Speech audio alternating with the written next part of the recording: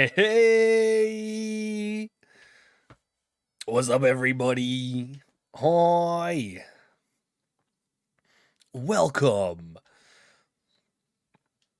Hi, everyone. My sincerest apologies about yesterday. It was a little bit of bad luck, which I just seem to have like a lot about internet. But we back. We back. I'm considering myself lucky that we're back up, even though it is a Sunday. But you know, it's great. It's good. And we're here, and we're gonna be Premier locking. It's the man who's been balling since when was Hash's first stream? It was the end of March 2021. We are more than 2 years into Hasher, the Hasher timeline, I guess.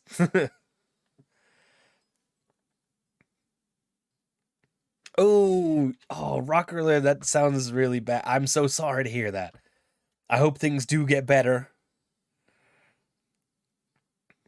Things will definitely turn around. Bad internet luck and Hasher are universal constant. It definitely seems that way. Really wish it wasn't, though. To be fair, that might be like the last time bad internet happens. Hopefully we'll see. Hey, what's up, Rescue Squad? How you doing? In fact, let's say hi to everyone. Oh my God, Zaranius, I'm so sorry to hear that as well. God, looks like we got a kind of a mixed bag of weekends going on here. Oh my goodness! All the love to you.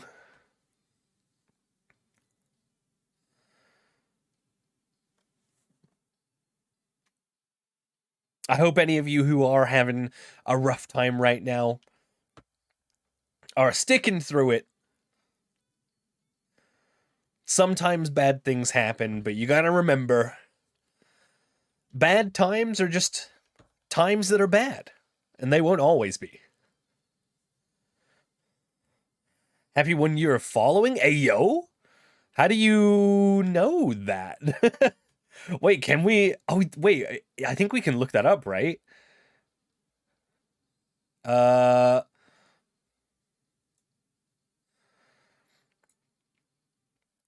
It's been over a year since you've been here, Rescue Squad, it seems.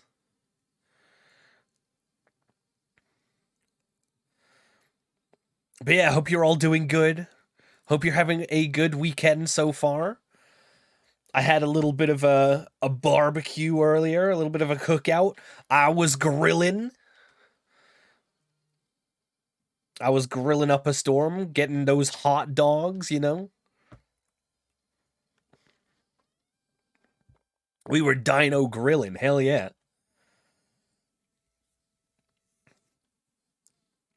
Ooh, yeah, I saw Spider-Man this week too. Oh, it's so good. So good. I can't wait for the last one to come out. Apparently it's coming out next year, which means we don't actually have to wait too long for the final part to come out. Favorite part was when one of the staff had to come in and tell everyone that there's an after credit scene. It's so funny. The Avengers films have like conditioned everyone that like superhero movies are like likely to have like post credit stuff. Like even the freaking Mario movie had a post credit thing. Final part, yeah. So there's gonna be a final sequel to the Into the Spider-Verse films. It's a trilogy, which I'm very much looking forward to because the first one was amazing. Second one also was just, oh man, masterpiece. Into the Tridiverse. Yeah, exactly. Yeah, beyond the Spider-Verse. I guess that was like the post credits thing, or I guess it wasn't like post credits. It was like at the beginning of the credits, it says Miles Morales will return in Beyond the Spider-Verse. Are we introducing Miles into the main universe? I doubt it. I think the Miles Morales Spider-Man movies are just going to be mostly separate.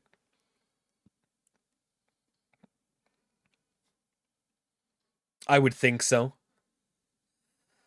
Hey, what's up, PR Brox? How you doing? Welcome, welcome.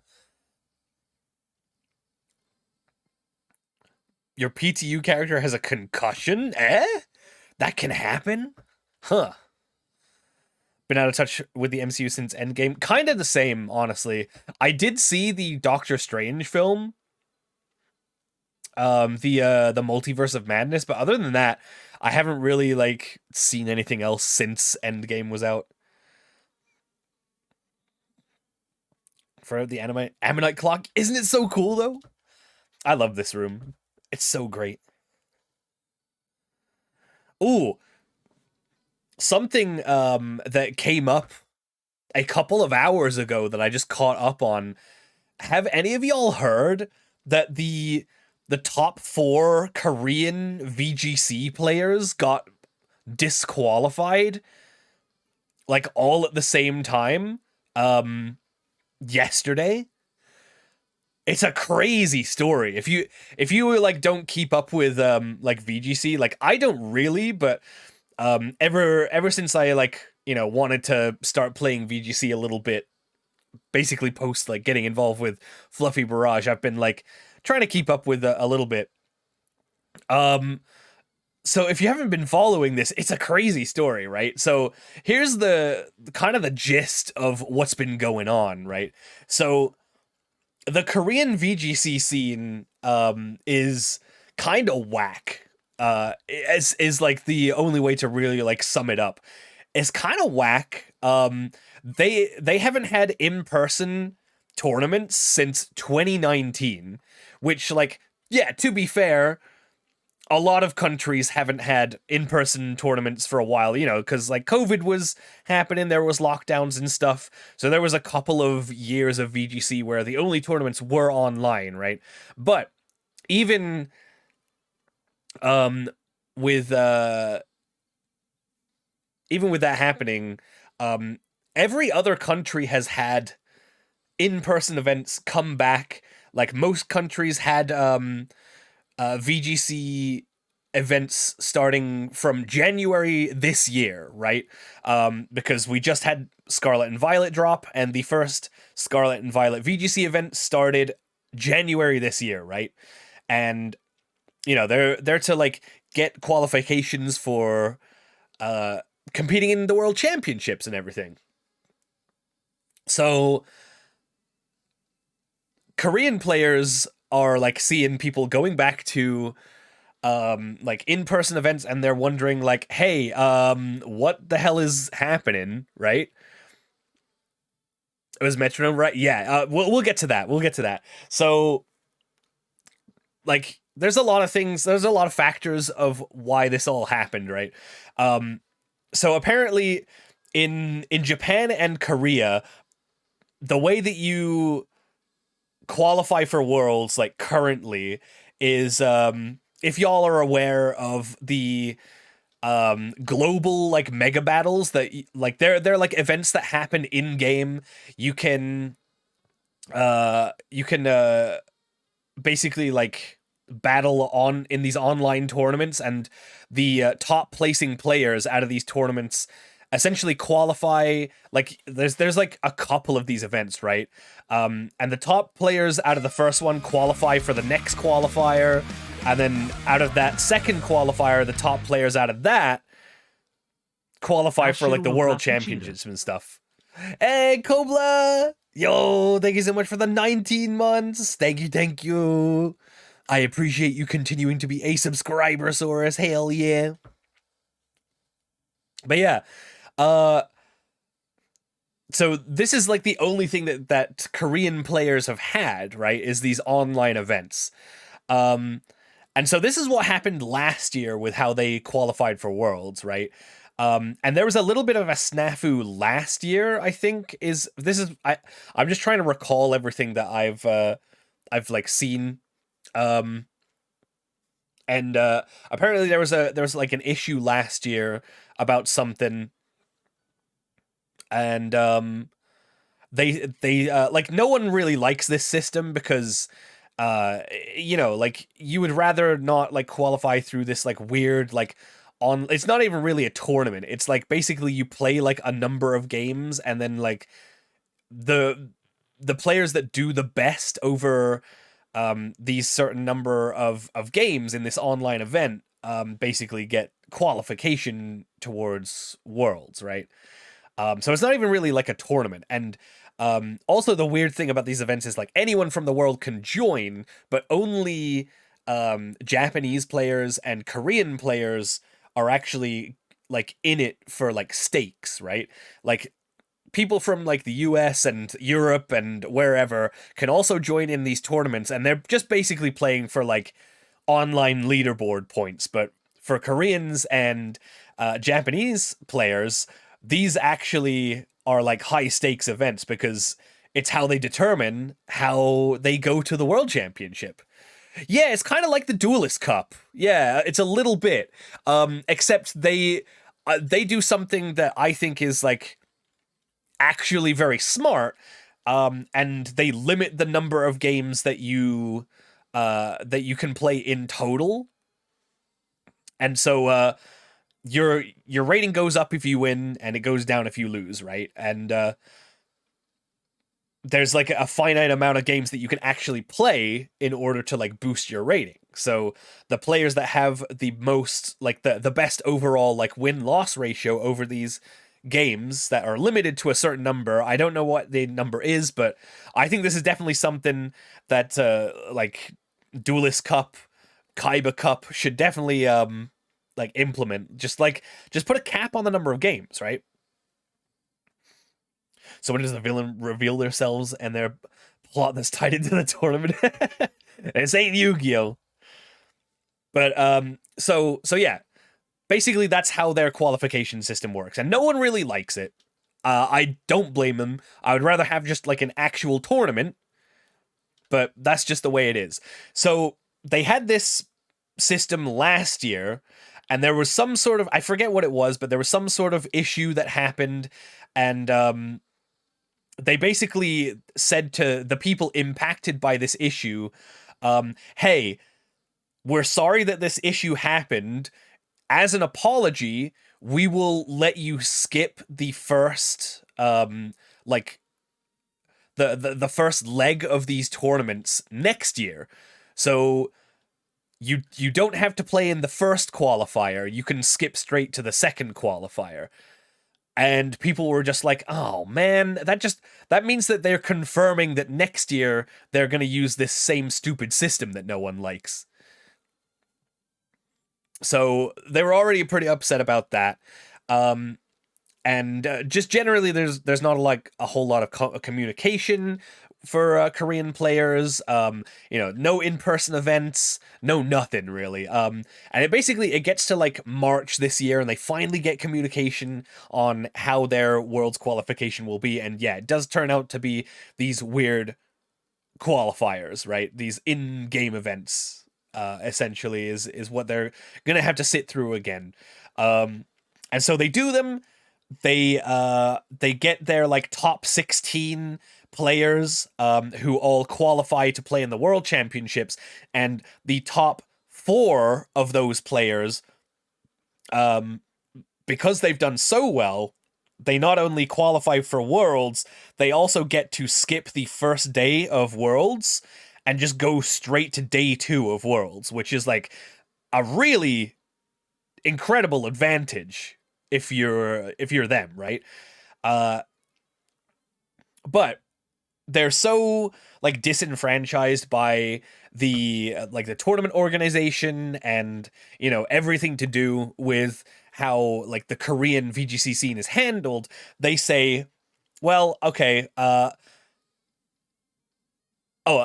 me go back a second. So there's like a final like sort of I don't know what the hell this is. It's like it's like an exhibition match essentially, that they have to play. It's I wish I still had the post up here, but um basically like there was going to be like an exhibition match where the top four would play it out on the stream and find out like their rankings within the top four. um and that was just to determine like a little bit of prizing, right?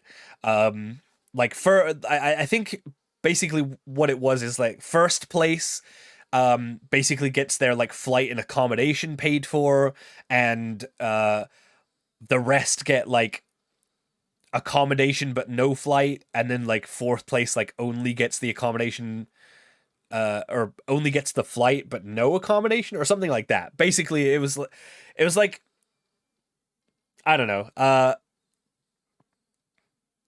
It's like a little extra that they could win, right? But it's guaranteed that they have a invite to the second day of the actual World Championships, which is the most valuable thing.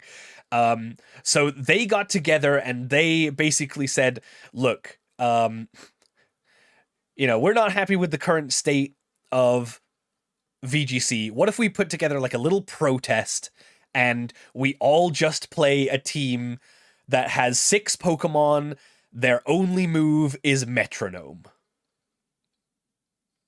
And and so they lock in their teams on like their online submission, and they like each of these 4 players has 6 Pokemon and their only move is Metronome, right? And they're basically just going to like plan to play out this like top 4 as like just a Metronome battle. Yeah, honestly, like it would have been really cool, and I think it would have gotten a lot of eyes on Korean VGC if the entire top 4 was determined by a Metronome battle, right? But so they did that they submitted their teams on the 2nd of June, which was a couple of days ago, and then yesterday they all got an email saying you have been disqualified from the tournament, and you will I think they also lost their world's qualification too, which is like huge, right? And basically the reason that that Pokemon Company Korea gave them is that like it was against the rules. It was against like they gave some like really like vague reason, but basically like they didn't want them to like be protesting the event, right? Because it's perfectly legal, absolutely perfectly legal to submit a team of 6 Pokemon that only know Metronome, right? There was literally no problem with that, but I think because they saw that the top 4 players had all done this, that they could say that like, oh, there's been like, yeah, like colluding going on, yeah. Um, which is really weird because like they haven't like colluded to determine the outcome of a match. It's not like they've been like, okay, so if you take the fall in this match and I win this one, I'll split like the accommodation with you, like we'll both go together, like whatever, right? Like all they did was basically say, let's all bring Metronome and we'll put on a silly little battle that they're not expecting, and it'll all be down to luck, right? But yeah, they didn't like that, and they just straight up disqualified all 4 of these players. It's crazy. And so uh they've come out with like their story on all of this, and basically the entire VGC community is behind them. So and I also I'm totally behind them. I totally support what they did. Like they wanted to protest like their poor treatment and like poor communication and just like the entire system that they've got going on is just like totally whack. And yeah, I don't know. I'm totally behind them. They did it in the best way that they could. They didn't like violently protest. They didn't like nicknamed their Pokemon slurs or something like that that would show up on the stream or some shit. They did the best thing that they could have, and they knew it was probably going to be a risk, but you know, there you go, right? Um, yeah, it just sucks. Obviously, so many more people are aware of what's going on over there, and I hope that their circuit gets better because this is one thing that Wolfie brought up in the video that I watched on it. That like the tournament circuit for Pokemon for both VGC and TCG is a total loss in terms of like, you know, financial for them. And that's just like esports in general. Esports is just like, it just bleeds money, right? But for Pokemon, it's basically just like a huge advertising campaign to put on tournaments. And one of the things that could happen if people get like too vocal about like how tournaments kind of suck is they could just say, well, let's just scrap tournaments, you know what I mean? If they didn't want this to happen, they should ban Metronome. Well, no, that's not really the issue. The fact that they had Metronome isn't the issue. Like, it's just that they submitted teams that clearly indicated that they had been kind of like communicating to like not play the tournament in like the spirit of competition, right? Yeah, the point isn't the move itself. It could have been any move. I think it's very funny that it's the finger waggle move that was the one that they picked. Like, obviously, like, it's totally random, but it's just the fact that they were essentially going to be wagging their finger at TPC Korea the entire time. Is the kind of thing. And it honestly, like, a metronome battle to decide the placement of the top 4 would have been very fun. Like, but that's not what they care about. They care that these players, like,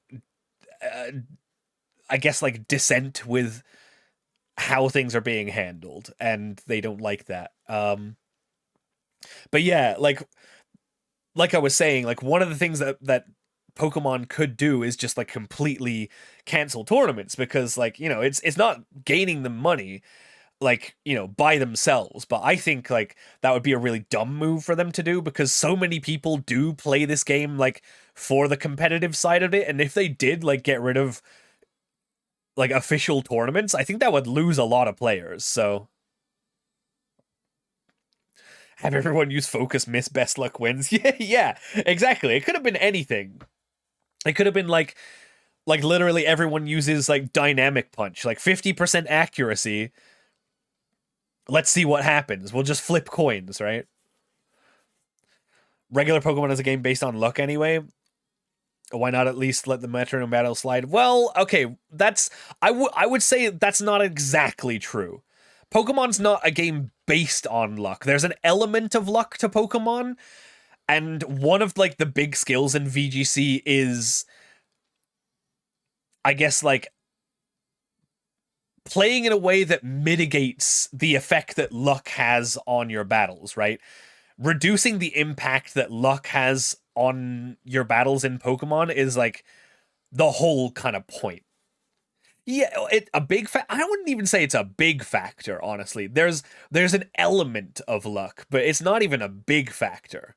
Like, yeah, there's like critical hits and stuff, but they're 6%. It's a 6% chance for a critical hit. Or actually, they might have changed that. I don't remember. But even still, it's not like RNG-based effects are a majority. Like, they're all under 50%. Like, the actual, like, random stuff, like, you know, freaking, what's a good example? Like, Rock Slide flinches 30% of the time. That's a minority. Unless you're that one player that missed all their Will-O-Wisps and got all the paralysis confusion procs at Worlds. And you know what? And that player is still one of the best players of the game. And they just had like a very high variance game where they missed a 75% accurate move time 5 turns in a row.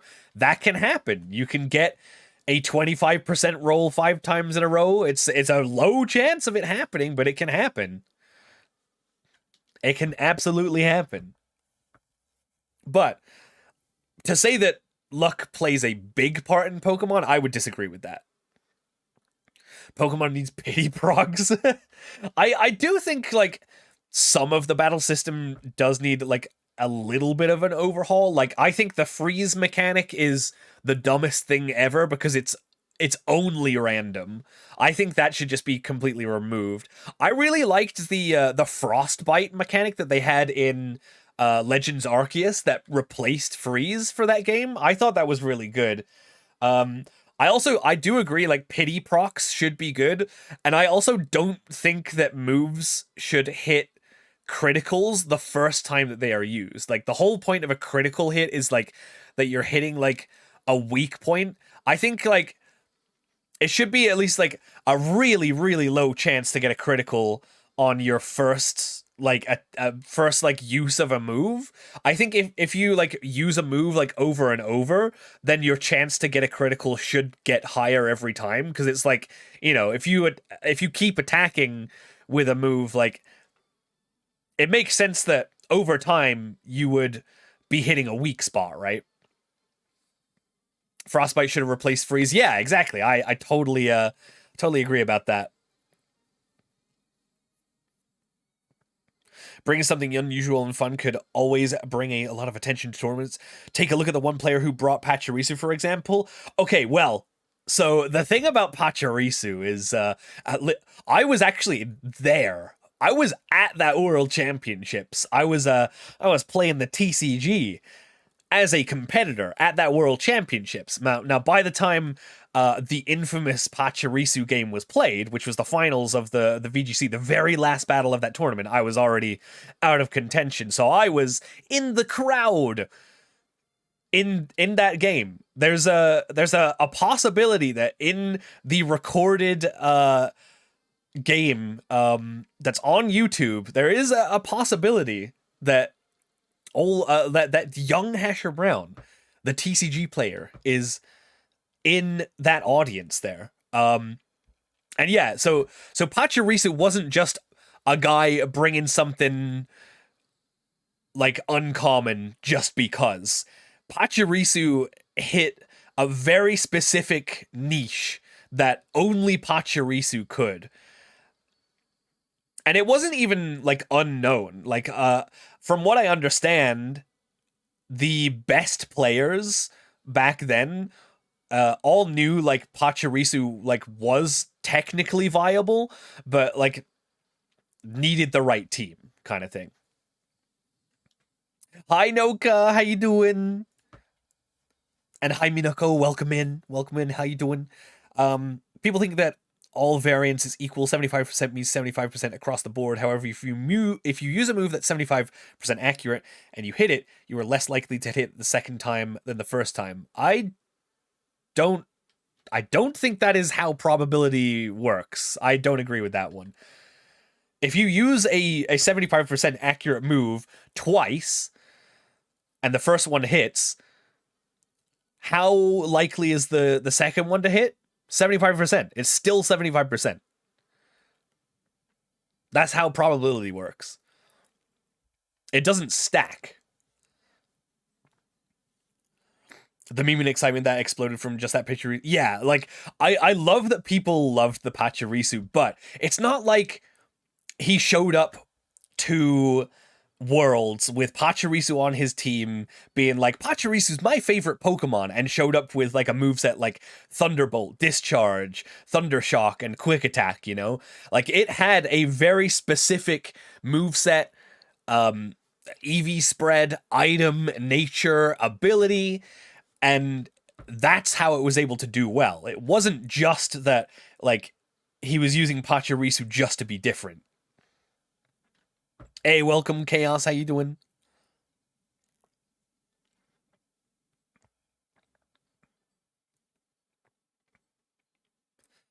But yeah, like I do think it is a little funny when people cite the Pachirisu example, being like, see, if you like play well, you can win with anything. It's like, well, not exactly. Like you have to prepare well, of course. Like you can't just bring a Pachirisu that has like, Thunderbolt and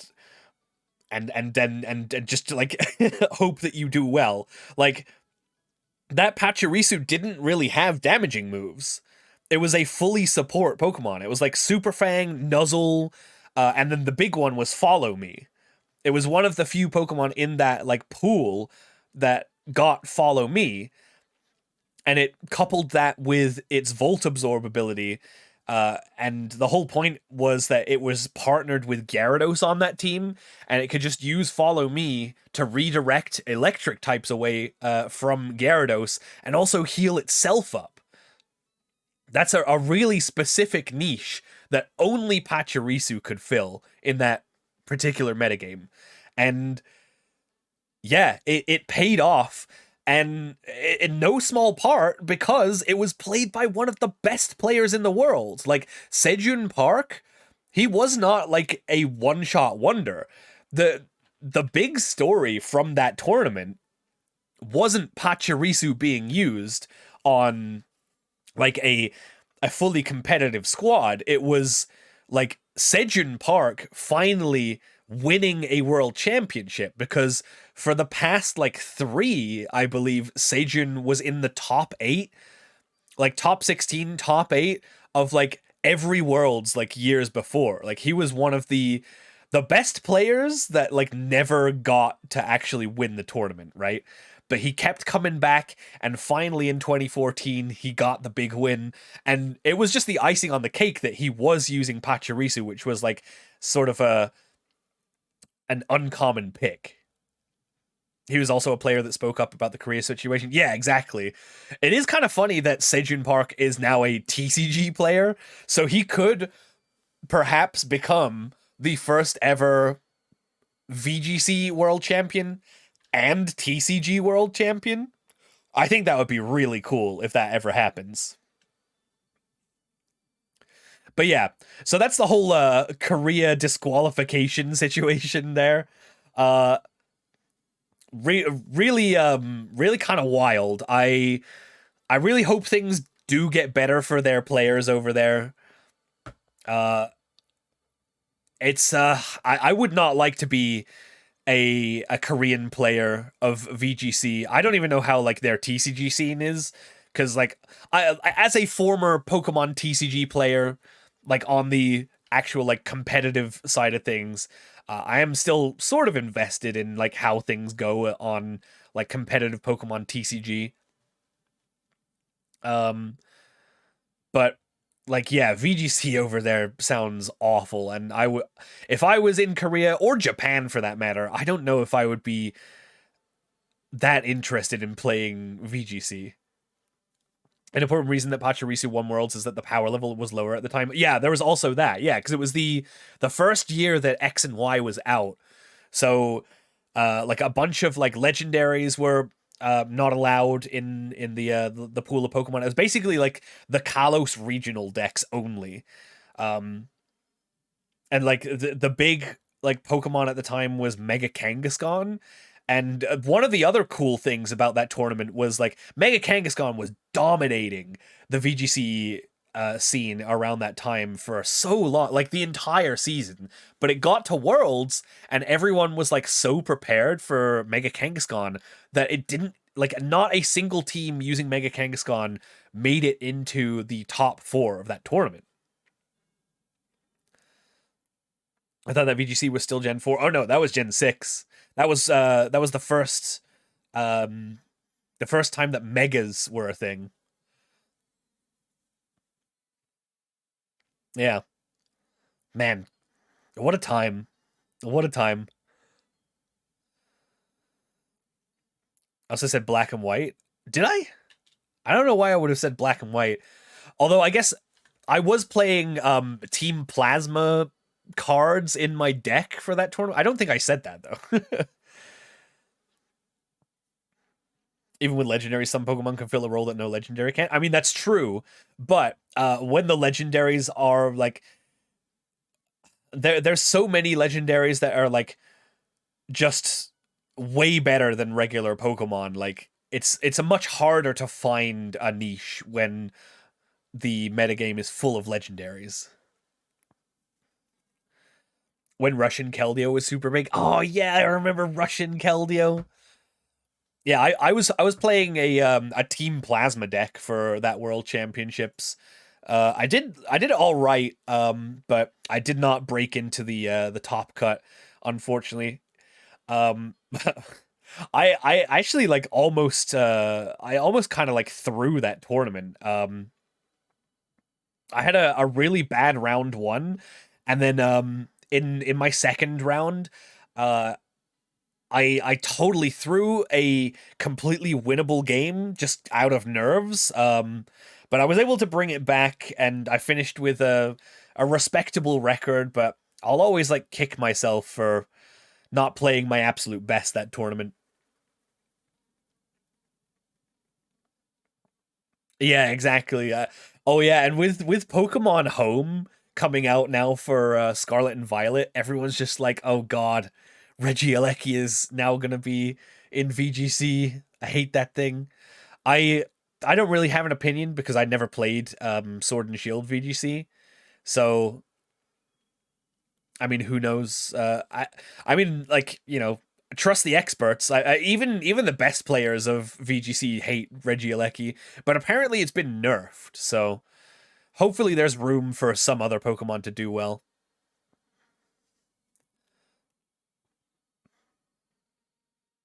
Played Ultra Toxic Fang Crobat with Verbank City Gym. Oh God, I remember Verbank City Gym with Hypnotoxic Laser. Man, what a combo back then. His signature move is a little bit crazy. What, Regieleki? I don't think that's true, actually. I think no one uses Lightning Cage. I think it's just Electro Web that gets used on Eleki and like Thunderbolt. Isn't Hisuian Zoroark viable? Well, I know it's legal, but what I've heard is that the best Hisuian Pokemon is Ursaluna. Ursaluna just does like a ton of damage with like guts boosted facade, and it has like perfect speed for Trick Room. That's what I've heard about the Hisuian stuff.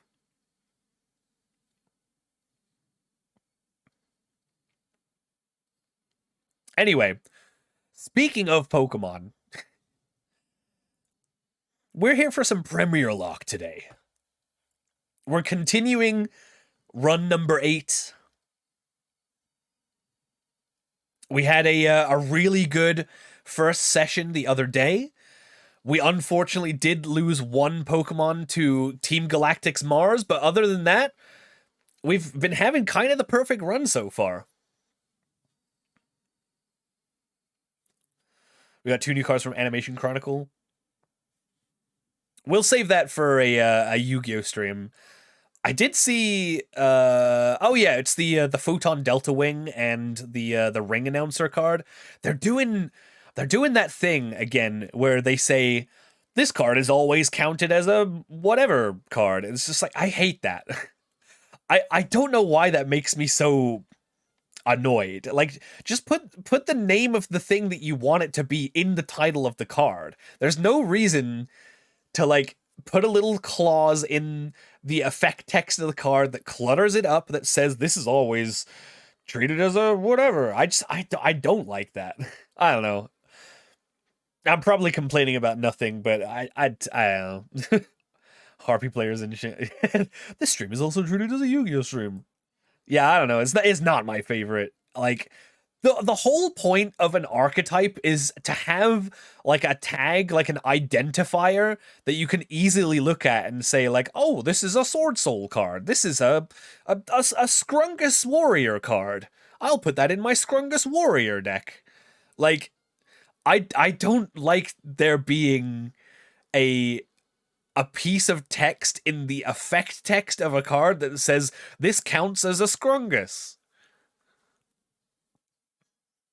I don't like that. That's not what the text, like the effect text box is for. you know? Like I get it for stuff like the Harpy Lady stuff to say like this is always treated as Harpy Lady so that they can like, that's the whole point of Harpy Ladies so that they all work together in that sort of way.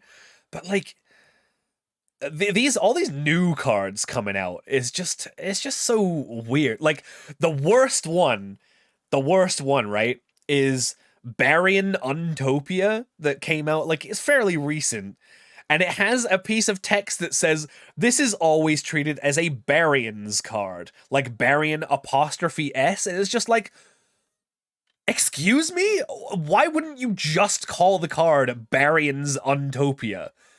Like it's literally so close to just being called that anyway. So why wouldn't you just call it that? It's so weird. I don't know, man. Blame the one guy who translated one of the Archfiend cards as Summon Skull. Well, okay, I mean that's a little different. That was back in the day when they didn't really know what they were doing with the localization team. The new Quem from Cyberstorm Access is always a Dogmatica and Despia card. Like, there's nothing wrong with calling that, like, Despian Dogmatica Quem. And just being like, there, that's the card's name. It doesn't need a line of text that says, this is always true. Like, you could not have that line of text by just putting the archetypal identifiers in the title. Anyway, I'm done talking about I'm getting too riled up over something that just doesn't matter. But yeah, we'll talk about like the new cards when we do the Yu-Gi-Oh stream. Hey, yo Jet. Odd hyperformapal magicians exist so it can be done. Exactly. Can you imagine if like one of the pendulum cards also had a line of text that was like, this also is counted as an odd eyes, performapal, performage, magician, like everything, like all of that. Like you can just put it in the name of the card, okay?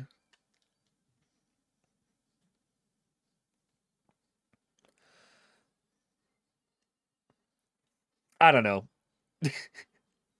Jamming two archetypes into the card name is awkward and it's supposed to follow the guiding Ecclesia of the Virtuous naming scheme. I mean, I guess I get that. If there's a reason for it, I guess I can get behind it, but like the new Battling Boxer card has like no reason not to just to be called a Battling Boxer card. And fucking Barian Untopia has even less of a reason to not just be called Barian's Untopia.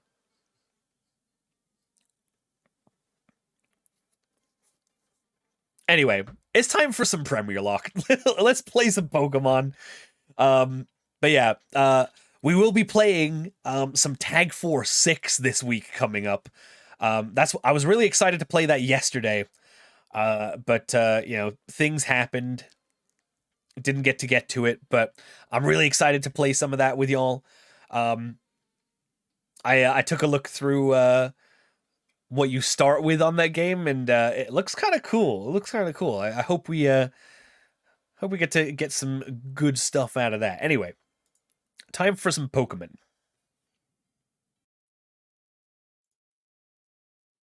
But let's put me down here. Okay.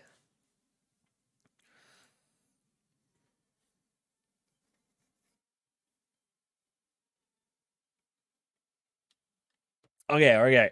Hi, Luna. No reason to be called. Cool TCG card noted. Luna, if you just joined, you missed like a whole rant on this shit. You missed a whole card game brain rot rant. All right. This is a little loud here. Let me turn this down. Okay, so we're back with the Premier Lock here. We are on attempt number 8. We've had only one death so far. Sadly, our Beldum went down to Team Galactic's Mars last time. And I've been a little busy doing some stuff off screen since last time. Not a whole lot, but we do have some significant things. Like, first of all, I've been doing some berry farming, and we got max number of berries. Of all of the ones that we have discovered so far,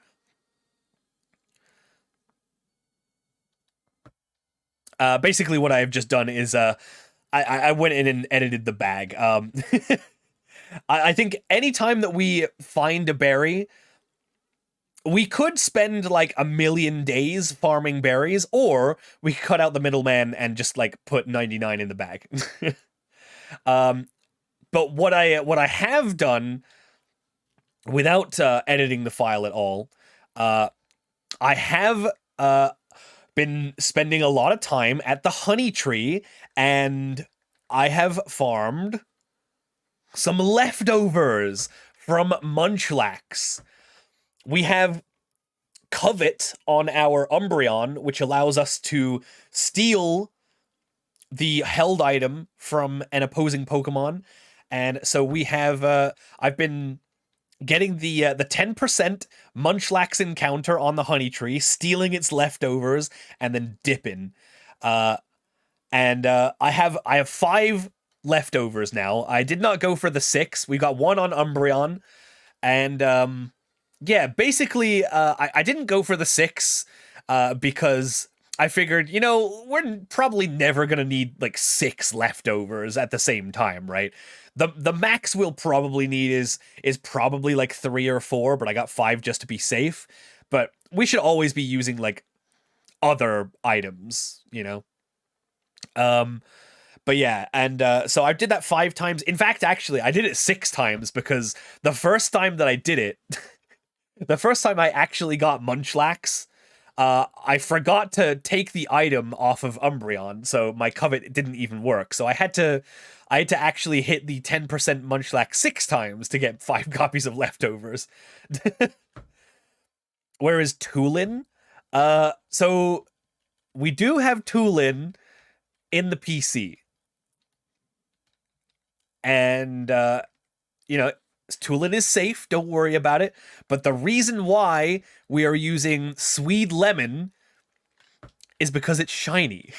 we ran into a legit shiny Starly, so we kind of had to use it. We also do have a shiny Umbreon, and that's because someone, I forget who, but someone used the channel point redeem to turn our Eevee into a shiny, which is something that you can do. I think that's our only shinies right now. Oh, we do actually have a shiny Shroomish that Shaz turned into a shiny Shroomish. Looking pretty cool. I love the red Shroomish. It's nice. But yeah, so unfortunately we did lose Beldum to the Galactic Mars fight. It was unfortunate. I really wanted to take the Beldum all the way. Like this was going to be such a good Metagross. Like, look at this. Adamant Nature with Rock Head, that turns into Iron Fist when it evolves, and I believe it had like a really good IV in attack too. So man, it really sucks. It really sucks that this was gonna be something pretty good, but it was not to be this time.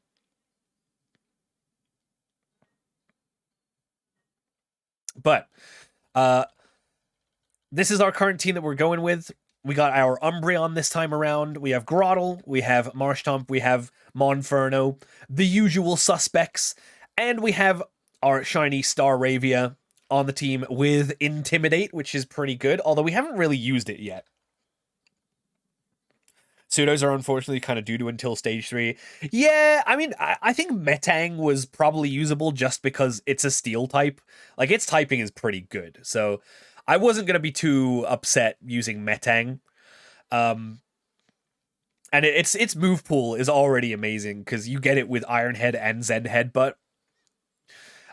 So for now, I have put Micro on the team, our Apom, just to have pickup, because we will be getting Aerodactyl very soon. But in order to do that, we are going to have to get past one more boss fight. And I think in order to get past this boss fight, we are going to need to train up our Umbreon a little bit. Level 13, it's lagging a little bit behind. So let's go. How far is this run? We just defeated Mars. So we're in between badges 1 and 2 right now. We got Cheryl to fight, and then we should be Gucci. Because once we are past Cheryl, we have like one more unavoidable fight, and then we just straight up get Aerodactyl for our troubles. So let me get the documentation open. I need to know who we are going up against here. Let's see.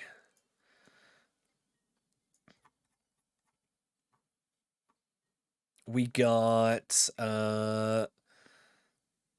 this is Camper Jacob, who has Ponyta, Mareep, and Weasel. Okay, we should be able to handle that. Let's go. Hey, what's up, Corpy? How you doing? Will Arrow be cursed? I hope not. I really hope not.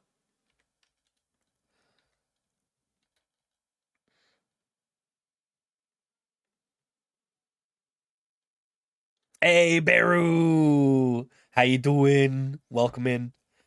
Oh, Kara, thank you for the redeem. I think we had one a little earlier as well from Dawn, who wanted any dark type. Yes, of course. Let me write that down real quick.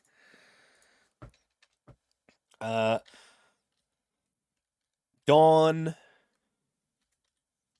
Angel wants to be a dark type.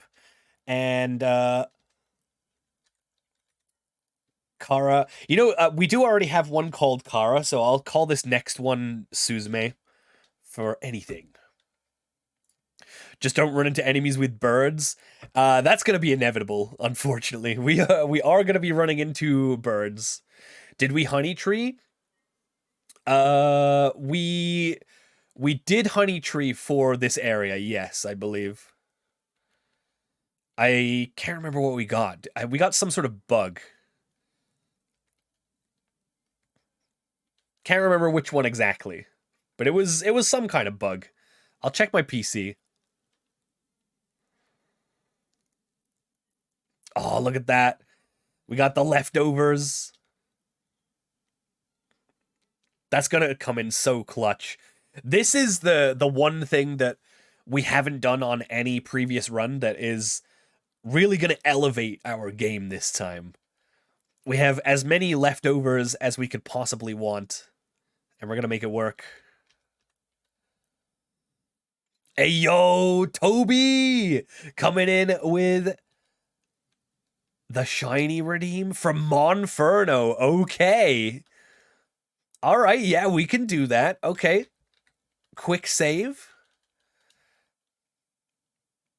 Today's the day I start prepping and packing for the new job dorm move. Hey, yo! Hope that goes well. All right. Let me close this out real quick, and we'll get the editor out just for a minute here.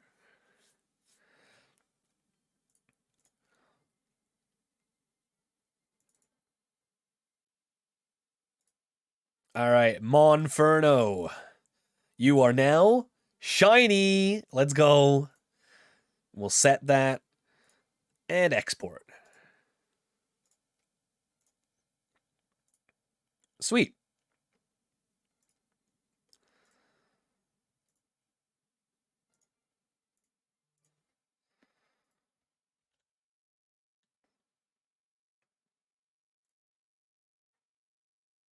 Okay.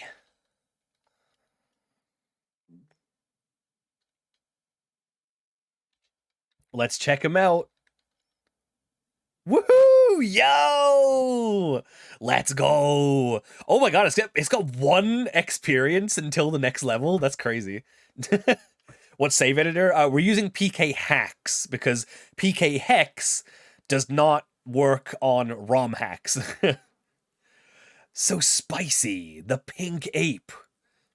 Hell yeah. Let me take him out real quick. Ooh, looking good, looking good. I think that would look a little better if it wasn't nighttime right now, but yeah, very good. Yeah, let me check my box real quick. Did we get the honey encounter here? I think we did. Oh yeah, we got Pineco. Yeah. We got Pineco from the honey encounter here. Yeah, that was it. We got the knockoff. Wait until Shiro becomes an Infernape. Oh, believe me, I've been waiting for it every run so far. Let's hope it is the run that gets us to Infernape. Okay. More training for Umbreon.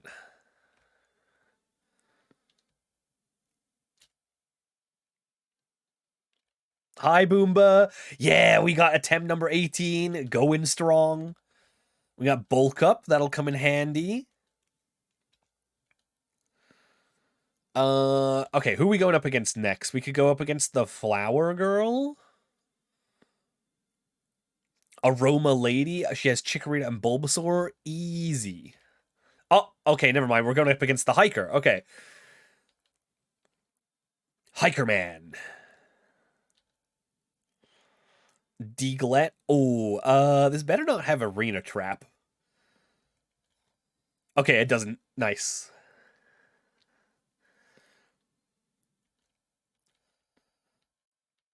At least the Digletts aren't Kaizo. I have a shiny Umbreon. We do. It's not a legit shiny Umbreon. We do have a channel point redeem where you can change any of our Pokemon shiny. It's pretty expensive though. However, we do have a legit shiny on our team. We did find an actual, real shiny Staravia, which is pretty sick, if you ask me. When's the EK run? You know, we gotta win this one first, I think.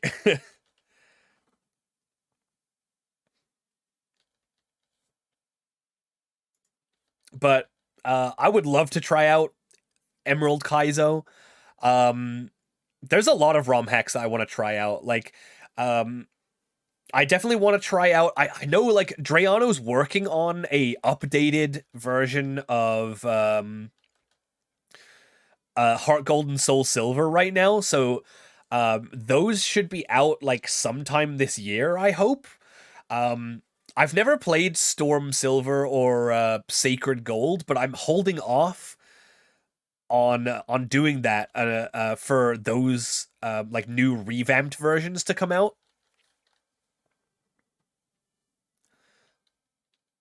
I would love to play those. Honestly though, like I like you know, we're on run 8 right here. Obviously like the Premier Lock rule set is super tough for a ROM hack like this. Like we made it work in Vanilla Platinum. I think it's probably way more suited for like the vanilla games. Like it's an actual way to make the vanilla Pokemon games like playably difficult, you know? Ooh, low kick. I feel like low kick is not better than brick break, except in like very extreme circumstances. So I think we'll keep brick break for now. Like I'm determined to make this work here. And we are doing pretty well so far in attempt number 8. We're doing the best that we ever have, at the very least. But I've never beaten any of the other vanilla games on this rule set. So I think like if we win this, like obviously it's definitely viable for ROM hacks, at least for some of them anyway. I doubt we would be able to like Premier Lock a Kaizo game or anything that's like a super difficulty increase, but I think maybe I would probably like the thing is like we started a White 2 Premier Lock last year, and then I don't know why I didn't like finish it. Like we didn't get too far into it, but I didn't finish it. But I think it's definitely doable.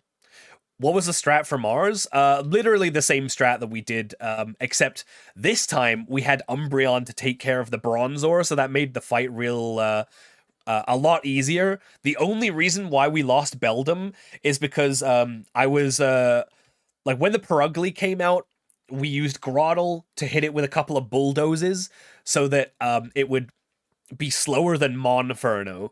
and I was using Beldum as a like pivot switch to like switch in on a normal type attack and then make it like bait the feint attack, the dark type attack, so that we could switch into Monferno a lot easier. The thing was, I didn't realize that by the time we were swapping Groddle out, Groddle's HP was low enough where Perugly saw, I guess, probably saw a kill with both Facade and Feint Attack, and I guess it just flipped the coin, and we lost that coin flip. It went for Feint Attack on the switch to Beldum, and Beldum got one shot, and that was unfortunate. So wrinkly and massive. We got Juicy Brain over here. But yeah, apparently it wasn't juicy enough to make that fight go deathless, unfortunately. But you know what? It's fine. It's fine. Like there's still so many amazing Pokemon that we can like build a team with. We're definitely not out of it yet. We're not gonna lose just because we lost a Beldum. Uh who are we up against here?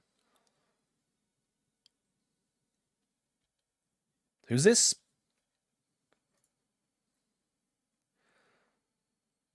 Who is this guy? Camper Zachary. Okay. Apom, Slackoth, Talo. Umbreon might be able to do this, like, on its own. I don't know. I guess we'll see.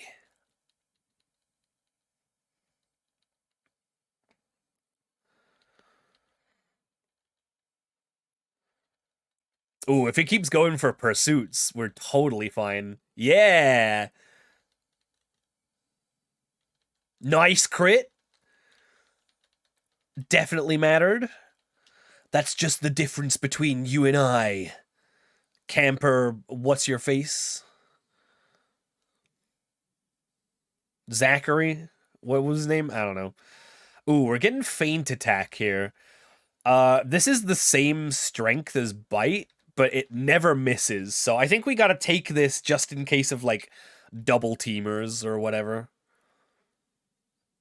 I think Feint Attack ends up just being more useful.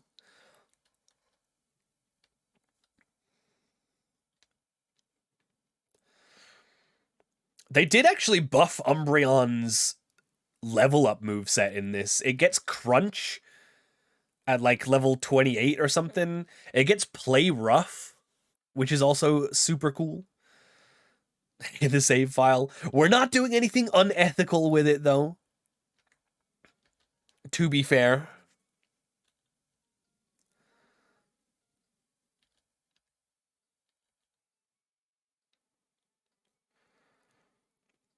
Yeah, they did definitely make the evolutions a lot better in terms of like level up moves. Oh god, this thing has slack off, huh? Hi, Mill. They made Flareon way better. Ooh, yo, Morgana getting those crits though. Hell yeah.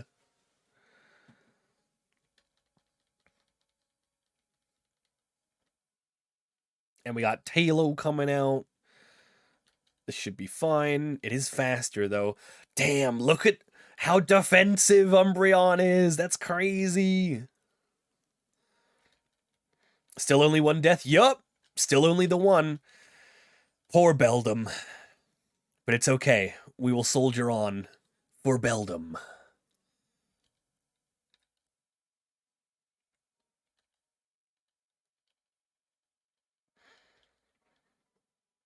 I think we still have a really great team together here.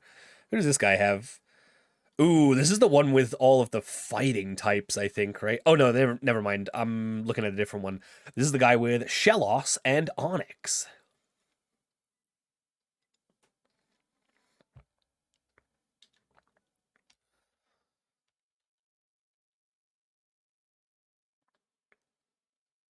Should be a piece of cake. Didn't know it was like once where I allowed myself to spin tickets on a wheel for every gym leader. One of them was a breeding ticket. Okay, well, you can't say something like breeding ticket so casually. I used to use that for more evolutions. That does sound kind of interesting. A wheel. A wheel of Pokemon. It's a revolving door of Pokemon. Oh, uh-oh. Ooh, using a multi-hit move into a rage? That's kinda scary. Got level 19 on Sheep. We're heading up in the world.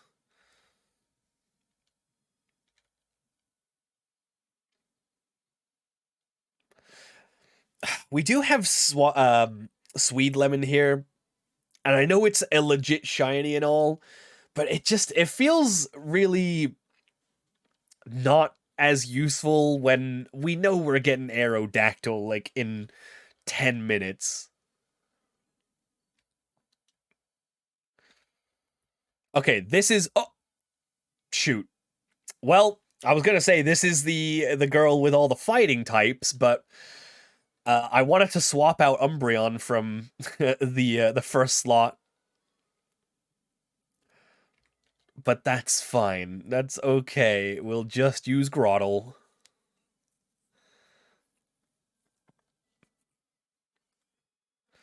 Oof, that's a lot of damage with Brick Break, but we know we never get crit, so it's all good.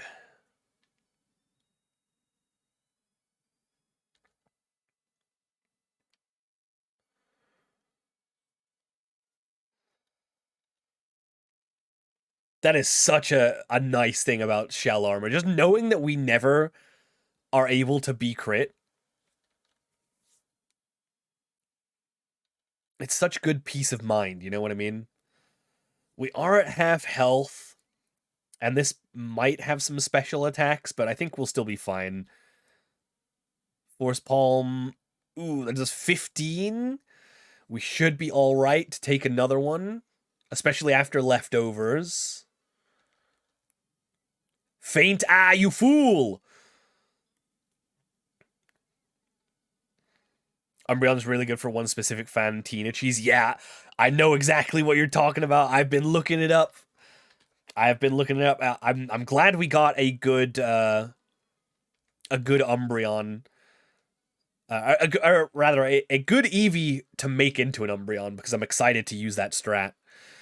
Uh, do we swap here? Mankey could potentially do a decent amount. I guess it's probably safest to swap. We could swap to Staravia, but that's still risking a crit. Like we like we don't resist fighting type, and we do get the Intimidate, but a crit would go through the Intimidate drop. So I'd rather just swap to something that's a little bit more reliable.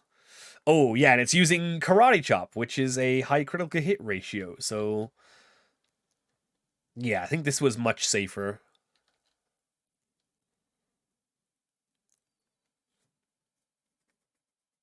Oh, it didn't steal my leftovers, huh? Huh. It didn't steal the leftovers. Does that mean that this Mankey's holding an item of some sort? I guess it must, right? Weird. I guess we'll never know what it is.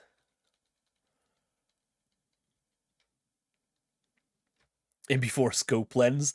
Oh god, that would be evil. Scope Lens Karate Chop? We dodge that trainer real quick so that we can get a nice little free heal. Alright, this one is Piplup and Chimchar. We could beat that.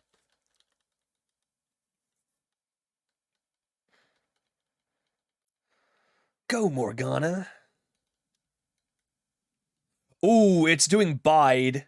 Okay, let's not attack. I'm glad I saw that. I was using Speed Up. Okay, now we can actually... Wait, can we go for an attack now? Okay, just to be safe, I'm not gonna... Yeah, okay, we could have... Whoa, okay, we... Holy shit.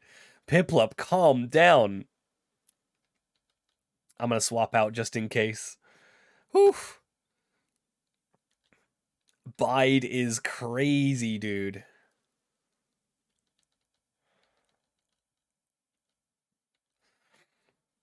I guess we probably could have beaten the bite by just going for another feint attack and then quick attack, but it's fine. Taunt, you fool! You missed your chance to damage me at all. Alright. Okay. Level 18, Umbreon. Nice. Take another free heal. Are we done here? Did we fight all of the trainers? No, there's still one more. Okay. Ooh, a super posh. Nice. Yeah, here she is. Pachi.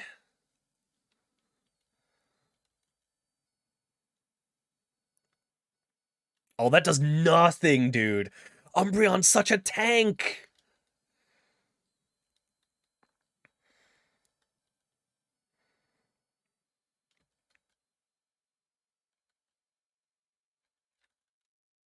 Nice. Okay. All right, that is the last trainer that we get to fight before Cheryl. I'm liking our chances against Cheryl here. I'll take off the EXP share and we'll give another leftovers. Why not?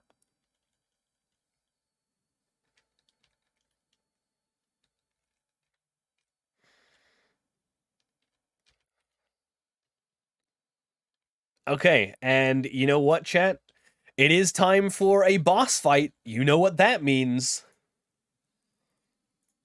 Time for a prediction. Get those channel points in now. How many Pokemon do you think we lose to this boss fight?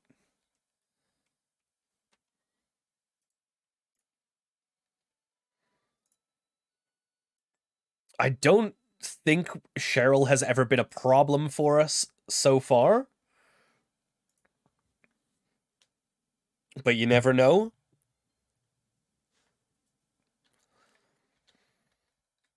So we got Umbreon. I love that this is Adamant Nature. This has a 31 IV in speed, too. Famous last words. Honestly, I should just shut my big fucking mouth sometimes. Sometimes I should just... yeah, we got our Grottle, we got our Marshtomp. We got our Staravia here. And we got Shiro. And oh, Micro found an antidote. Thank you. Cheryl or Gardenia. Gardenia's... We're not at Gardenia quite yet. We will be fighting Cheryl. They made Cheryl into a fight in this one. And you know what? It's time for this. Yeah. A swig for luck. Let's do it.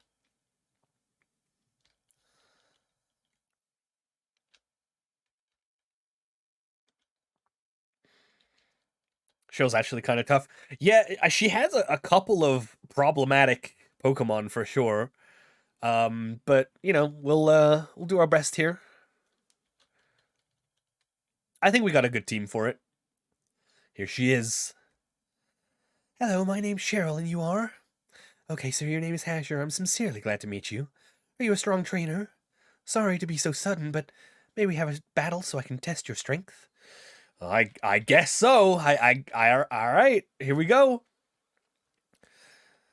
Cheryl's got a Drifloon.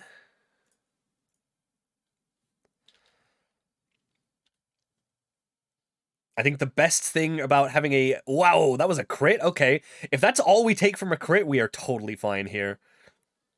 The best thing about having a dark type here is that this Drifloon will never try to go for Ominous Wind. Whoa! Okay, I was not expecting that.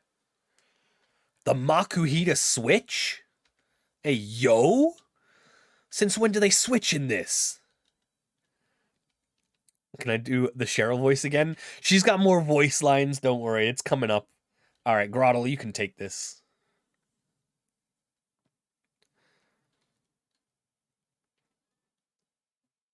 freest of switches. Hit it with that bullet seed. Dang, dude. Sheep, I'm gonna need you to hit more than just 2 on bullet seeds in the future. Maybe have a battle so I can go Cheryl Noble. He's going nuclear. Alright, Drifloon's back out. We probably take a lot from Air Cutter on this, so let's just go back to Umbreon. We know Umbreon takes Air Cutter fairly well. Cool. Good. God, leftovers are clutch. Sweet. Honestly, the Drifloon is kind of the scariest thing on her team. Just the fact that it can go for Ominous Wind and get an Omni boost is real scary. Kind of spooky. Okay, and here's her ace, Chansey. What is it gonna go for here? What would Chansey be going for? Probably Hyper Voice?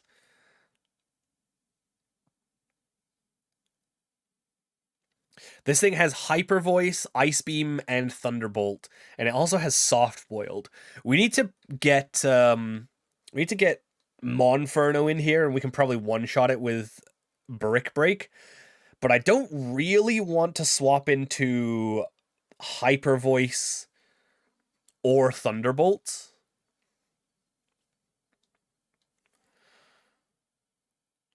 If we can get Monferno in on Ice Beam, that would be ideal. So that means, like, trying to pivot through Groddle, but... I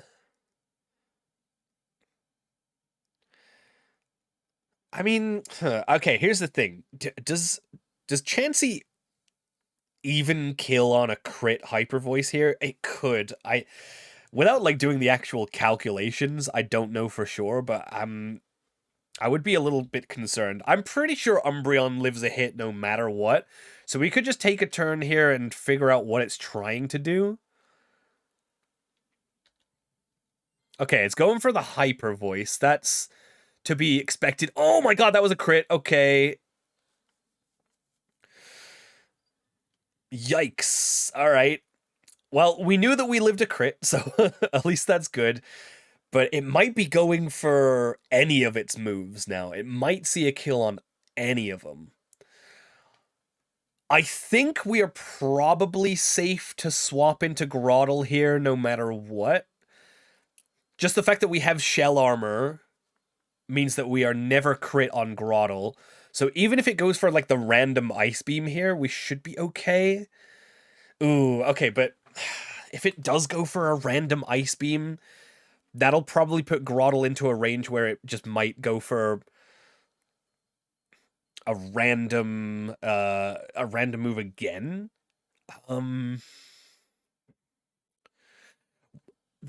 Okay, so here's what I'm thinking of. No, that would never work. This thing is only level 14. I was gonna say, if we can swap into Staravia here... Actually, that really doesn't work, because it's weak to both Ice Beam and Thunderbolts. Monferno can KO with Mach Punch? Probably. It is Iron Fist, Mach Punch, with an Expert Belt equipped. I think it's Expert Belt, right? Yeah. It is Expert Belt. How much did that do? We went down to, like, 8 HP from, like, 38? I think that did 30 damage on a crit against 54 special defense. What kind of special defense do we have here? 27. We have literally half. Literally half of the special defense of Umbreon on Monferno. So that means if we swap into Hyper Voice on Monferno and it crits again, Monferno most likely goes down. Because we would take double... I think that's how that works. We would take double damage because we have half of the special defense. I would imagine that's how that works. So we would take around 60 damage on a crit Hyper Voice. Uh, what do we got on clay? We got 32 here. Okay. This is a little spooky here. Do we have to prio it? No, we don't. We definitely outspeed. We wouldn't need to Mach Punch. We would just go for the Brick Break for the guaranteed. The thing is getting Monferno in. Thing is it's random move. I don't know if it is, right?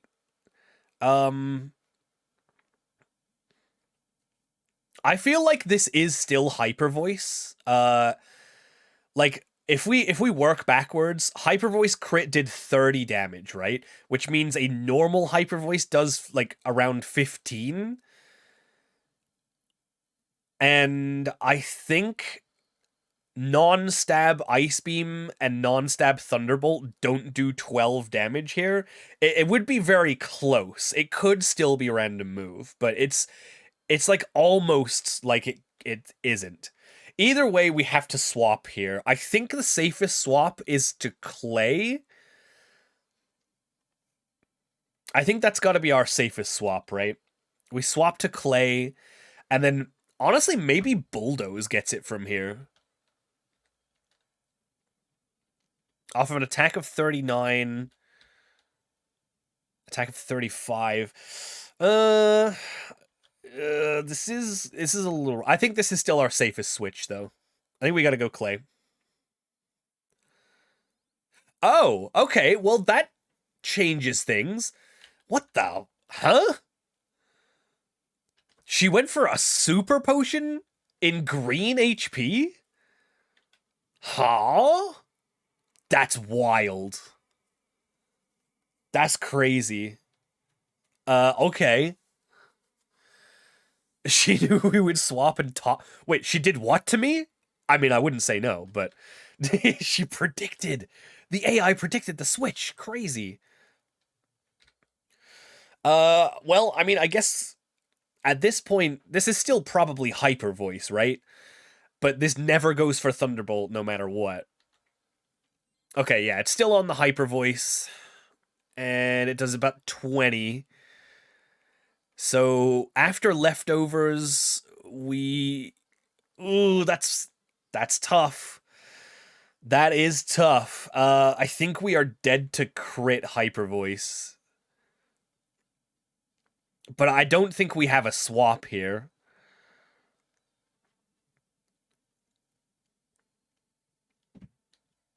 We took like 21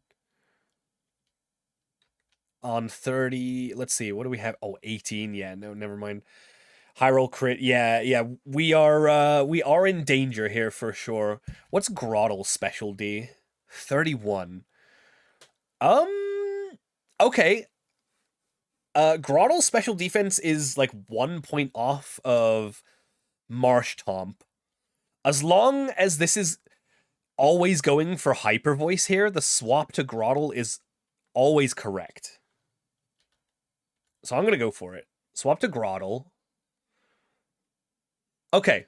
All right. It didn't even take any damage on the switch. That's perfect. That's actually perfect. Because now this should be baiting Ice Beam. So we should be able to swap to Monferno and get the kill with Brick Break. Let's go. Okay. All right. Wait. We got to get the kill first. Brick Break. All right. Let's go, Shiro. Okay. All right. We navigated it. We did it. Assurance. What is Assurance? What do we got? 60 damage if the foe has already taken some damage in the same turn. This attack power is double. Oh, right. It's the double battle move. Yeah, that's not ever going to happen. Give up on Assurance. I bring the baby where my Shiro head's at. The pop-off is real. Okay, and then Groddle just 1v1s this. Let's go, sheep.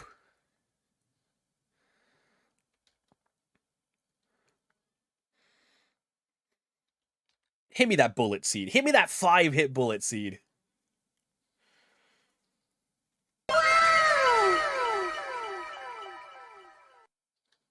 Hell yeah. Deathless Cheryl. Let's go, baby. Striking the... Oh. I didn't even, like, press her dialogue. Dang. Okay. Ah, marvelous. May I ask a big favor of you? I want to get through this forest, but I'm afraid of doing it alone. From the battle we just had, I can see you're a strong trainer. I've heard that there is a sinister group of people called Team Galactic about. I think there'd be safety in numbers. Please, may I go through with you? We can't even say no, dude. I'll keep your Pokemon in perfect health. Yeah, I'll thank you to do that, because you definitely put them in danger. Okay, we're looking pretty good. We're looking pretty nice. Not going to lie. All right. Okay. So we have one fight in here that is unavoidable. Well, one double battle fight, which equates to doing 2 single battle fights, because we can skip both of these. And the reason we're going to do that is single battles, especially with a random AI partner, are way less scary than double battles. Double battles, just the fact that you can get attacked twice on the same Pokemon in one turn in a double battle is very stressful. Okay, we got some psychics here. This is Slowpoke, Execute, Natu, or Spoink, Drowsy, Baltoy. So we should be good to just, like, solo Umbreon these fights. God damn, Umbreon's been such a carry so far. Are you interested in playing any of the Bestials when they come to Master Duel? Yeah, I'm actually looking forward to the Bestials, because I've been playing Thunder Dragons lately, which have been doing decently well, and oh, you bastard. You know what? You're gonna be stuck in here with me. While that disable wears off, you are stuck, my friend. Yeah, I've been playing Thunder Dragons, and Bestials seem to be a pretty good combo with Thunder Dragons.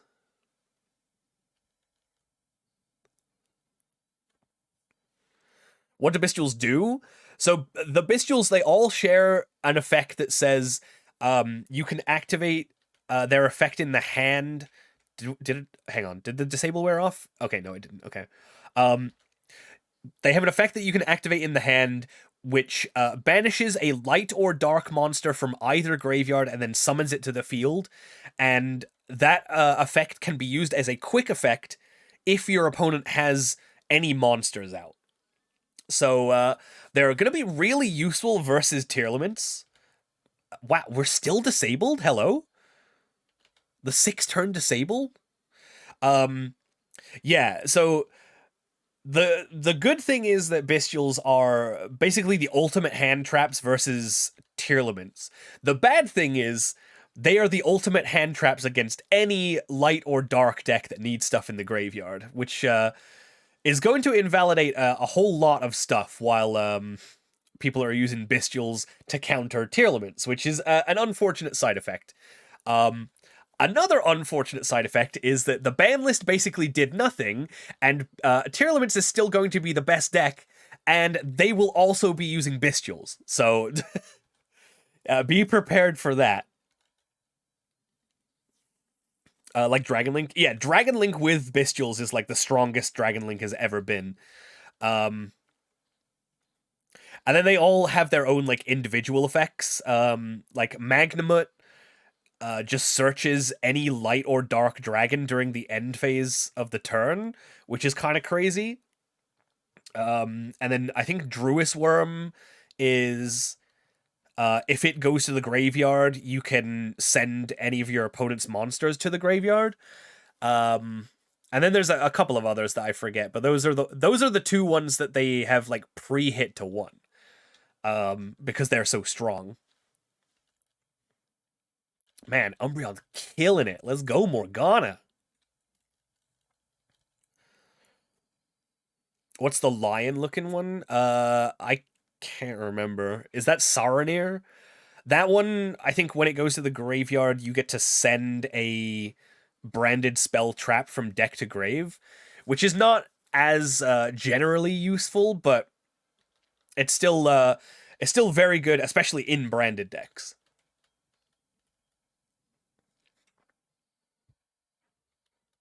But yeah, the bestials are pretty good. They're very well positioned to like make an impact on the metagame right now. They got some good support. They work in a lot of decks, especially because they are basically like an upgraded DD Crow, right? Like they are DD Crow that puts a monster on board with good stats, and they're all level 6, which means they make synchros pretty easy if you use them as material. You can go for rank 6s, and man, I gotta say, I'm not looking forward to the best rank 6 monster in the game being used in Tearlament. If you don't know who that is, that's Beatrice, Lady of the Eternal, which is just a generic rank 6 and can send any card from deck to graveyard. Kinda crazy. All right, that is, I believe, I don't know why, but I'm compelled to save right here. That is the only unavoidable couple of fights here. And we can take Cheryl to the end of the forest and then come back. We can come back a little later on. Isn't that nice? Oh, wait. Oop. I almost went the wrong way. If the TCG shows anything, they'll fade once tier fades from the meta. Well, yeah, I think that's the thing, right? Like, because the meta right now is so centralized around a dark strategy, once Tearlaments finally like actually gets a significant hit and is no longer like the deck, yeah, Bestials will also fall off at the same time. But that's got some weird implications, right? Because basically what that means is anytime that there is a dark or light deck that needs like graveyard stuff to happen, the Bestials will always come back. So that'll be an interesting one to see play out for sure. Okay, we made it through the forest here, and we can now get ourselves in an encounter, which you saw me repel there because it is way easier to get a Pokemon capture while you don't have a random AI partner doing everything they can to like knock out the Pokemon you actually want to capture in a wild double battle. So much easier to just come back and do a single battle. And we do have a repel manip, I think, that we can do here. Let me. I made a note of it. Where was this again? Hang on one sec. Forest. Ooh, okay. So if we have a level 16, we can get a almost guaranteed Misdreavus encounter here. I think that's probably worth it. What's the other stuff that we can get in the forest? Baniri, Shroomish, Paris, Slackoth, Nincada, and Talo. Yeah. However, at night, Paris is replaced with Murkrow and Misdreavus. But I think at level 16, it's like way more likely to see Misdreavus. So we getting Munchlax? There's no honey tree just yet, I'm pretty sure.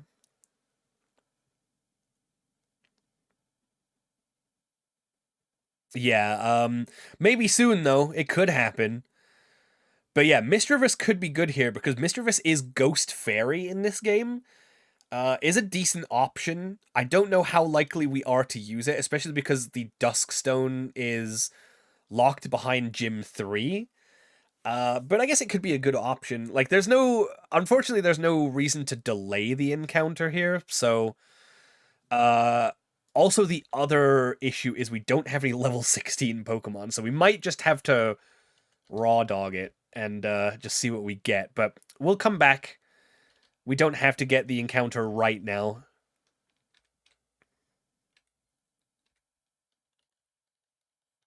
The spooky Piximon. Yeah, exactly. Ghost Fairy is very scary, and that is the ace of the third gym. So we will be facing off against a Miss Magius eventually. Okay, here is the most important thing. Let's grab ourselves. Oh no, we have to do this first, right? Yeah, we have to grab the Explorer kit. And oh, it's not that guy. It's the lady. Hello, lady. Can I have some fossils, please? Let's go. Helix, Dome, Root, Claw, Skull, Armor, and the most important one, the Old Amber. Yeah, we will be getting that Aerodactyl. And I think talking to this guy is the flag that lets the museum open, so we should be good to go do that now.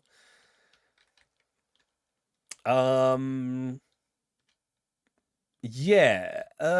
Is there anything else that we need to do before we do a little bit of backtracking? You know, we should probably buy some more repels. I think that is going to be pretty important. Let me get some of those. How many Premier Balls do we have also? That's another thing. What do we got? Oh, we got 11. That seems all right for now. Do we have anything that we can sell? Stardust. That'll do. Oh yeah, we can sell all these other fossils because we'll never be getting any of the... Well, I mean, we've been taking all of the starters so far. Is there any reason why we would take and like revive any other fossil though? I don't think so. We'll save them for now. We got the repels. Let's go get Aerodactyl.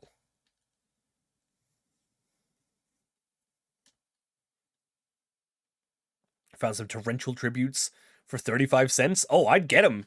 Yeah, a playset for like $1? Seems pretty good to me. All right, yeah. Let's grab Aerodactyl. There's I think an item here. Sunstone, Pog. We can get Espeon now. No one there. Let's make sure we get everything. I forget if there's actually anything in here. Oh, it's the Name Raider in here. Do we get any freebies in here? Oh, okay, there's the Snorunt for Chatot trade. I think they did buff Chatot in this. So that's honestly not the worst trade ever.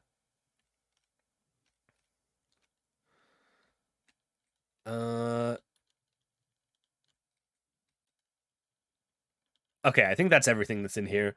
The recycle TM might definitely come up later on. Okay. Yeah, okay, let's go grab Aerodactyl. We can take this little shortcut. Give me some berries. Hey, Kuro, how you doing? Hi. Cherry berry and orange berry. I don't think... Is that any new berries? Oh, okay, no.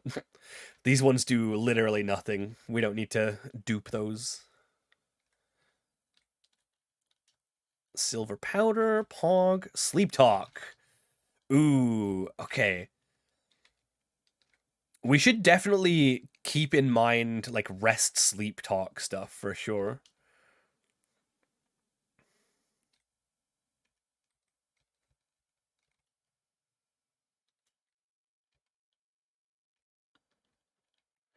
I don't think there's anywhere that I need to be repelling here, right? We've got all these encounters so far. Other than the fishing encounter to the west, which we're saving for when we have a better fishing rod. We still running. We do still be running. We got a pretty good run going, too. And it's about to become even better.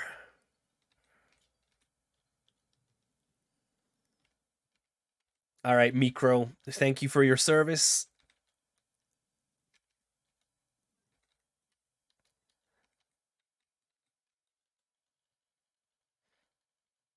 Thank you for keeping the spot on the team warm. It is time. Give me that Aerodactyl. Oh, I gotta go outside first.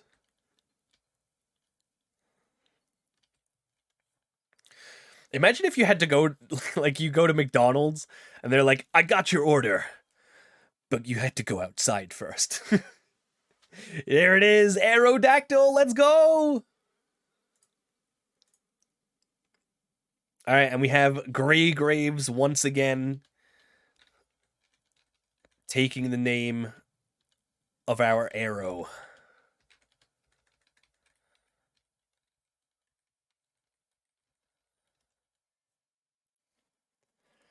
So I'm not used to the whole side deck thing, and I'm wondering something. Should I keep Harpies or Regeki in my main deck to then add the torrential copies? If you're playing Trap Tricks, I would honestly say move both of those to the side deck. The real carry is here. Let's see how good it is. Serious Nature? Honestly, I will take that. That is better than a Bad Nature. And it's Pressure. Ah, dang. It's not Rockhead, which means we will not be getting the Rockhead Brave Bird combination. So it's not as good as it could be. Let me check out its IVs. 29 HP, 20 attack, 17 defense, 20 special attack, 17 special defense. Ooh, 8 speed. Honestly, that's probably above average. You best take him seriously. Oh, and we will. Let's... Do we need to do anything else right now? I think we should be good.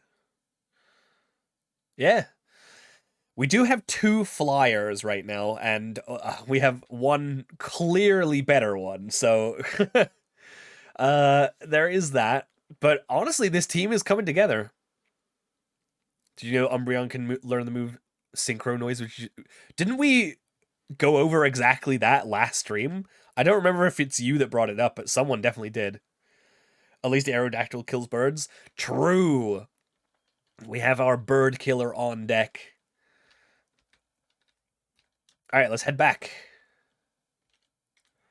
And unfortunately, we got to go all the way around the long way.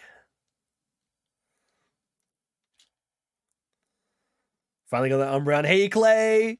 Yeah, we got Umbreon, and Umbreon's been honestly carrying so far. It's been real nice to have an actual counter to psychic types.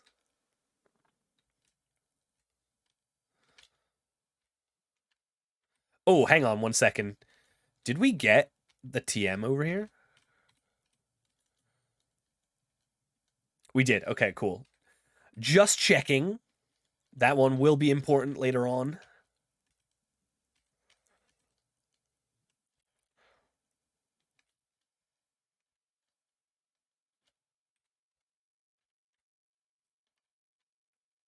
Okay. So we do have encounters to get. But honestly, I don't know what is even going to go on the team. We have our forest encounter to get, our old chateau encounter. We will be delaying our Mount Coronet encounter. We do have a honey tree that we can go for. Hang on, where's the honey tree at? I remember there's a honey tree.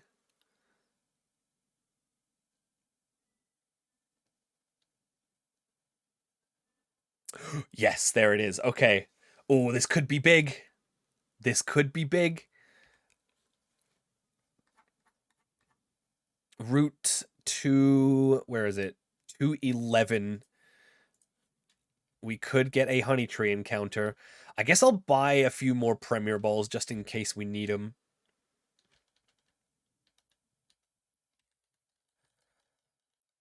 If we do happen to get that Munchlax, I do not want to miss it by not having enough balls. We gotta make sure we have the balls.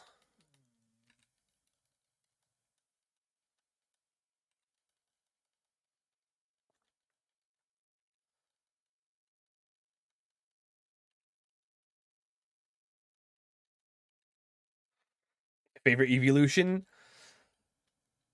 Personally, my favorite's Flareon. I think it looks the most cuddly. Do it, no balls. 20 balls should be enough, right?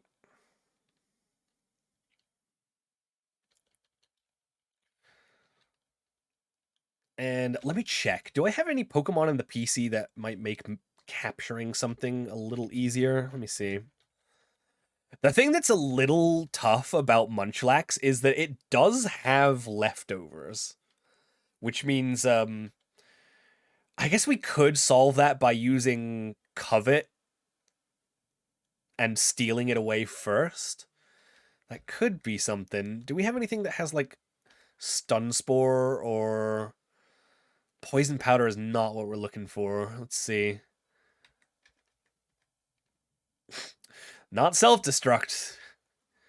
I've got, like, no status moves. That is unfortunate. What do we have? Oh, we got Technician. We don't even have Effect Spore on Shroomish. Damn, we really got nothing here, huh?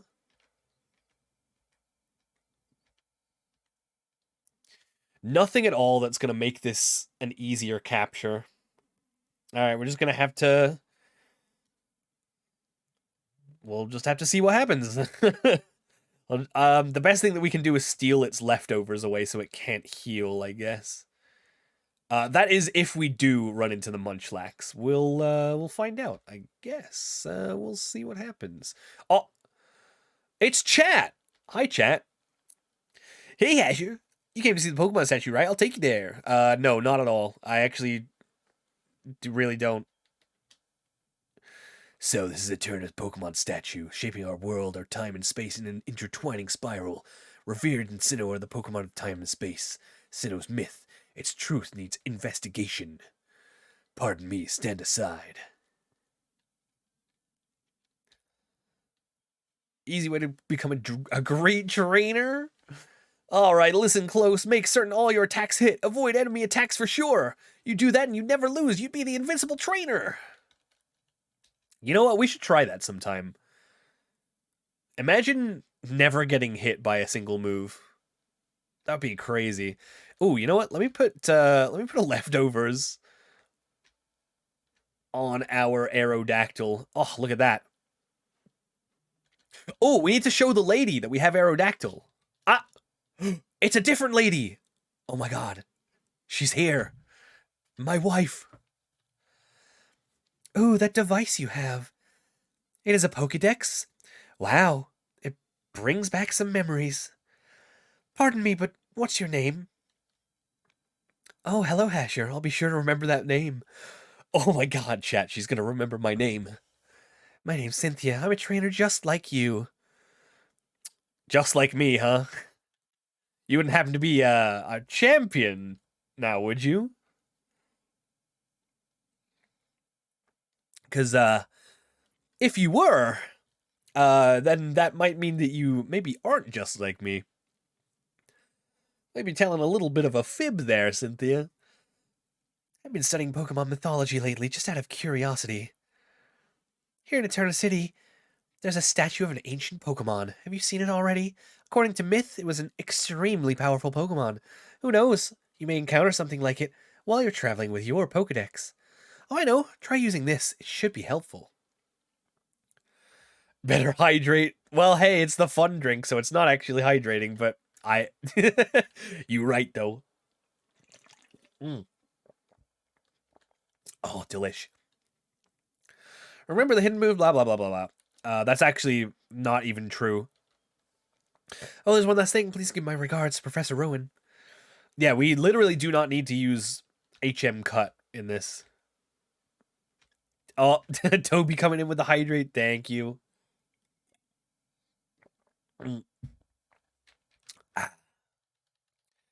Here's an Aerodactyl. Give me the rock slides.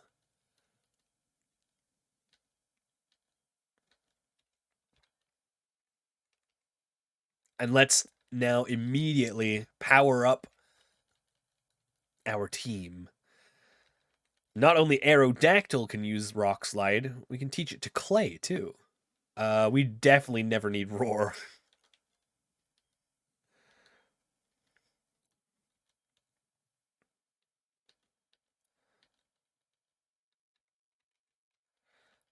Ooh, we need to go get the Substitute TM, too. That's in, wait, where is that?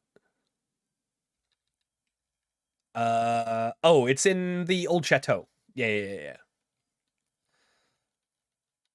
A massive explosion! Oh! Hey, yo! Alfie! Hi! History and Chill Raid. Hi, Alfie! Hello. How you doing? Hello, my cutie. No! Ah, shucks. Aw. Alfie, I hope you're doing good. I miss you. Hell yeah. I miss you, Alfie. I hope you're doing well. I love you. Thank you so much for the raid. Welcome in, everybody. Let's catch up soon. We should. We really got to. But yeah, welcome in, Raiders. Thank you for coming over from Alfie. My name's Hasher Brown, and today we are playing my Renegade Platinum Premier Lock Challenge, which is a super Nuzlocke challenge. And you know what? We're honestly doing real well. You want to see my Pokemon? You want to see my Pokemon? Raiders, you want to see my Pokemon? Check out my Pokemon. We got a shiny Umbreon. We got a Groddle. A Marshtomp, a little guy. Another shiny. We got a Staravia. We got another shiny. We got Monferno. And we got newest addition to the team. We got Aerodactyl. You might be noticing that we have a lot of shinies on the team. And that's because we have a channel point redeem that allows you to turn one of my Pokemon into a shiny. You can also use your channel points to get yourself a Pokemon nicknamed after you if you so wish. Love my Alfie, Big Scrungus. Chat, if you haven't checked out Alfie, Alfhilda, you should rectify that error immediately. What if I use my channel points to kiss you? Oh my gosh. How many channel points do you think that would be worth? Wowee. Wow. I hope you are doing real well, Alfie. We definitely got to catch up for sure. 69 420 points. You know what? I guess if there was an amount that would work, yeah, that it would kind of have to be that, huh? I'm deflated. If you're tired after your stream, of course, no obligation to stick around. Go get yourself some food, some drink. Go rest up. Yeah, if you got shit to do, totally fine. Thank you so much for the raid. I appreciate it. Yeah, I will. I absolutely will. I'll catch you later, Alfie. Reminder, Hasher once fell asleep in Discord. Oh my god, how long ago was that? That's actually true. That did happen. That we were on a Discord call together, and I was kind of sick. It was late, and we were just chatting. It was in like a big like group Discord call, and we were just chatting, and I was just like sat. I was like I was laid up in bed, just with like my phone out, and just like kind of drifted off, and then it just snored right into the Discord call. You know, I think it was a loud enough snore where I think I woke myself up, right? I think I woke myself up from it. Whoa, Selena! Hi! How you doing? Welcome, welcome, welcome. Hi, Selena. Hope you had a good stream. Playing some Master Duel, of course, of course, of course. You looking forward to the big selection pack drop happening in just a few days? Yo, what's up, Martin? Good to see you. And Saint Nick. Yo. The time flees. 14 months. Man, it sure does. Good to see you, Nick. Welcome in, everybody. Hope you had a great time over at Selena's.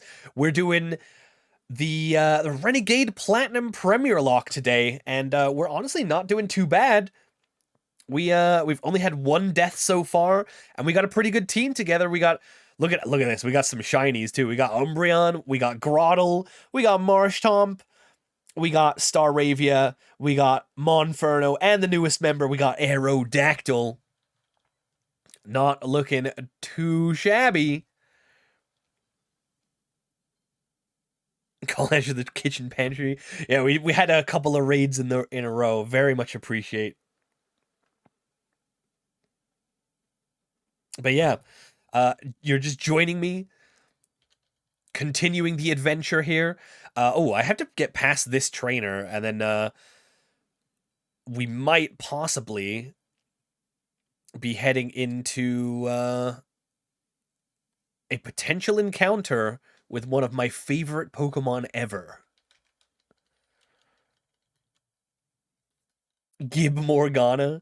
I can't let you have Morgana. I need Morgana for the run. Maybe after the run is over.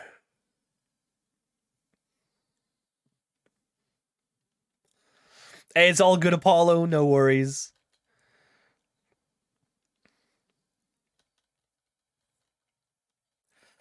But yeah, for those who are just joining from the raids, and you are wondering what the Premier Lock Challenge is, there is a neat little command that you can use in chat here, but I would be... Whoa, that was a critical hit, huh? That's crazy. Anyway. The rules of the Premier Lock are basically the same as a normal Nuzlocke. We have our, a Pokemon faints, and it's considered dead rule. The rule where you can only capture the first Pokemon that you see in each area. And we also have some pretty hardcore additional rules. We are playing with no healing items during a battle. We are playing with set mode enabled, which means we are not prompted with a switch out every time we defeat one of our opponent's Pokemon. And the two rules that make this the Premier Lock, we have a rule that says we absolutely can never gain any XP from a wild Pokemon. We can only get... oh, wait, we don't have any burn heal? Oh, no. We can only get XP from trainer fights. And wait, did I say we can only capture Pokemon in Premier Ball? I think I did, right? But that's where the name comes from. AKA we're gaming real hard. True. Dang, I wasted a super potion there. I thought we had a burn heal, but I guess that one's on me for that. But yeah, pretty hardcore gaming happening in here today. And that is why we are on attempt number 8 so far. But you know what? Attempt number 8 has never looked so great. We got Mount Coronet in here, and you saw me use a repel there because I don't want to get my encounters for either Mount Coronet or Route 211 just yet. We're going to make sure we don't get any wild encounters because I want to get some specific Pokemon, or at least a chance at some specific Pokemon. And we can't do that if we get random encounters, not using the repel. And here is where I really want to be. Over here on the other side of Route 211,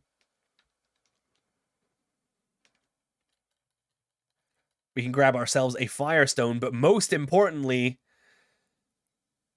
we can get a Honey Tree encounter. I'm pretty sure repel is not affected by this, right? Yeah, I don't think repel should affect this here. So, this is a Honey Tree that does have a 10% chance to see a Munchlax. The other encounters out of the Honey Tree are Apom, Slackoth, Metapod, and Kakuna. However, we do already have a Weedle and an Apom, which removes those both from our potential encounters here due to duplicates clause. So, basically, we have a much better chance at seeing a Munchlax encounter here. I think this basically works. It works to where Munchlax is essentially a 20% encounter, which is not too bad, but Slackoth and Metapod are 40%. So let's just hope that this is Munchlax, but if this isn't,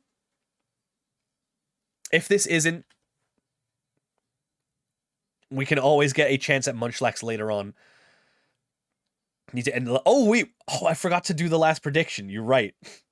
My bad. Well, it looks like no one voted for anything but 0 Pokemon lost on that prediction, so it's all good. Those points going back. What's Umbreon's ability?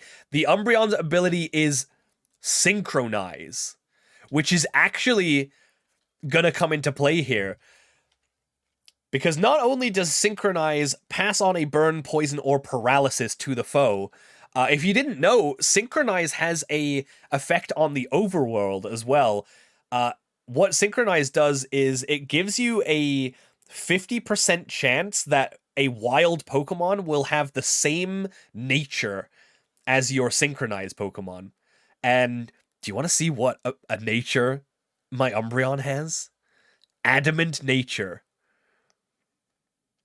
Does it trigger if you're pre-burned? No, it only happens when it happens. So we have a possible chance here at getting an Adamant Munchlax from this tree, if we're lucky.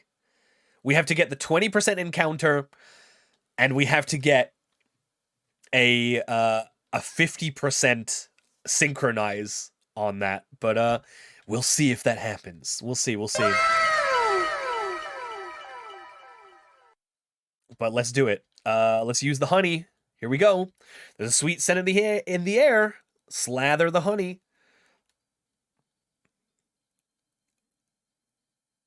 Okay, it's Kakuna, but we do already have a Weedle, so by Duplicate's Clause, we get another shot at the Honey Tree. So let's go again. Oh, brother, this guy stinks! It's Slackoth. Oh, dang. Oh, no. Okay.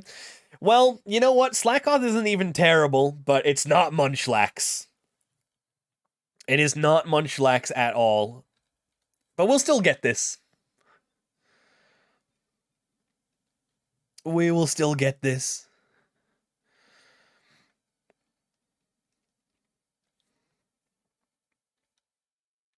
All right. It just healed up.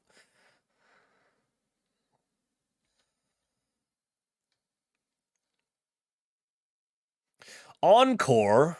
Cringe. I'm honestly not all that upset about this, chat. If we capture this Slackoth, that means the next time we come up against a tree that has Munchlax, we actually have a 33% chance to see Munchlax, because we already have Apom, we now have Slackoth, we already have a Weedle, which means the only two possible encounters from the Munchlax trees going forward are the Caterpie line and Munchlax. So just because we didn't get Munchlax here doesn't mean we should lose faith for a Munchlax in the future. And trust me, there will be plenty of honey trees. Don't worry about it. Adamant Slacking, though, that could be an option. Honestly, it could be an option. And we do have a nickname claim for a Slackoth here. Remember, you can use your channel points to claim to be a nickname here. Wait, do I have this right? Wait, how do I spell this again? Psydista. I'm missing out. Psydista. I believe. Hi, B. Are you saying you believe? All right. I guess we can go back and we will check out whether we got an adamant nature here, but I'm gonna grab these berries real quick. Pecha berry. A massive explosion! We can pick nicknames. You can indeed. You can redeem to be the nicknames of the Pokemon that we capture. Oh my god! Hey yo! Is that a Kami? The best snake lady I've ever known. How you doing, Akami? Welcome in, everybody. Yo. That's top tier. Hope you're all doing well. What were you up to? Oh, you're playing Diablo? How is it? I've never been into like the Diablo style of games. What's the what's the genre that's Diablo in? It's never been one that appealed to me, but I know so many people that are having a blast with it right now. So I'm really glad for you all. Got a bit of challenge to it. That's what we like to see. That's what we like to see. Oh, Luna with the redeem. Let's go. But yeah, welcome in, Raiders. Thank you all for coming across with Akami. We are here playing the Premier Lock Challenge, and my name is Hasher Brown, the guy doing the Premier Lock Challenge, which is my super hardcore Pokemon Nuzlocke rule set. And honestly, like, we're doing pretty well today. We're doing all right. We're on attempt number 8, which is, I mean, it's a tough one. It is a tough one, but we are only on 1 death, and this is the furthest we've ever gotten with only 1 death so far. That's isometric action RPG. That's it. Yeah, action RPG was what I was looking for. Yeah, I've never really played one myself. At least I don't think I have. But yeah, I guess I much prefer the I don't know. Would you consider the 2D Pokemon games isometric? I guess they kind of are in a way, but not exactly the same way. But I've always preferred these RPGs, but because they have the funny, colorful creatures in them, you know. I have the Pokemon brain rot. I think they're top down. Yeah, I guess it would be top down. Oh, look at Aerodactyl following us. Hey, yo. Hello, sir.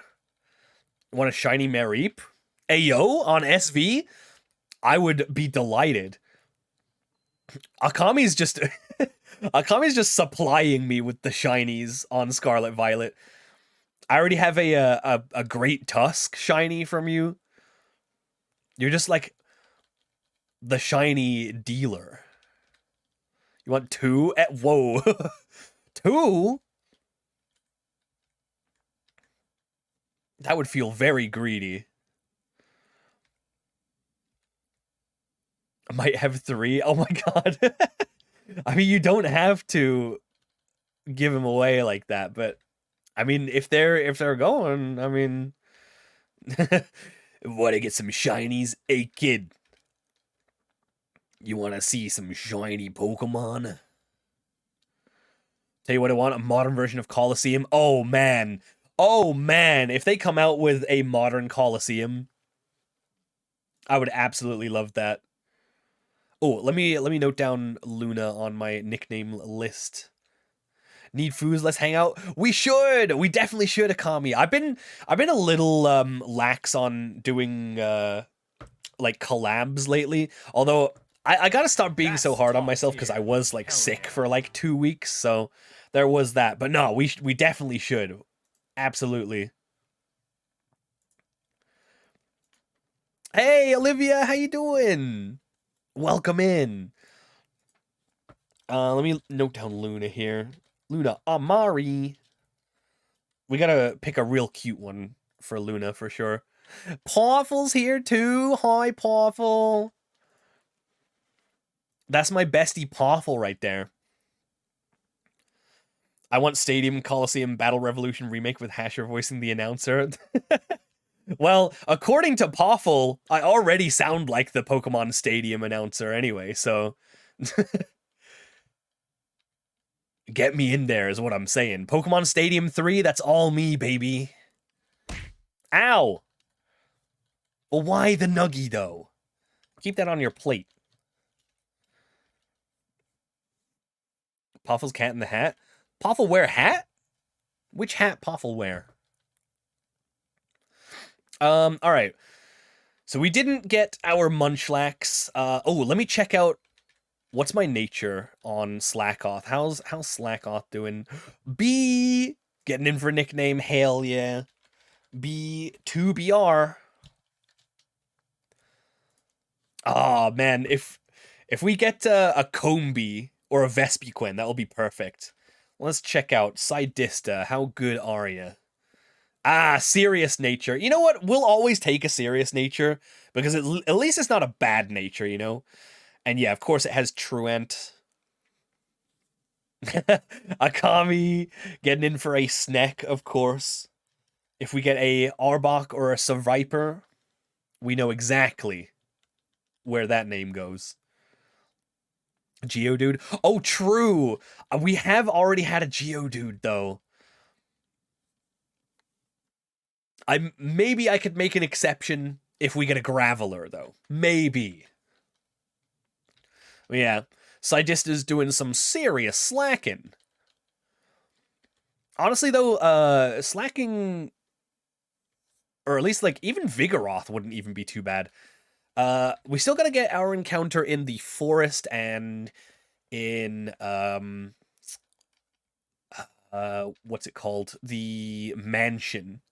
Still gotta get those. Oh, and we have a encounter in the ice area, too. I wish I had a level 16 Pokemon for the Repel Manip. But I sadly do not. I don't think we're gonna get it. I guess we're just gonna have to... Like, it's not like we really need Misdreavus, so I guess we'll just see what happens. Honestly, like, last time we got Baneri from our forest encounter, and Baneri actually really put in the work. So, I guess let's see. What is on the menu in the forest? What could we get in the forest? We can get Baneri, Shroomish, Paris. Oh no, we can't get Paris because it's nighttime. Baneri, Shroomish, Murkrow, Misdreavus, Slackoth, Nincada, and Talo. Ooh, we got some dupes to eliminate from there because we already have Shroomish and we already have Slackoth. So, honestly, this is very likely to be a Baneri encounter, but a Murkrow could be good. Talo would be amazing. If we get Talo here, that would be sick. And honestly, like, I guess we could do Synchronize for Adamant. Like, Adamant Baneri would be great. Adamant Murkrow would be pretty good. Adamant Nincada, Adamant Talo. Yeah, let's try and get an Adamant. Gotta get some foods. Get yourself some good foods. Yeah, definitely. Hit me up. Is there somewhere we can catch a Caterpie to guarantee a Munchlax? Yeah, the next honey tree, probably. I think that is, that's always gonna be the deal is... I mean, so here's the thing, though, right? Like, yeah, we're not getting Munchlax from the honey trees yet, but the later that we actually get Munchlax, the higher level it's gonna be, which is very important in a Premier lock. So maybe it's not all that bad we haven't gotten Munchlax yet. Okay, we got Shroomish, but as you can see, we already do have a Shroomish, so we will get a little re-roll of an encounter here. All right, let's see. Shroomish again. Okay, we already have Shroomish. That's another re-roll. Come on. Hey, Shiro. Yeah, we still have 0 deaths besides Beldum. Okay, so the Rotom encounter, we'll talk about that. All right, we got Baneri. Honestly, not even upset about Baneri. Baneri's really strong. Because in this version, they turned Lopunny into a normal fighting type. And if this Baneri has the good ability here, I would honestly consider making it like a permanent member of the squad. Because not only did they make Baneri into a normal, or Lopunny. Lopunny is a normal fighting type in this. Not only that, they buffed its stats, and they also gave it access to the Scrappy ability, which lets it hit ghost types with normal and fighting type moves. So if we get a Scrappy Baneri here with an adamant nature, I will honestly take that, because the next couple of fights all have ghost types in them. Like the big boss fights. Having a Scrappy Lopunny would be amazing. All right, Baneri. Who wants to be Baneri? Who's on my list? Let's see. Oh, Shiro, thank you for the redeem. Name it Chad. You want to name this one specifically Chad? Or was that for, like, anything? So it's it's basically they made it Mega Lopunny. All right, we're gonna name this one Chad. Chad, the female Lopunny. Or Baneri. Okay, I'm excited to find that out. Okay, so Jaden animation references. Oh, I don't know about that. I didn't remember what she named her Pokemon. I'm gonna be honest. Okay. Cool. Oh yeah, so someone said about the Rotom encounter. So the Rotom encounter is kinda spooky. Kinda a little bit spooky. And that's not just because it's a ghost type, it's because it's actually got buff stats in this. And it has some pretty strong moves, and it's level 20. Which means, I guess with Umbreon on our squad this time, we might have a better chance at going for it right now, but it's kind of tough to actually capture at this level. On previous runs, I have saved the Rotom encounter until after the second gym. Yeah, it has Ominous Wind too. So I guess if Baneri has Scrappy, then we could maybe go after it. But even still, like, it also has like Shockwave and Uproar, which are also very strong. What I've been waiting for in previous runs is getting the free Porygon from after the Team Galactic hideout part, and using that to help capture Rotom, because it's immune to the ghost type Ominous Wind, and it has self-healing. It has Recover, which has made capturing Rotom so much easier. And it's not like we need Rotom right now. We actually don't need it. So I think I'm just going to grab, like, my encounter here, which is Rattata. All right. Could be an adamant Rattata, which could be kind of sick, not going to lie. If Synchronize works. Excellent, Rat. Can it have guts in this? It can. How's it going? Oh, how do I say your name? I want to say Gamba? Gambuntain? Gamba? For short? Could be a top 1%. It could be. It could be. Okay, who wants to be Rattata? You got it? Hell yeah. Alright, let me check my list here. I bet, you know what? I bet they buffed Rattata in this too. I bet they did. I'm gonna check the documentation in a sec. Let's... I guess we're gonna call this one Suzume. That is the next one on my list. Guts Rattata is underrated. Honestly, true. Honestly, very true. Guts Rattata, very underrated. I guess we'll check whether we did get Guts, whether we did get Adamant when we go back to the Pokemon Center. Blah, blah, blah. Where's my items at? Where are my items at? Gimme, gimme, gimme. Goomba. Not Goomba.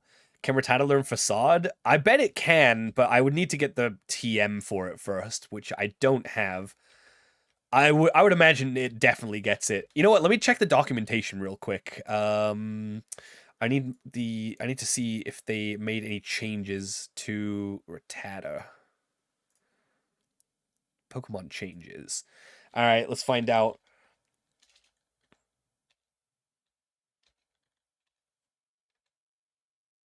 Rat? Is it Rat double T?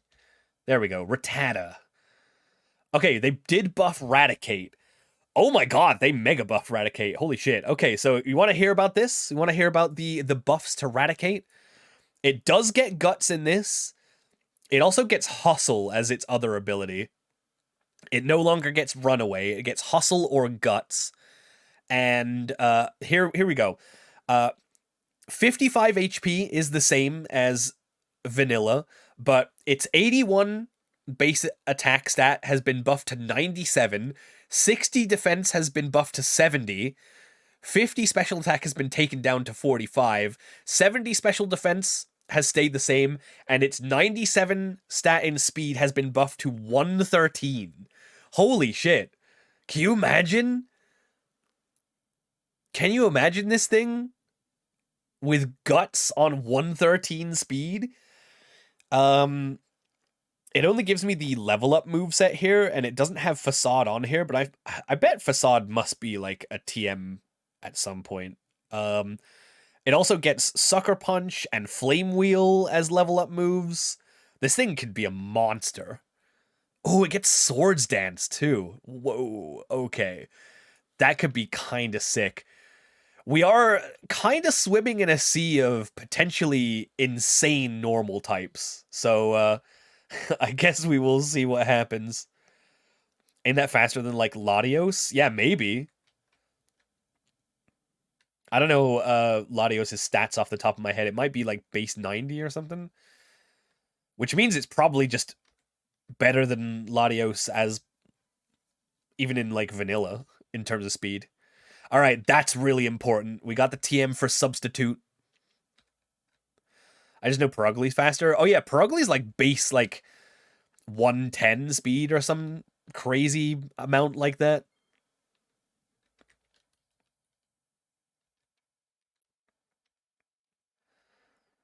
Alright.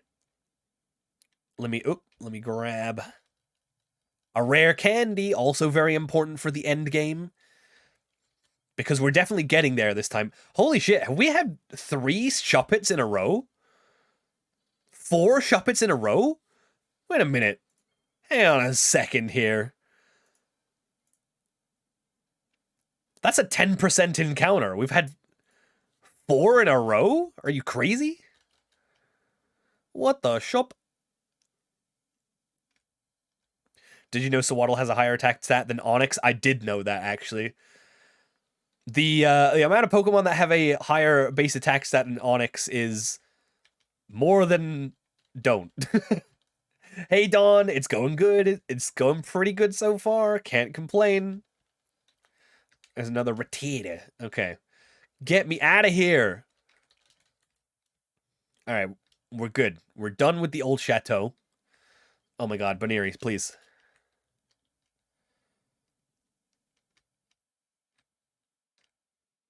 Okay, let's check out our new friends.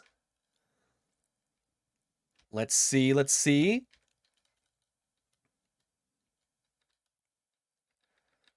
Look at all these normal types, and we still don't have Munchlax yet.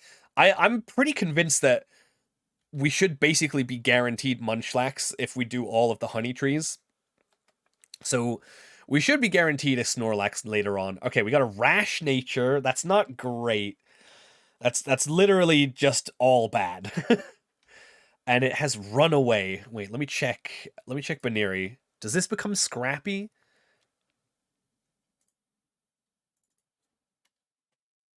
Baneri. Ah, this becomes Cute Charm. Damn, dude.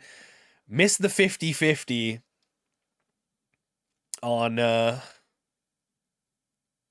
yeah. That's unfortunate. Missed the 50-50 on Scrappy again for Baneri.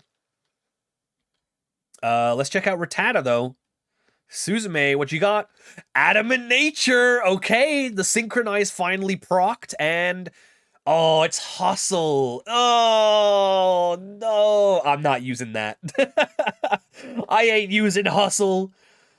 You gotta be out of your mind if you think I'm using a Hustle Rattata. There's no shot. I'm not that much of a gambler. I would. Oh man, that is such a shame. Okay, it's okay. It's okay. It's fine. Like I said, we have a lot of normal types, and our best possible one hasn't appeared yet. We still don't have Munchlax. So close to greatness. I know, dude. Man, I think the one thing about Raticate is that it is like kind of still like glass cannony, like 55 HP and 70 in defenses doesn't take hits super well. And until we get to like focus sashes, I probably wouldn't be super confident. But even still, like those buff stats with like guts is pretty strong for sure. Go with the gamble rat.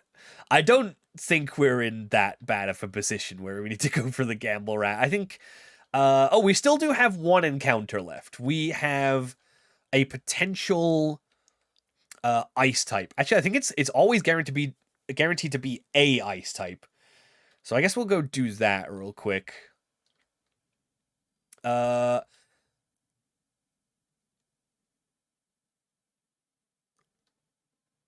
a minute.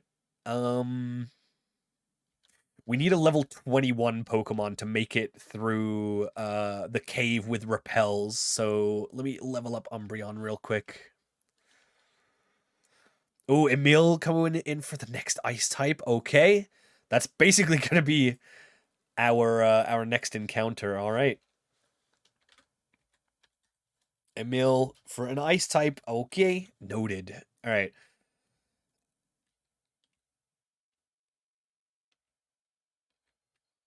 Get out of here, Shroomish. Okay. Hello. Let me level up against you real quick. Psychic Cody. Ah, shit. This is a fairy type.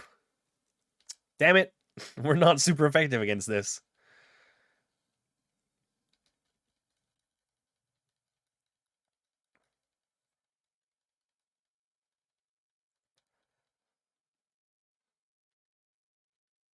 Okay.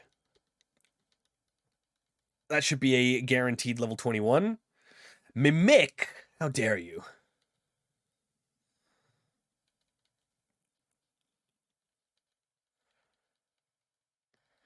It's a good thing this doesn't have any fairy type moves yet.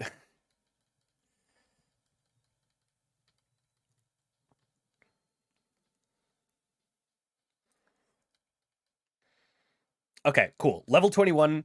That means we can make it through the cave with repels, because level 20 does still get an encounter in the basement.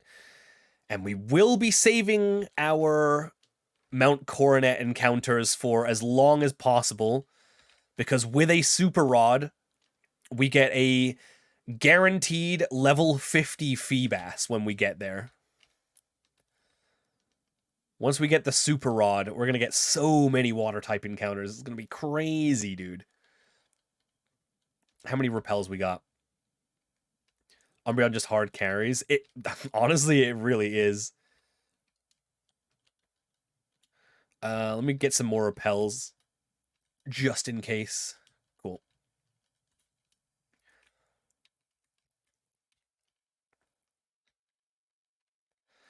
All right. We've already gotten our encounter for Route 211, so that's fine.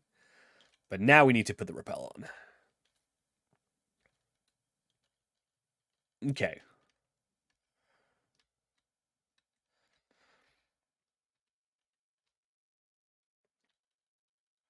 Rare candy. Very important for the late game.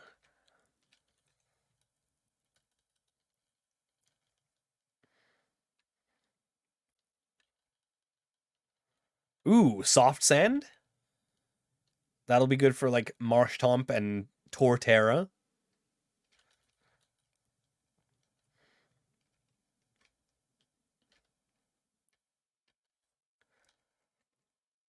The ice room.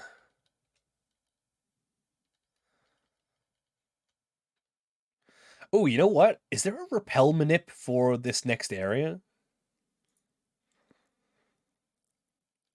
Ooh, there is a repel manip for the next area. Wait a minute here. Oh shit, we could get a guaranteed Sneasel at level 20.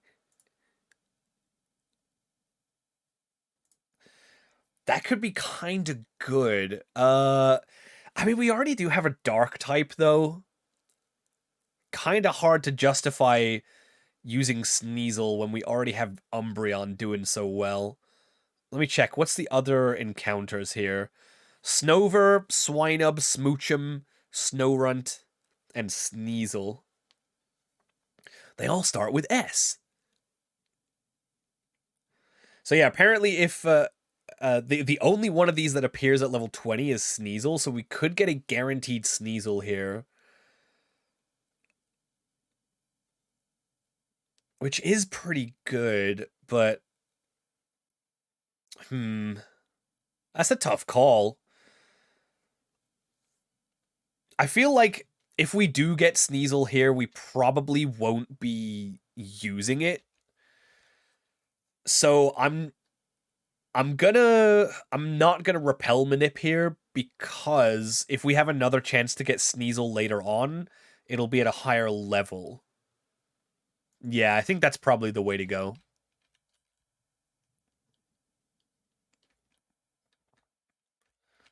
Alright, don't fight any of these trainers yet, because these trainers in the ice area, they're kind of spooky, kind of scary. We only ever see rare candy. What about the common candies? Those are just, like, poffins and stuff, I guess. Alright, we got Snowrunt. Honestly, probably good to get this out of the way here. Wait, we can trade this for the Chatot.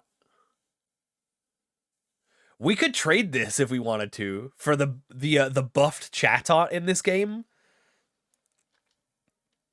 If we didn't already have Aerodactyl, that might be the play. Yeah, this is also a potential Frostlass, but we need what? What is it? The Dawnstone? I don't think we get that for a while.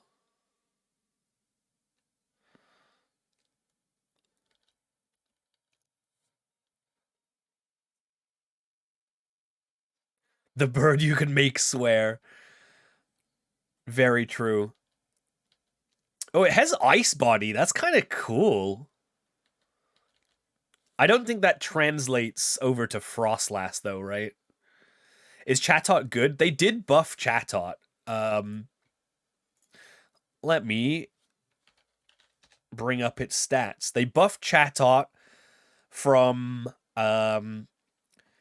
92 special attack to 110 and 91 speed to 110. And they basically didn't do anything to the other. Oh, actually, they gave it a little more in its defenses. It's still not like going to be taking too many moves that well, but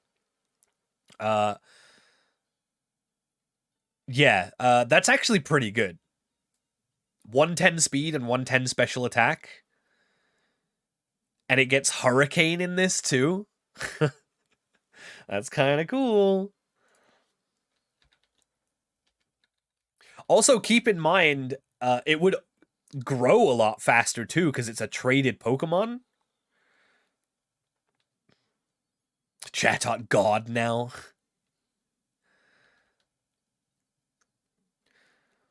Heard they banned Chatot in competitive because of the swearing. I think they banned the move Chatter, I think is what they did.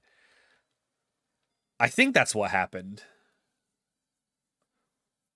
Or maybe they did ban Chatot also, like just as a whole. Who knows?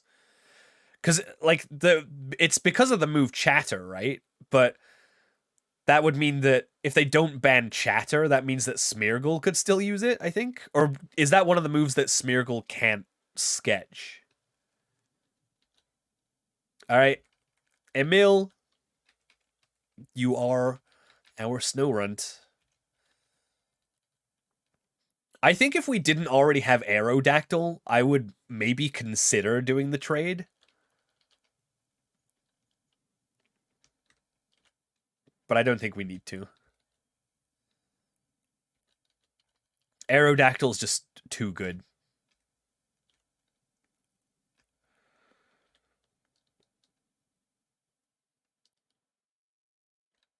If memory serves, in Gen 4, you could change Chatot's cry with Chatter.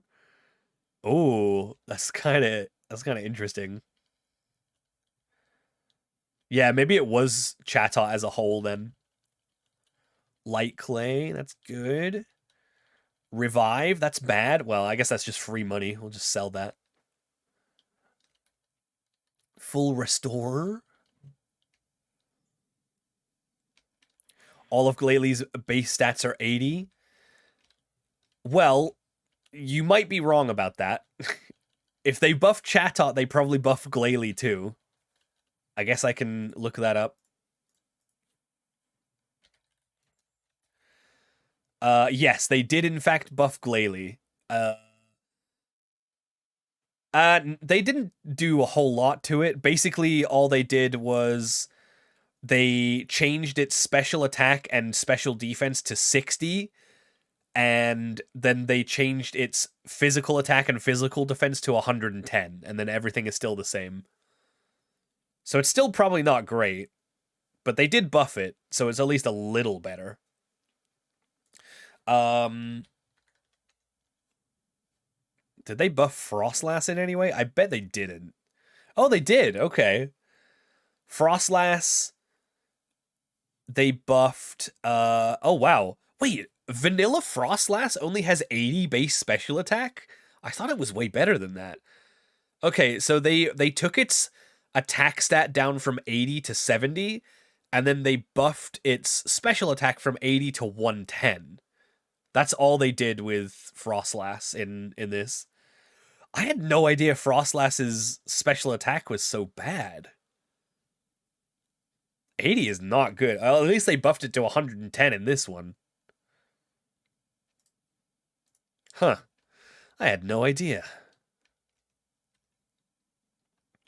Is it time for the funny fish? It is not time for the funny fish. The funny fish would come out at level 10, which is nowhere near good enough. We need to wait until at least we have the good rod. The good rod would give it to us at level 25, but if we can manage to wait until we get the super rod, we get it at level 50. Which is probably the most favorable. We could get both of the funny fish at level 50 once we get the super rod. Honestly, like, endgame, we might put together like a rain team or something. Like, depending on where we're at, like, just being able to get like a team full of water Pokemon at level 50 from Super Rod might be the way to go. Did I request Melodic at some point? We've never caught Feebas so far. So you're good. You're still on there for it, I'm pretty sure, right? Where's my list at? Yeah, you're still on there. Let me make sure I highlight it so we don't forget. Because I do hope we do get to see a Feebas this time. Okay, so that's all of our encounters done. Let's check Emil out real quick. Oh, shoot. We synchronized it. Oh, no. That's going to be a terrible Frostlass. Ah, dang it. That's a little unfortunate. Oh, wait. Okay, hang on a second. I just re-looked at Frostlass again. They did give it a possibility to have Levitate as an ability, so I guess that's a buff. And they also gave that to Glalie. Although this Snorunt has Ice Body, which does not change. So this would still be Ice Body, and this would become, I guess, Snow Cloak for Frostlass. So we, yeah, this is probably, like, we would go with Glalie on this one, because it's an adamant nature. But it still is going to be Ice Body when we evolve it. So, kind of unfortunate. Just a funny little guy. Yeah, exactly. Just a funny little goober. Alright. Do we add Baneri to the team? Last time Baneri did do really well for us, at least in the fight versus Jupiter. Because even though it doesn't have Scrappy, it does have Foresight, which means it's kind of like a hard counter to Sableye. Normal fighting Lopunny with Foresight and Jump Kick is basically a hard counter to Sableye. Even at like a much lower level, which is very funny. So we could do that, but do we need a hard counter to Sableye? That's the question. We have a much better team than we've ever had at this point.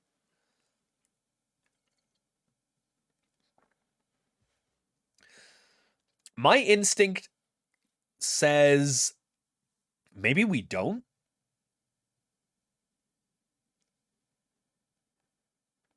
It could be more useful than Staravia, though.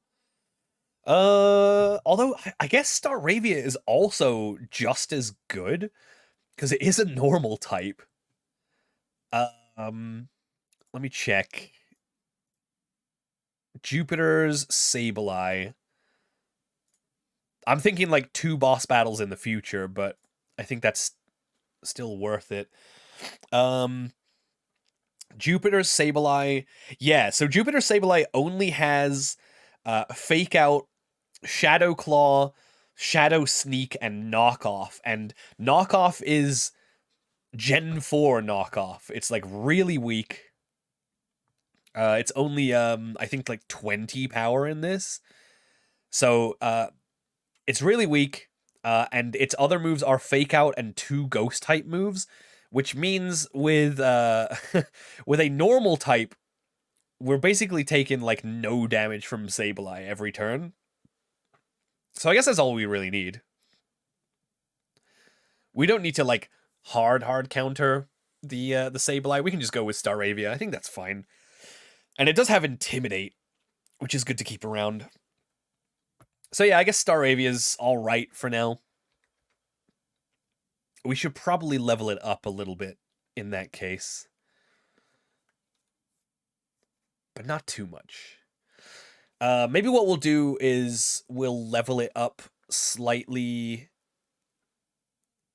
I don't know, like, honestly, right now, our team seems like it could take on anything. Like, we have Gardenia locked up with Aerodactyl. We know that for sure.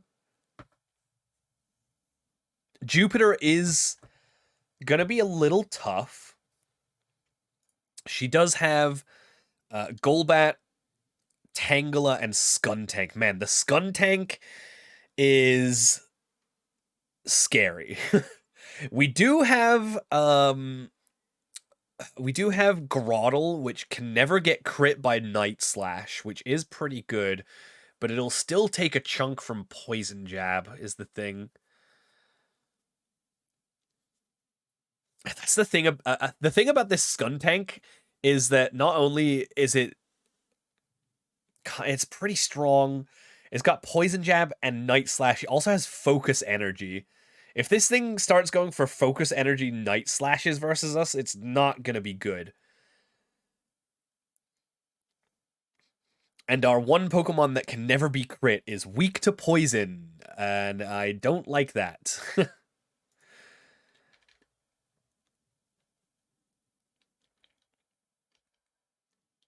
It is very defensive, though. And we do have leftovers. And we do have Bulldoze, which is it's super effective versus Skuntank.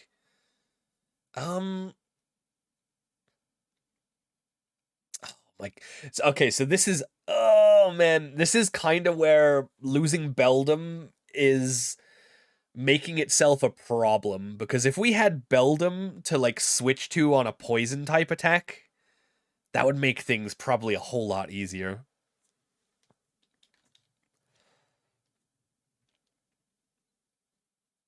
I guess Umbreon does also probably go up against Skuntank pretty well, just on the fact that it has super tanky stats, but we don't have anything to hit it back too hard with.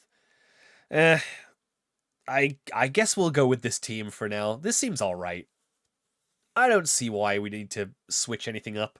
Until we get something like Rotom or Snorlax or anything like really strong like that, I think this is the team that we need to be going with.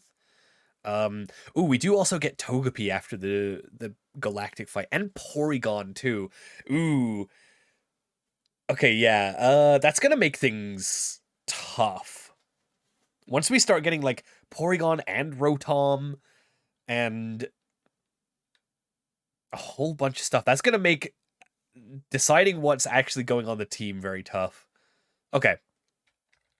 Let's level up Aerodactyl. We all know that this is the most important thing right now. We gotta level up our Aero to take on the gym. The thing is, I'm so not worried about like any fight other than Jupiter. So we're just kind of chilling right now. Honestly, it's a very refreshing place to be. Every run up until now has been very stressful. Until we get Aerodactyl, and then we have like a little bit of time where Aerodactyl just kind of carries. But honestly, like, the whole team is kind of carrying now. You know what I mean? I wonder if we're still going to have problems with the trainers in the ice part like we have before. Are we still worried about the Sudowoodo? We might be. We honestly might be. Aerodactyl being one of your ace mons just makes sense. It does though, right? It really does.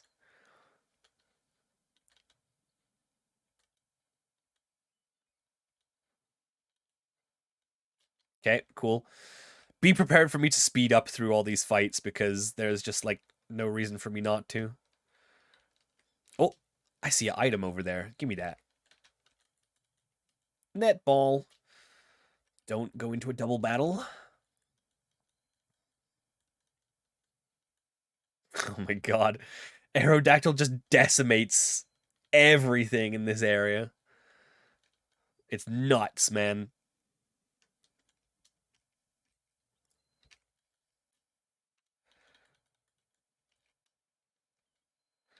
Talo. Man, imagine if we got a Guts Talo. That would have been sick. We already fought this one here on the left, right? So that means... Who we still fighting here? Chingling and Chimecho. Wait. We have actually lost a Pokemon to this Chimecho before, so let's use our Dark type. Have I ever done a Dino Fossil only run? I haven't. That sounds like a lot of fun, actually. Maybe we should do that. You what? How, that was nice timing. How would we do that? Just, like, mod the file to, like, start with, like, only fossils in the squad? Or, like, you're only able to get, like, you're only able to capture dinos, like, along the way. I guess that's probably more fair. Ooh, Confuse Ray. That could be big. Is that better than Sand Attack?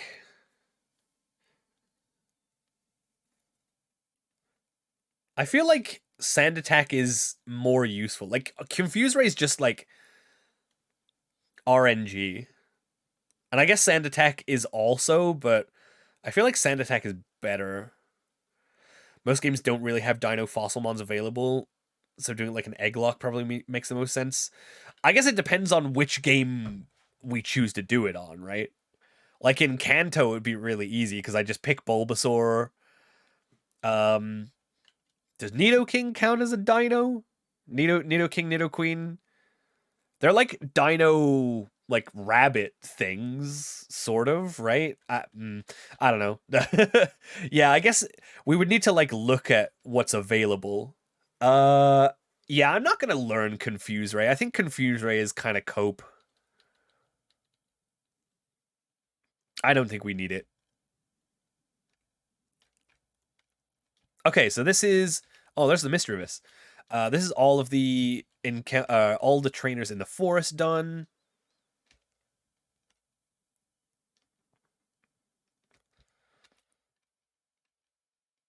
We got the fishermen's. Let's just use Groddle against them.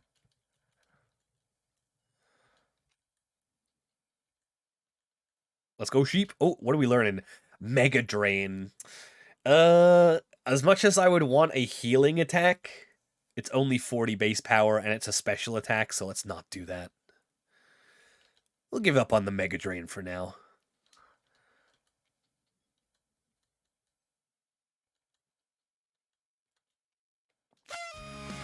Oh! Mousy! Hi! Oh, oops. What the hell just happened? Where did it go? Asher, welcome back. Missed you. I missed you too, Mousy! It's good to be back. Thank you so much for the 15 months at Tier 2, by the way. I appreciate you big time. Big love, Mousy. I hope you're doing well. It's the funny fish.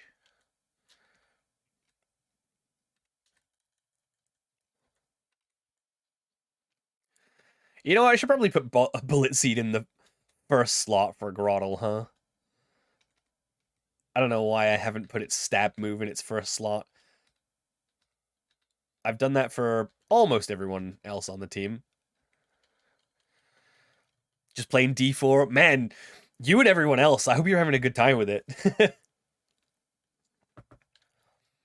How goes the Pokemon? It's going pretty good. Honestly, I think we're on our best run ever.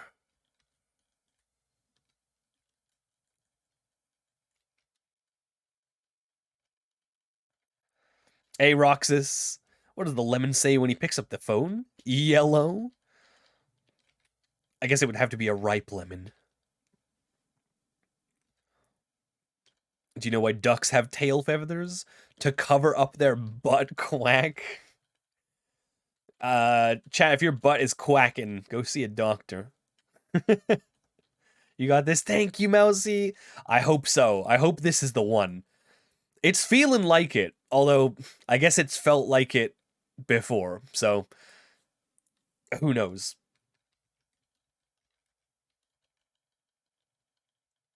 But yeah, I really hope this is the one. All right, let's go down over. Oh, I just saw this. Gimme, gimme, gimme. Thief. Okay.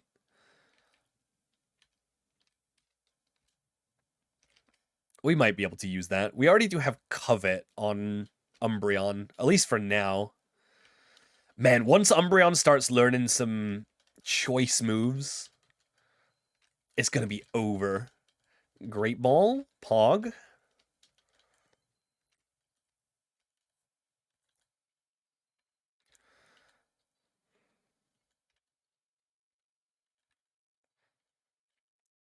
Bye-bye. God, Aerodactyl is just so good. Ah.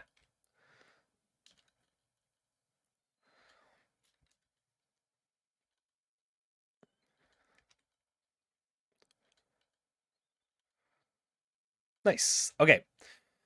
Man, Aerodactyl already level 23?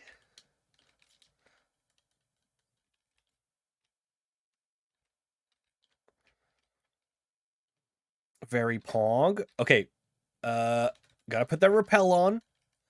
Never let me forget, chat. We need the repel. Oh, also we gotta go down here. I forgot about this.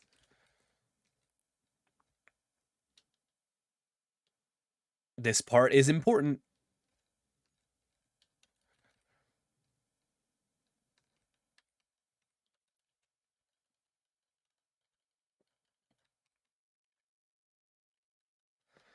Dragon Claw. There we go. Is that the only thing that we get here?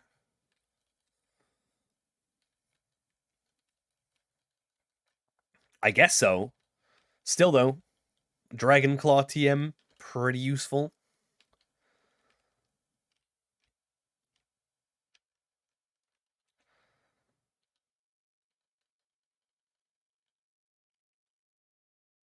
All right. Let's see. This trainer has a Noctowl. Let's go the other way first. Let's go around.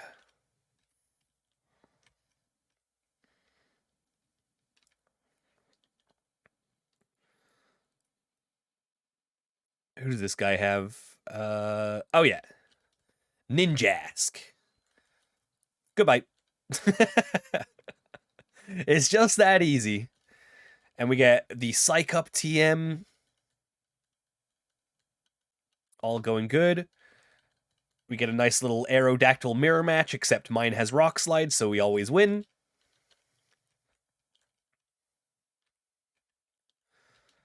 And then Noctowl, which goes down to a Rock Slide. Oh my god, Aerodactyl's cleaning up, dude.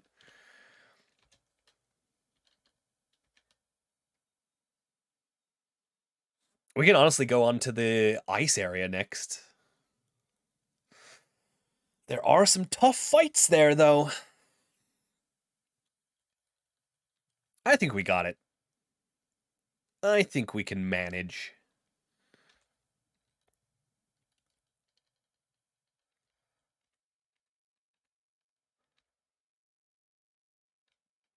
You think me, with this team, can ever lose?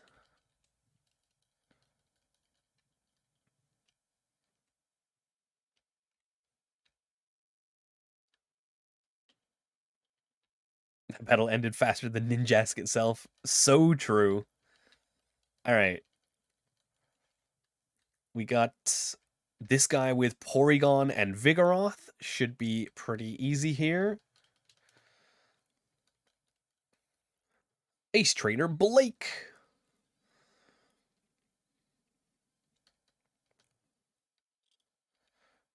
Hit him with that Brick Break. Oh, wow. It actually survives that. Oh, and it misses the Charge Beam. Huge. Bop.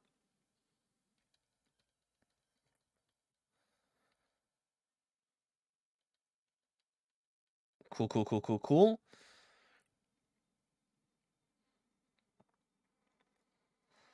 Okay, I think we are going to need to swap here because I'm pretty sure Vigoroth is faster.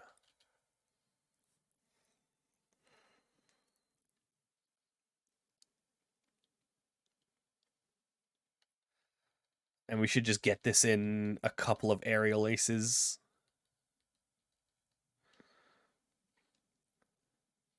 Ooh, that does less than I thought.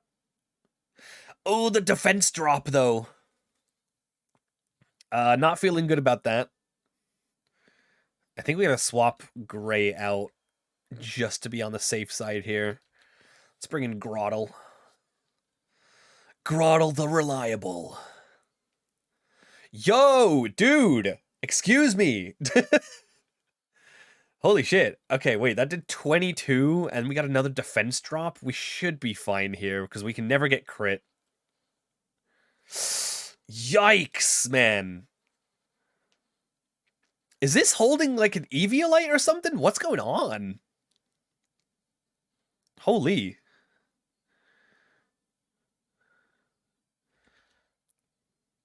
Okay, swap back to Aerodactyl.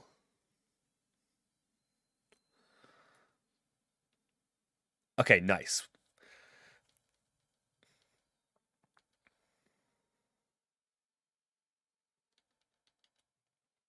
Sweet. Okay, that was kind of scary. Vigoroth was out for blood.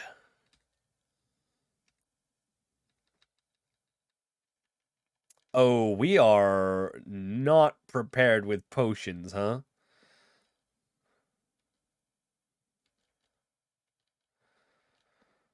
Oh, that's... You know what? It actually doesn't matter. We have, like, so many Oran berries. Because we farmed for them, so it's all good. Up.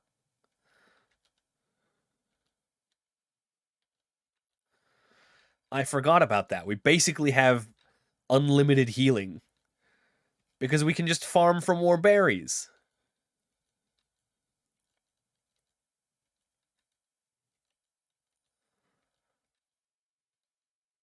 Okay, cool. Who's next? Who else wants some? Oh shit, the Swellow Trainer's coming up. Uh-oh. Anyone remember that Swellow Trainer? Wait, which one is the Swellow Trainer? I forget which one it is. Ooh, boy. It's her, right? Yeah, it's definitely her. Okay, Aerodactyl. Oops. You know, it might be worth putting the EXP share on Staravia now. Just to keep its level up. I think it could be.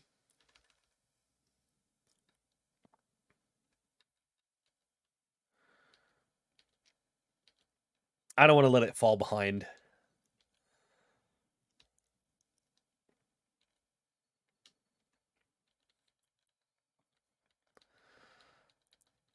Oh yeah, this is her. This is her, all right. Hit him with that rock slide. That's not a one-shot? You're crazy.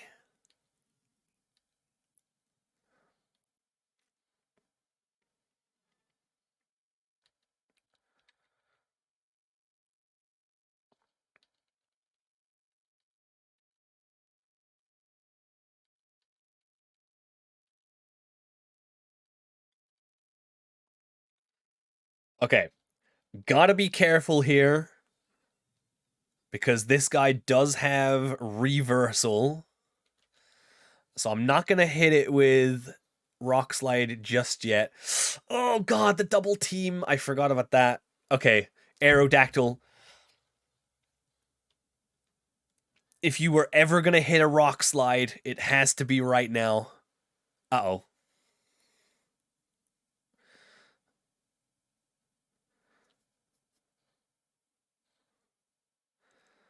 Oh, we do have hail going on. I think after... Oh, never mind. We got the hit. Let's go.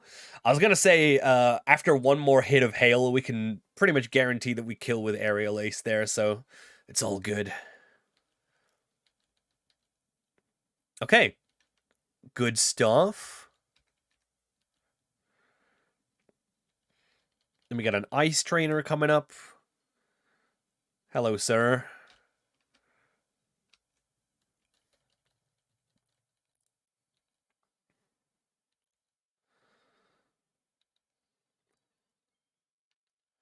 Do you like my shiny monkey?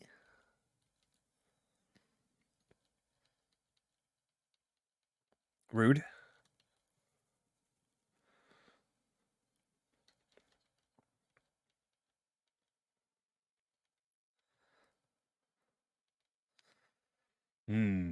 Shiny monkey.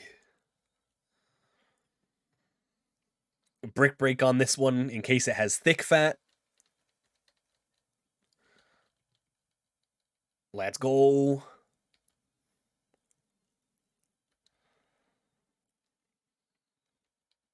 And goodbye, Snorant. Okay. Do we have a game plan for the Pseudo-Wudo trainer? The one that we're always scared of? Honestly, I think we might. The fact that we have Groddle on the squad, I think we actually do not care about that fight at all.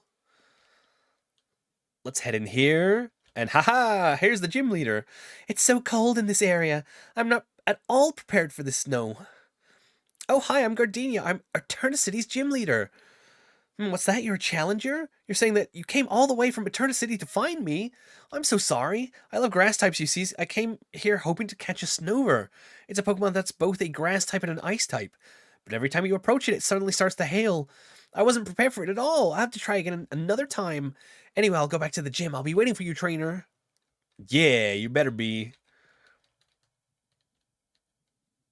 Oh, I always forget about this guy because we never actually get to 5 badges, but this guy wants to teach us a super strong ice type technique once we have 5 badges. I wonder what that is. Is he just gonna like give us the ice beam TM, or does he like teach us, I don't know, like sheer cold or something? That could be wild. Okay. And then next up we got, this should be fine. This guy right here. Hello. Ace Trainer Garrett.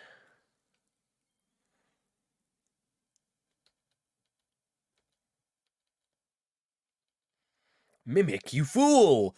I haven't used a move yet.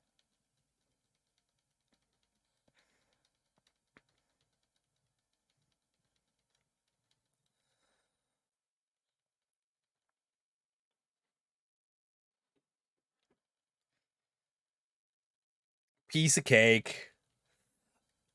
Man, it's so good having a dark type. These psychic types just don't know what hit them. Let's go.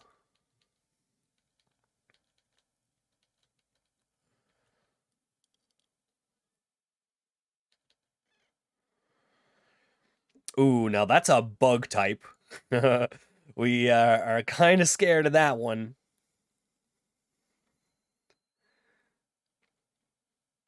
Oh, does it not have a bug type move at all? That's a shame for you.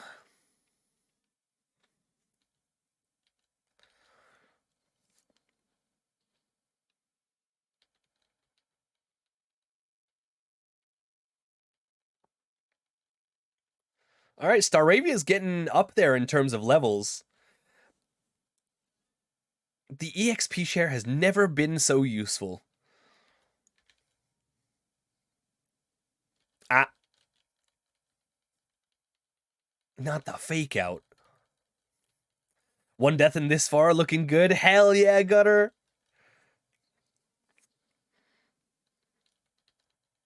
We are doing pretty well, not gonna lie. I cannot complain.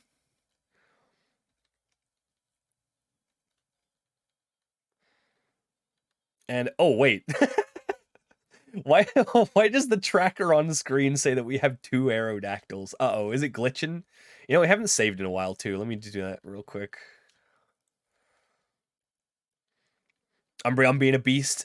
Yeah, I mean, we got Umbreon being a beast. We have Groddle being a beast. We got Aerodactyl being a beast. Honestly, we've got a pretty beastly team overall. What happens if I swap these two? Okay, and what if we swap this?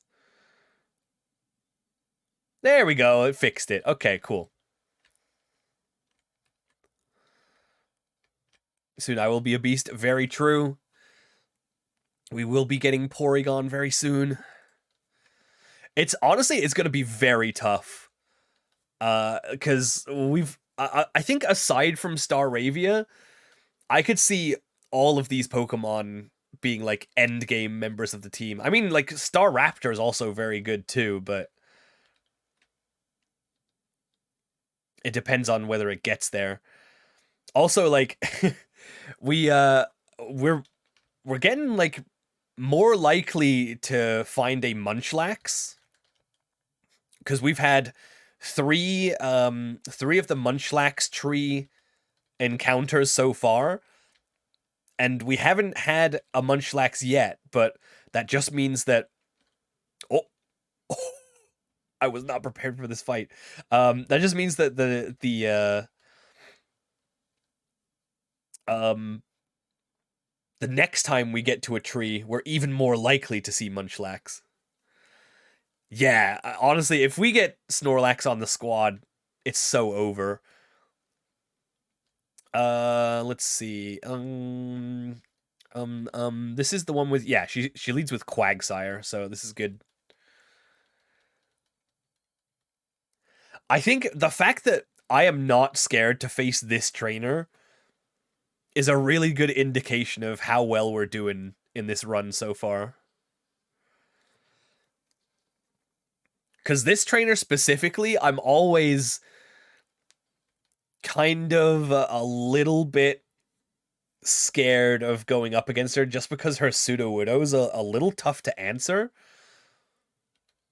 But I think with Groddle on the squad, we have nothing to worry about. Quilava, though.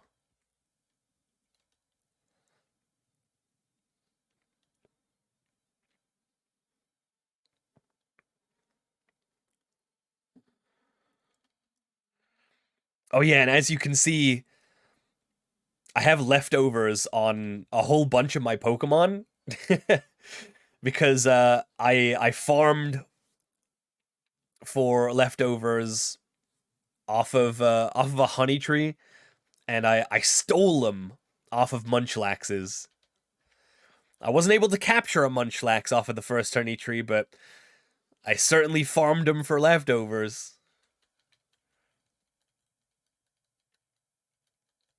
Honestly, I kind of don't know what how to feel about it. Like, it feels a little bit like cheating that I have like so many leftovers at this point in the game. But I mean, technically, like, you could do this. Like, in any game that has like a Munchlax encounter, you could do this. So, I don't know. Let's go, Groddle. Okay, I think I've basically confirmed that this thing does not have Wood Hammer, because there's no way it wouldn't go for Wood Hammer at that point, right?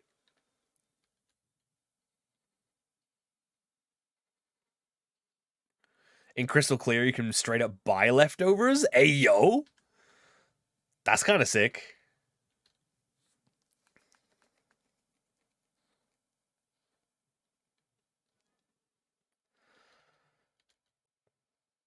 Mimic, you fool! That was your last chance! There's a free one in the usual spot. I mean, just the fact that you can buy them is huge. Okay. We're done with this area. Dude, we are so ready. I guess this is just what happens when you, like, you just have no deaths. I mean, other than Beldam, but still.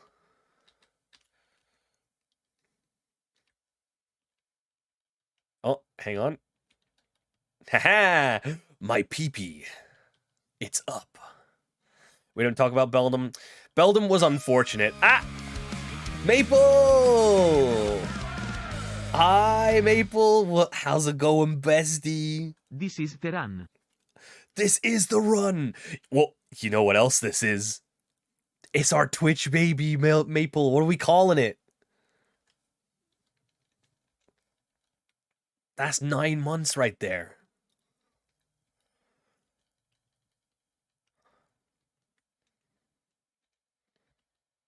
Oh, also, were you opening up Wild Survivors today, Maple? Hash Maple channel. I love it. I'm gonna write that down. Hash Maple. I don't know if we can fit the whole underscore channel also in there, but we will definitely get that name in some way. We stole Miwa's wig. Oh, you were? What did you get? Did you get dinos, perhaps? Did you get any dinos? Oh, we're already on a repel. Okay.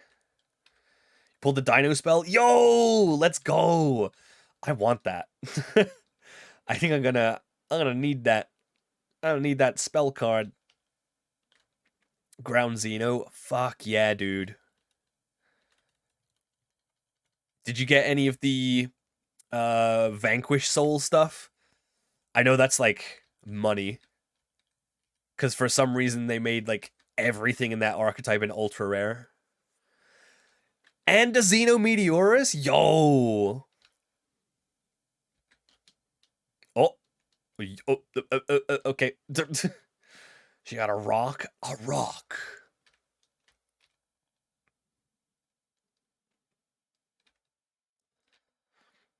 That's pretty sick pulls. 2 VS URs and the ground Xeno. But the real question is, did you get the collector's rare burger? Oh, you got Stake Your Soul? Wait, isn't that the most valuable one? I heard Stake Your Soul was the most expensive. Could be wrong though, of course. All right, we're looking pretty good. Your friend pulled the collector's rare burger? Oh, holy shit. Let's go.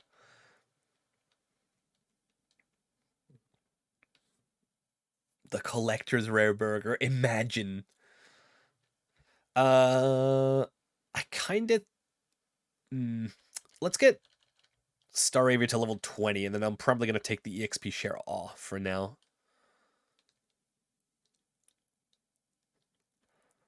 Oh, hello. Long time no see. You look puzzled. You're wondering who I am? I'm Professor Rowan's assistant and Lucas's father. I've come a long way to help you on your adventure at the professor's behest. Let me ask you, how many Pokemon have you met? Oh my, you've met 159 Pokemon? Wonderful, yes, bravo. Professor Rowan should be delighted. Here's something for you. TM54, it's false swipe. Cool. Thanks, bro. Most expensive yours, Ground Xeno. Oh, really? Oh, damn. Okay. I guess that probably makes sense because like there's so many Vanquish Souls URs and there's only one UR for dinos and you do need like 3 copies of it. So, yeah, I guess that makes sense.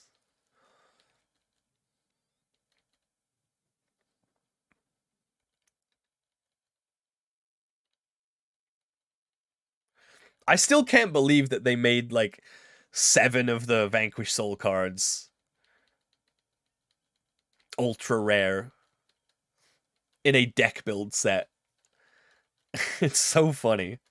They are very cool though. Ah, Clay, no. Don't hit yourself. Don't smack yourself in the face. Oh, come on. Man. Come on, Clay. Okay, good. Not the 3 in the row.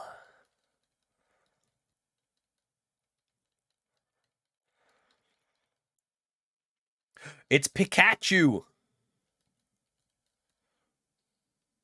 Bye-bye. All right, there we go. We got level 20 on Staravia. I think that's good enough for now. Let me take this EXP share off. I want to make sure the rest of the team is as trained up as possible.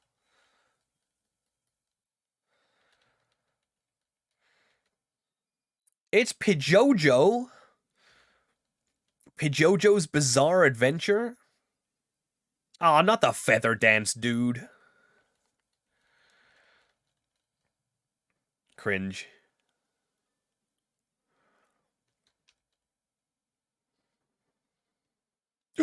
Oh! Crit. Okay, we are dead to another crit. We gotta swap. That is unfortunate.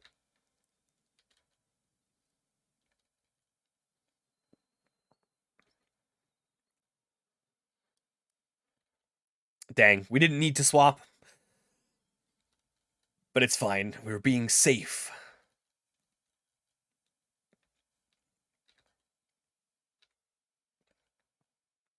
I should probably stock up on some more potions, huh?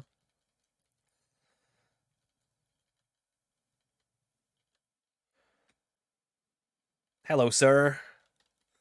Send out your electric types, so my ground type can take care of them. That's not an electric type. That's not even the electric type horse.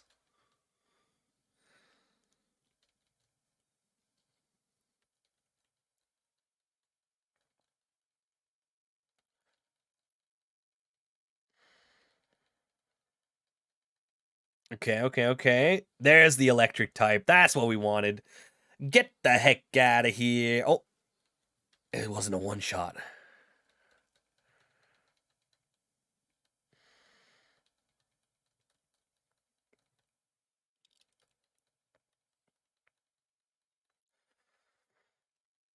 I'm gonna be honest. I'm not too concerned about the Gardenia fight coming up, but Jupiter is giving me the spooks. 100%. I don't think we have like an amazing strat for Jupiter. Uh-oh. Not another one of these double teaming birds. Hey Layla, how you doing? What's up? Doduo, get slid on. How's the run doing? Well, I don't want to jinx it or anything, but we're actually kind of doing really sick right now. We're on 1 death. We're coming up to gym number 2. Oh my god, how dare you dodge my attack.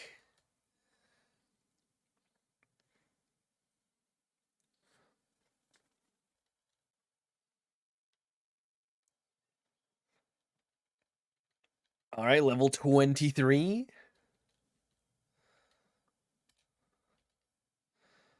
Oh. I am out of potions. Okay, that's fine. I got a bunch of berries.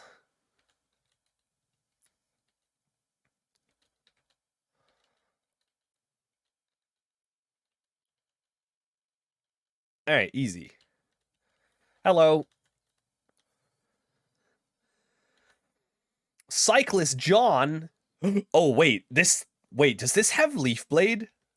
Uh-oh.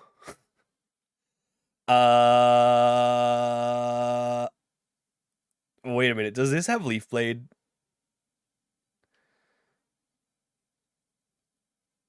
Shit. I need to check its moveset. If this has Leaf Blade and it hits me here, I'm gonna be very upset.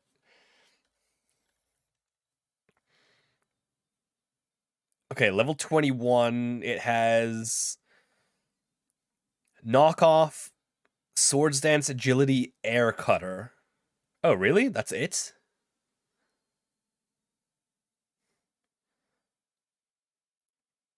There's no way that's its moveset. I remember us having a hard time against this before. Okay. Hmm.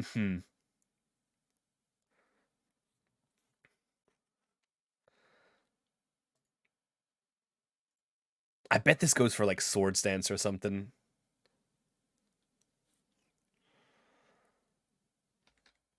Okay. Umbreon, I think you gotta be our savior here.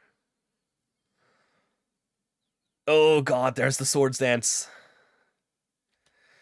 Uh-oh. Oh no, uh-oh. Oh god. Oh,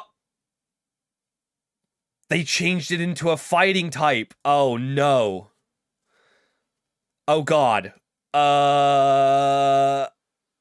Concern? Big concern?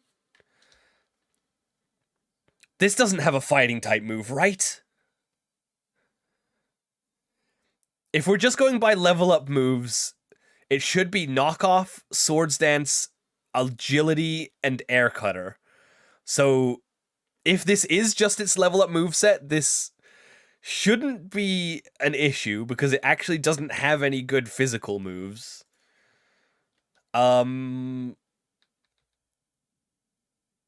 Fuck. Uh-oh. I think I just gotta hope that this isn't a custom moveset.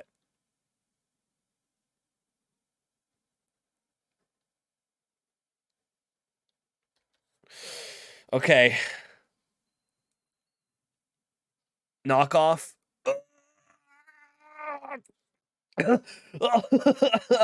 Holy shit. Okay. That was a big hit.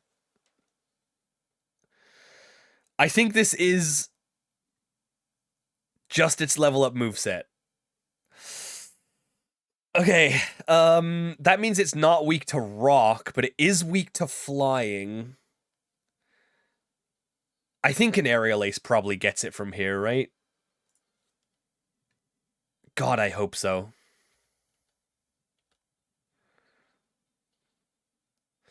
Oh, thank God.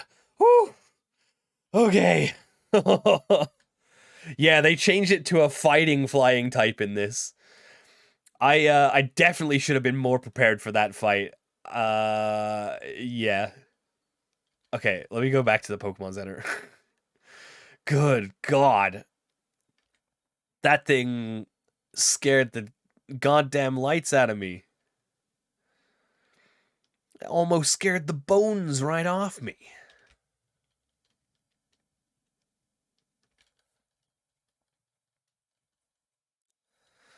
That was very close. Imagine if it had crit the knockoff when we swapped to Aerodactyl. That would have been over, dude.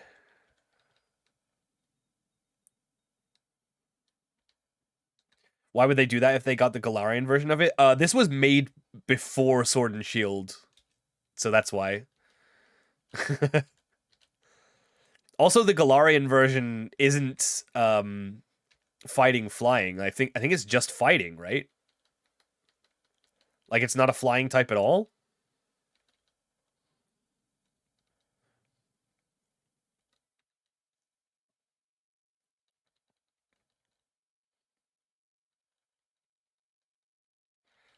So I guess that makes it a little bit different. Correct? Yeah, I thought so. I did use a Surfetched in my Sword and Shield team, so I thought as much.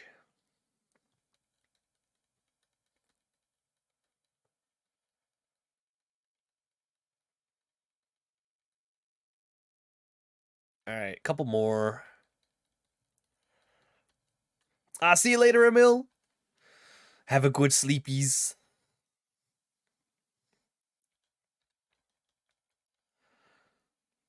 I think my goal for today is take out Gardenia, take out Jupiter, and I think that's going to be good progress for today. We'll see where we're at after that. We could go ahead and go a little bit further, but we'll see.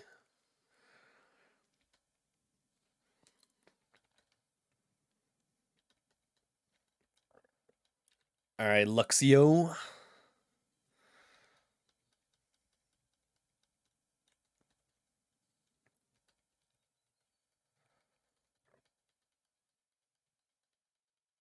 "28 hours stream, let's go." I think, you mentioning that, I think I would like to maybe like one day do like a Nuzlocke marathon stream. Just try to do a whole Nuzlocke in one stream. Probably not Premier Lock because it does like require a lot more like attention. We gotta like fight every trainer fight for the Premier Lock and stuff. You know how it is. But I think it would be very cool to do a whole Nuzlocke on one stream. I know a lot of people that have done that, so I know it's definitely possible. Night night, Cerulean. Have a kingly rest. And hopefully we see you again, and we are still doing just as well on this run. That's my hope anyway.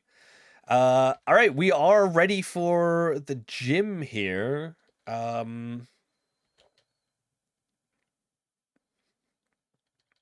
We just got the gym trainers, and then we should be good to go.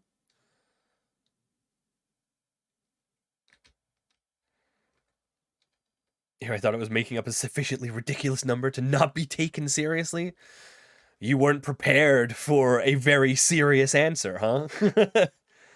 No, I think like if you just like did a normal Nuzlocke, or even like a hardcore-ish Nuzlocke on like a vanilla game, it probably wouldn't take that long to get through it. I think like especially if you're playing with rare candies, to just like kind of like speed through and get to like the important fights and stuff. Like, just get your encounters, get to the important fights, and just like play like that. I think it's totally possible to do an entire Nuzlocke in one stream. It's just that with the Premier Lock, we have to fight every single trainer because we need the XP, right? Oh my god, I actually survived an aerial ace? I can't believe it.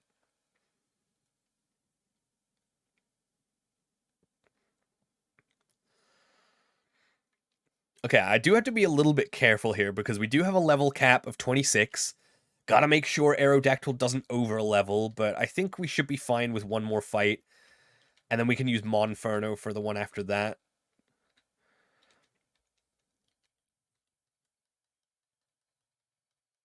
Got Sushi Mate on Master Duel? Nice! I do like the Sushi Mate. That's a very good one. It looks just like real sushi. Sometimes it actually makes me hungry.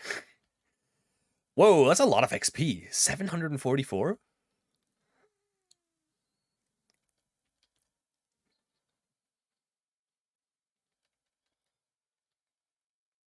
$694. Okay, we should be fine. There's no way Gloom over-levels us. That survived too? I guess I am kind of used to using the expert belt up to this point.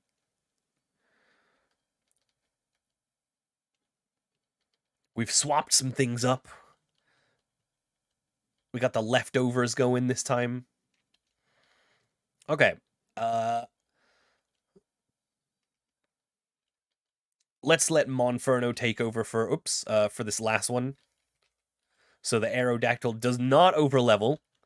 That's very important. Hello.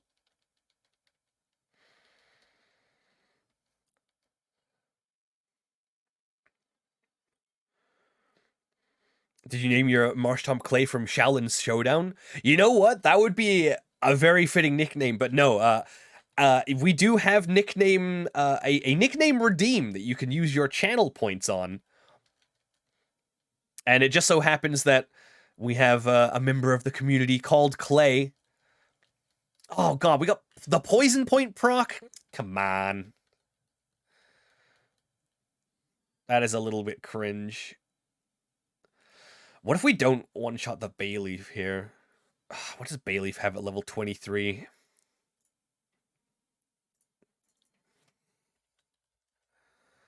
Bayleaf, level 23. Ooh, it has Draining Kiss. That could actually do a lot. Is it, it's not a fairy type yet, right?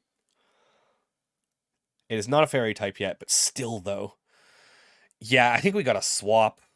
Man, that sucks. Getting the poison. And then this thing has Reflect Light Screen, Grass Whistle, and Draining Kiss. Fire resist for... It would be neutral. But the thing is, like... They buffed Draining Kiss to 75 power in this. If this thing, like, crits us with Draining Kiss, and then we take a tick of poison, that could be very dangerous. So I just want to be as safe as possible here.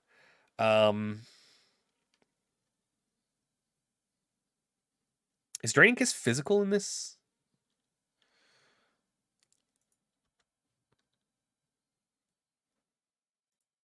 I think Draining Kiss is special, right? Yeah.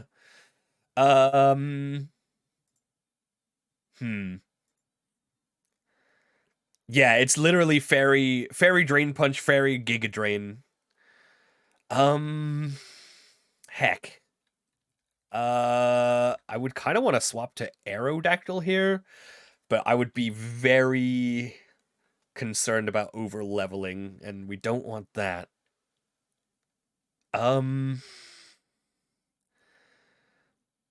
Whew. Hi, Rosebud. How you doing? I'm doing good.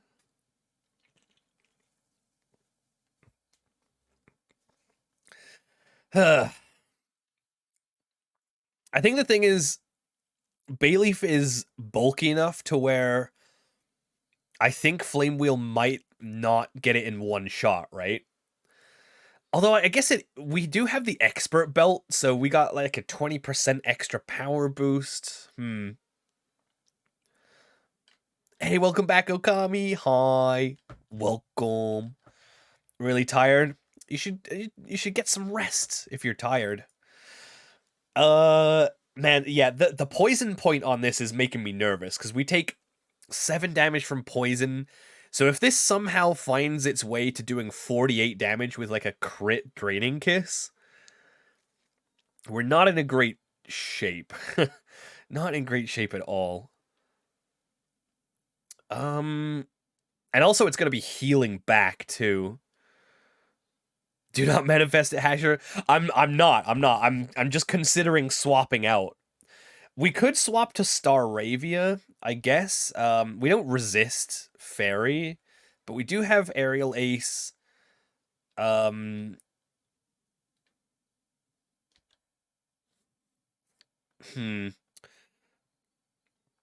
is a little bit of a rough one.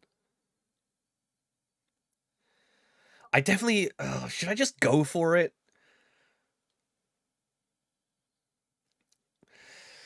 Thing is, like... I definitely can't switch to Umbreon because it's weak to Fairy.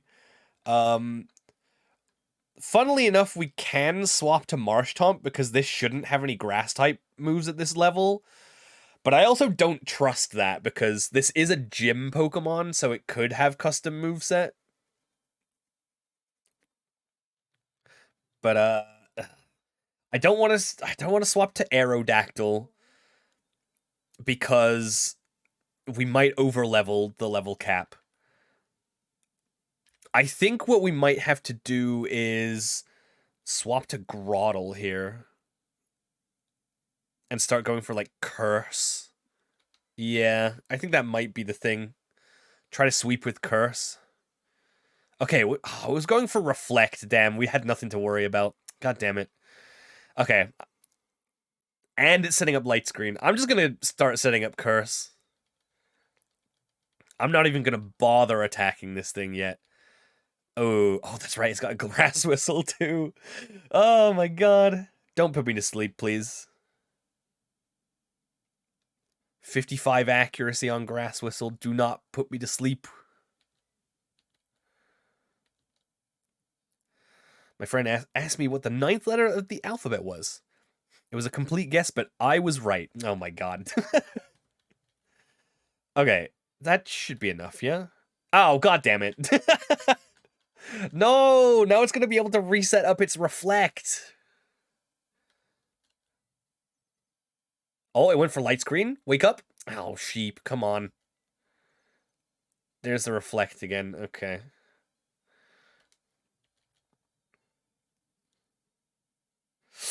Ooh, that does almost 20 with Draining Kiss. Dang, that's a lot stronger than I thought it was going to be against Groddle.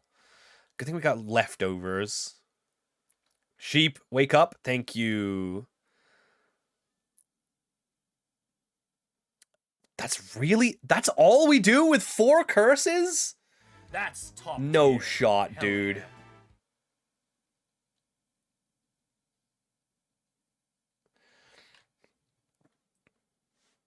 Jujuante, welcome in. Thanks for that follow. Oh, man. Okay. It's probably going to start trying to put me to sleep again. Yeah, okay. We might be fine if it's going for the sleeps. Fuck. Can we find a safe switch into the monkey? I don't think so, because the monkey's poisoned. Monkey's gonna take a lot of damage from Draining Kiss if it decides to go for it. I don't think we ever have a safe switch into monkey. Burb, maybe. Does it have Reflect up yet? I think we need to time the switch so that when Reflect goes down, we swap to the bird the same turn. Oh, God. Wake up. Bite. It doesn't have Reflect up. Oh, shit. Okay, well, we have to swap now because we don't survive a Draining Kiss. All right, Burb is the Werb.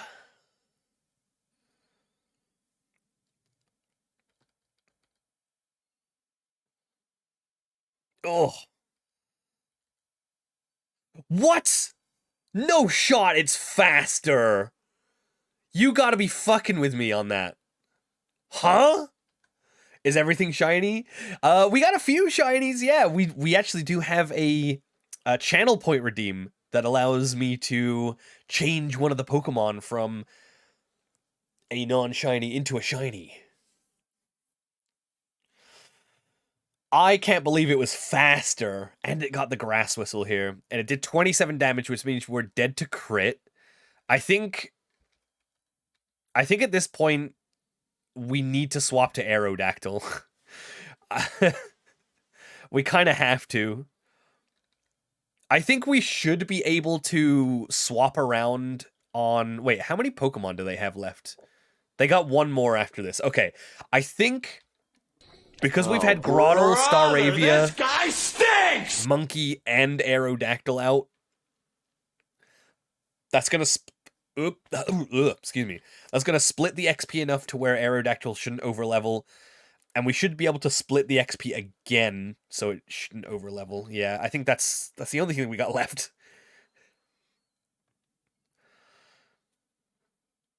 Oh my god, thank god it didn't do too much with the Draining Kiss there. Get out of here, Bayleaf. Oof.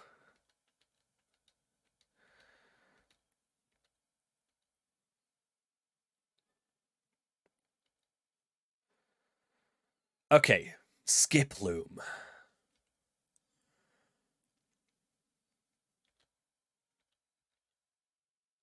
Does Skiploom give 660 XP? It might. It honestly might. I think if we just swap one time, we should be fine. I think Umbreon should be able to do this. The worry seed. Okay. All right then. Oh, okay. That's a bit better kind of a seed. Okay, you know what? I'm swapping back to Aerodactyl.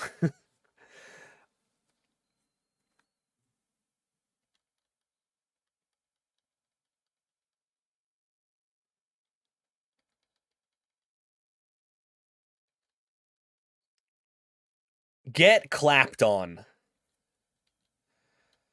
Oh my god. Yo, Skiploom gave out 668 XP there. That means if we stayed in with Aerodactyl, we actually would have overleveled. That's crazy.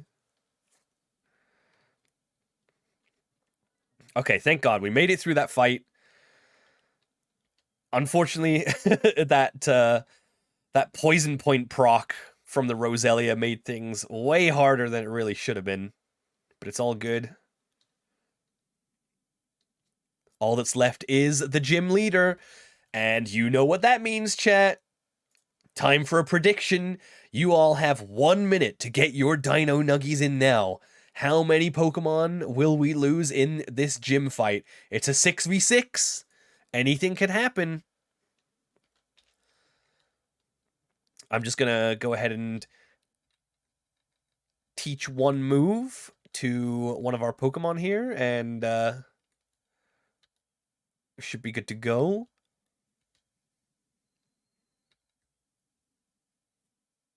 We don't need Ancient Power anymore. Okay. All right. I think I'm also going to give the EXP share to the monkey.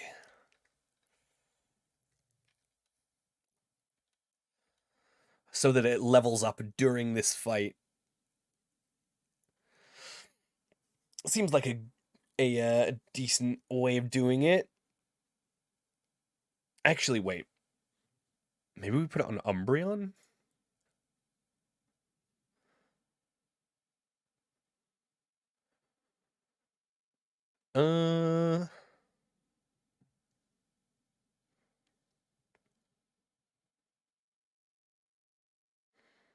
Nah, it's probably better on Monferno. Okay. Have you all placed your bets?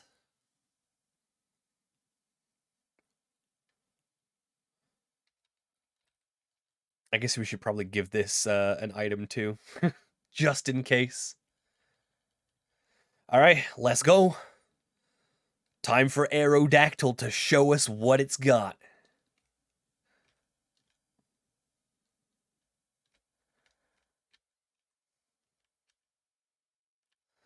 Here we go. I'll save. Not that it really matters because we can't like reload if we die here, but we ain't gonna die here, are we, chat? You kept me waiting! I'm Eternatus gym leader, Gardenia the grass type master. When I first saw you, I was convinced you'd find your way to me. My hunch was right on the money. You have a winning aura about you. So anyway, this'll be fun. Let's have our battle. Let's go! Let me unleash my ultimate strategy. Substitute. Haha, blocking the stun spore. And here goes the carnage. The AI just does not know what to do. They don't know what to do in the face of a substitute. They just keep trying to go for stun spore. It's so funny. Tangela? Totally fine. Hit him with an aerial ace. Cobra Berry, that's fine. Still trying to go for stun spore, huh? That won't work. We got the substitute. Ooh, hell yeah, nice crit. Out comes Groddle. Hit him with an aerial ace. How about you hit him with an aerial ace? Oh shit, it went for a seed bomb, ayo. It's never done that before. Okay. Well, there goes our substitute.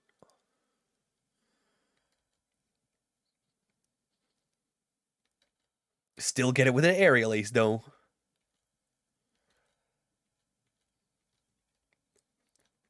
Ooh, monkey learns fake out? Ooh. Oh, I don't know. Wait, we have the TM for taunt now, right? Yeah, okay, I'll learn fake out. We can always reteach taunt if we need it.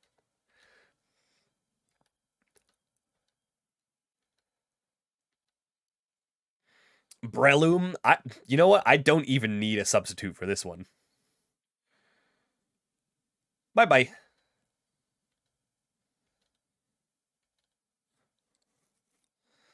All right, Cherim. This 100% goes for Sunny Day here, so we can get a safe sub up. Hehehe.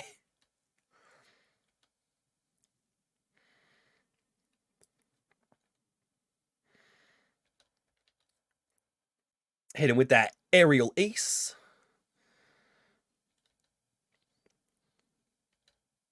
Oh, dang. That actually kills the sub, huh?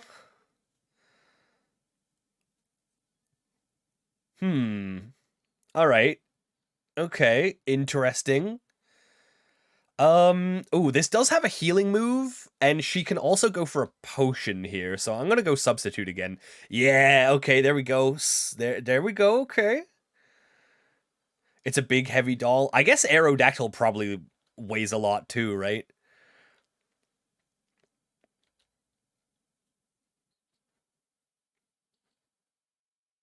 Nice! Let's go! Okay. Substitute intact for the last Mon here. Roserade. It's not the end yet. Oh, you think so, huh?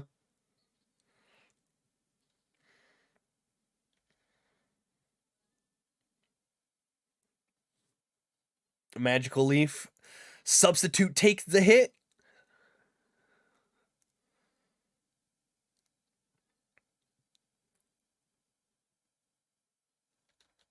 One more aerial ace. Clean. Let's go.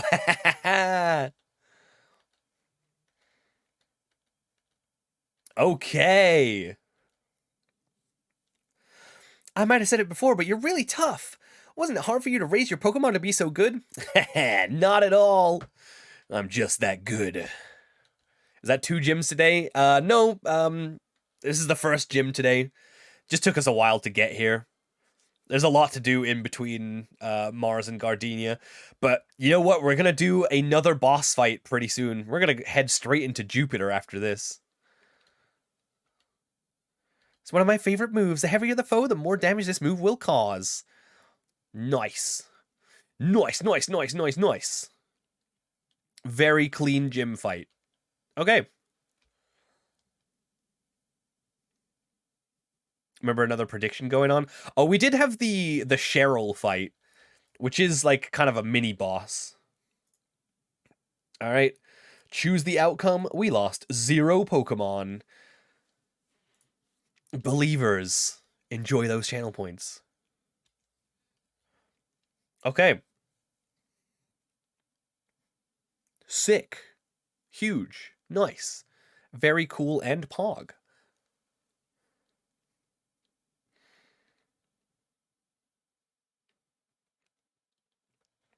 Substitute strat. Oh yeah, I mean, substitute is so broken because the AI just doesn't know what to do against it. Although, like this time, her Groddle actually went for an attack rather than try to go for Leech Seed. So that's interesting. I wonder what the conditions were that made her go for a Seed Bomb instead of trying to go for Leech Seed against the substitute. I would be interested to know. All right, so we got to prepare for the Jupiter fight here. She has 4 Pokemon, and they're all level 26, except for her Skuntank, which is level 27. Oh, and our level cap does increase now to... where is... Fantina. Level 33. Let's go. Cool. Okay. Level 33, level cap.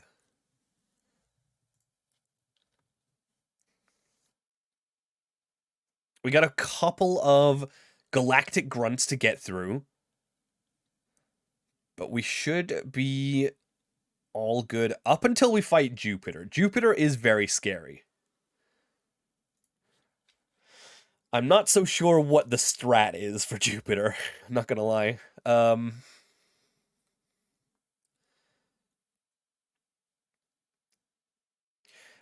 Okay, so here's what I'm thinking. She has Golbat, Sableye, Tangela, and Skuntank. I think what we can probably try to do is we probably lead Aerodactyl into the Golbat, hit it with a rock type move. Hopefully it just goes down in one, but it doesn't really have a whole lot to hit Aerodactyl. It has Wing Attack, Giga Drain, Leech Life, and Confuse Ray. Aerodactyl resists both Wing Attack and Leech Life. Giga Drain probably isn't doing too much. Like, it's a Golbat, right? I think the most scary thing about the Golbat is the Confuse Ray. So there's that. The Sableye, my strat is going to be just use Staravia, because this thing, the only move that this thing that the Sableye has that hits a normal type is Knockoff, which is a base 20 power move in this game, I'm pretty sure. So yeah, not doing a whole lot, and we also get an Intimidate on it. We can just keep hitting it with Aerial Aces over and over, hopefully like burn her potions and stuff.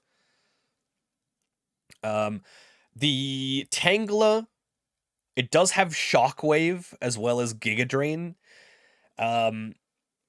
So we can't use Staravia against that, or really Aerodactyl. Because I don't think we get I don't think we one-shot the Tangela with Aerodactyl. You know, honestly, what we could do with Aerodactyl is we could just start by going for Substitute.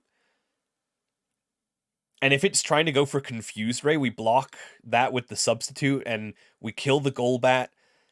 Hopefully that baits in the Tangela, because it'll try to go for the Shockwave. That's the only super effective move she has on her team for Aerodactyl. So if Tangela comes out after Golbat against Aerodactyl, we can kill that with the sub up. We don't need to be scared of Shockwave. Sableye we should be able to deal with by using the Staravia, and then Skuntank. Skuntank is gonna be tough. Skuntank we might just have to throw everything at. There's no like, there's no Pokemon that we have that resist both poison and dark. If only we had Lucario, huh? Oh man, Lucario would be so good here. Immune to poison, resists dark. That'll be over. Yeah, we might have to just I don't know. The Skuntank is scary, dude. It has focus energy, which means its Night Slashes have even more of a chance to get a crit. Oh my goodness! Yeah. Really, Violet.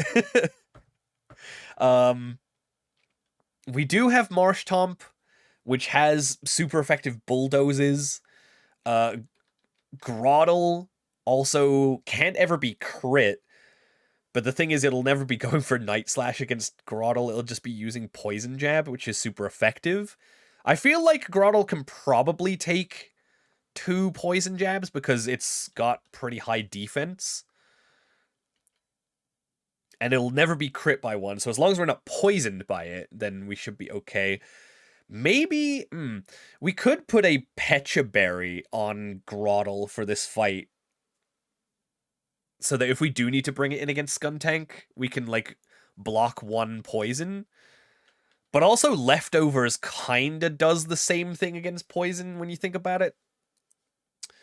So maybe the Leftovers is just better overall. Kind of tough to know.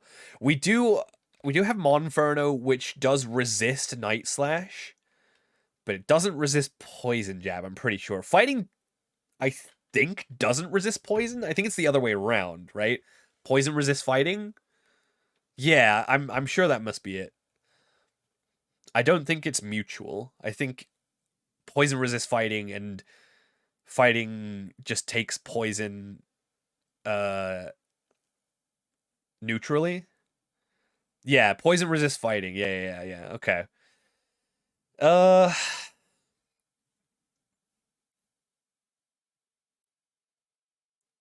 We have nothing that, like,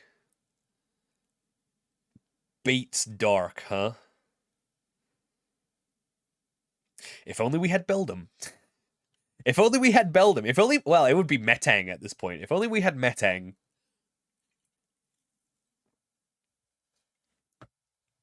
That would be immune to poison. It would bait a Dark type move, which means we could swap in Groddle a lot more easy. Huh. This is going to be a tough one. But we do have some Galactic Goons to get past first, so I guess we'll do that. I mean, I guess there's also there's also the possibility that Aerodactyl just, like, sweeps this fight again.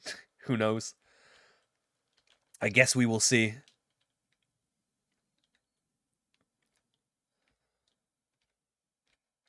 Hello, mister. You, kid! You have the forest badge from the Pokemon gym here? Then your Pokemon must be plenty strong, yeah? They'll be perfect for Team Galactic. I'm be taking them now. Oh, you think so? With your Ledian? With your double rock weak Pokemon against my rock type Pokemon? You think? Bye-bye. Oh, we still have the XP share on Monferno. Ah, that's actually fine.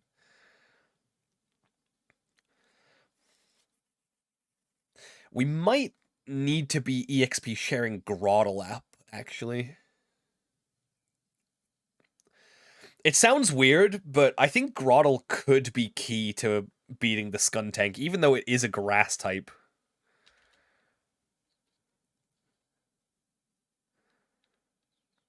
Swords Dance. You fool. Oh, it does have Shadow Sneak. Uh-oh. Oh, never mind. Nothing to be concerned about.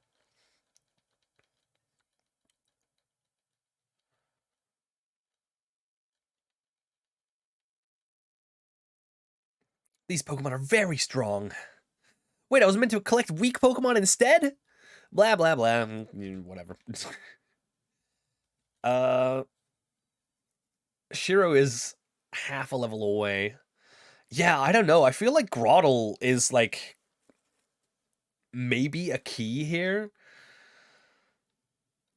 Especially, oh, you know what? Especially if we can get a, if we can get an Intimidate onto the Skuntank.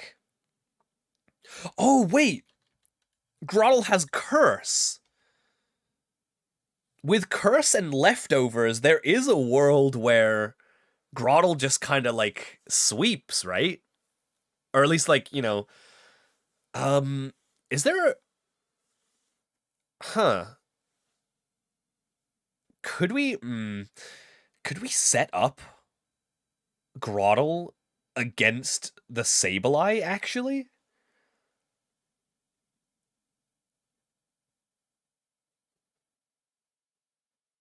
It does have knockoff, though. So it could knock off our Leftovers.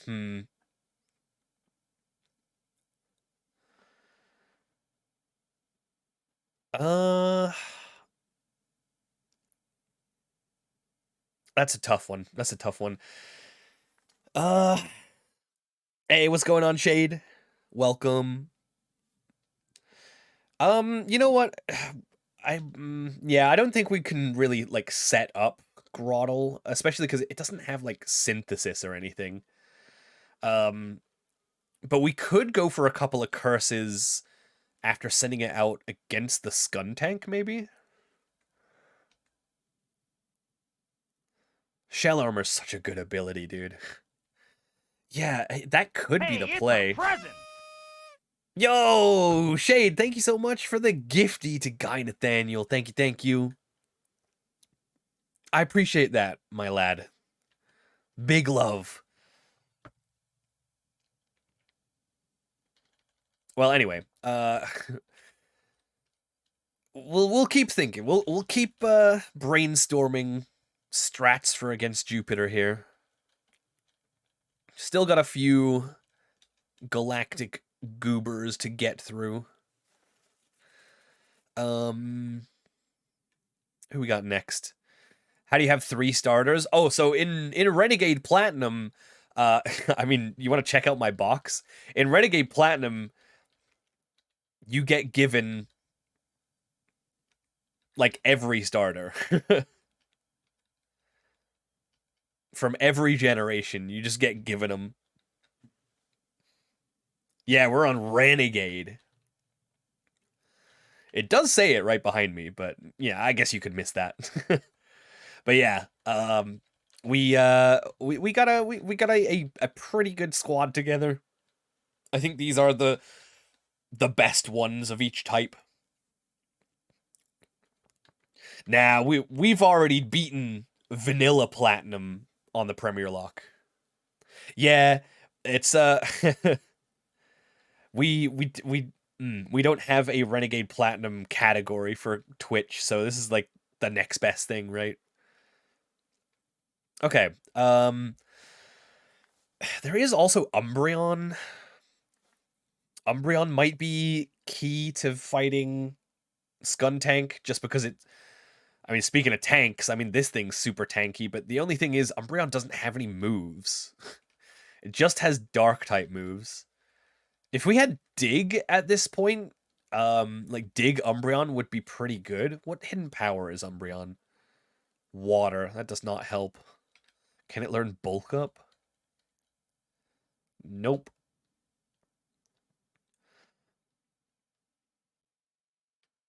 Swede Lemon.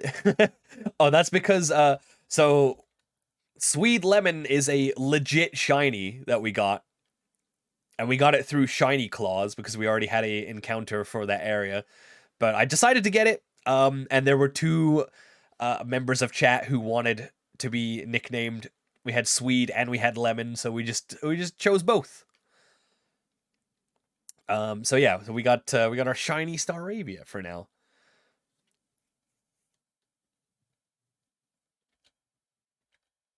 Is there anything that Umbreon can learn? Ooh, wait, there is Taunt too. Taunt, huh?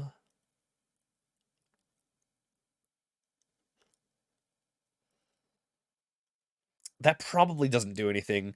I was thinking if we can prevent the Skuntank from going for Focus Energy, that might work out in our favor, but I think it probably doesn't matter.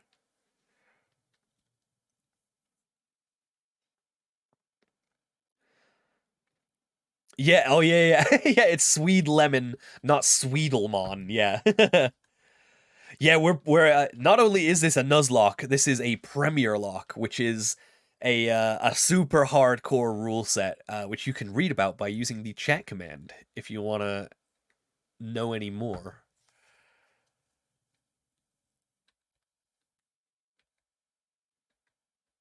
Yeah, we really have nothing against this. I guess we're just gonna have to hope that the substitute holds up, maybe.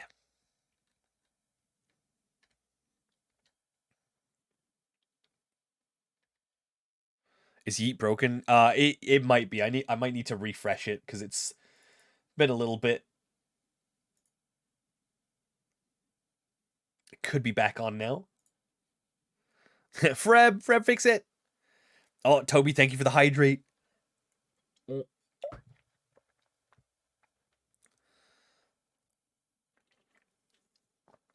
The double hydrate. Thank you so much. All right, let's keep this up. I'm just not so sure who to give the EXP to. I think Aerodactyl at 28's good enough. Alright, let's do this. What's the fun drink? We got the... I'm on that Aussie style lemonade. Honestly, like, it's so good. It's so tasty. I got a whole case of it. Who should we fight first?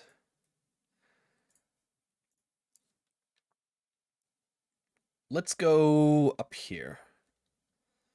Hello. Hey yo, Mr. Backgaming. How you doing? Hit him with that bulldoze. Ooh, try to go for the swagger. Can't hit that swagger against sheep. Sheep is immune to the... Oh, excuse me? Hello? Since when were you allowed to do that? That was very rude.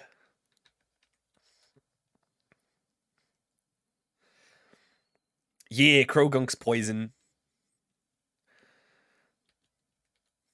Hit him with that rock slide. Get clapped on. Get out of here.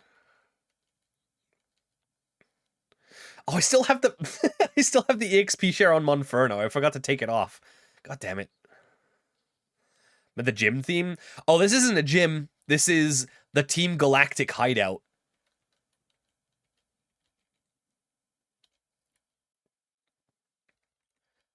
How close is this to leveling up? 65! Okay. I guess we'll keep it on for one more fight, just so that Shiro can level up. Actually, you know what? No. Let me take that back.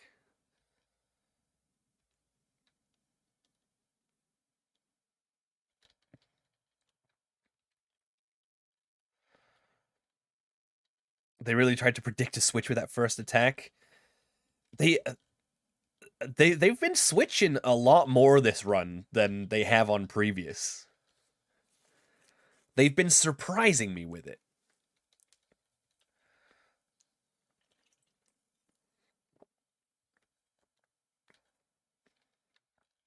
The game knows. It's reading my inputs.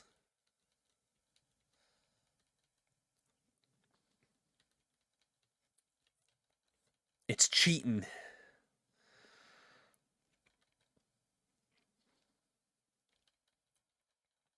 God, I love Bulldoze. Such a good attack. Ooh, the Poison Fang. Ooh, and the bad poison. Yikes. I think we're going to have to swap after this one. That's cool. We got the level up, though.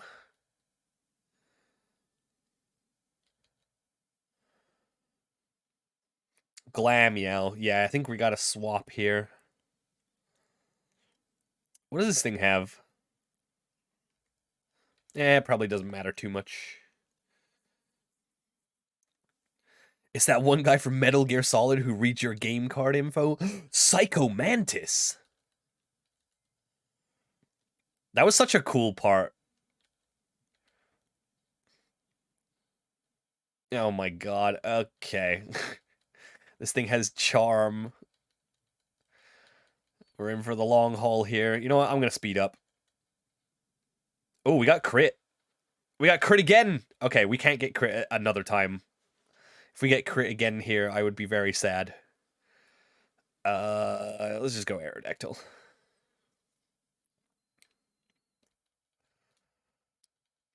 Can't believe I got 2 crits against me. How rude.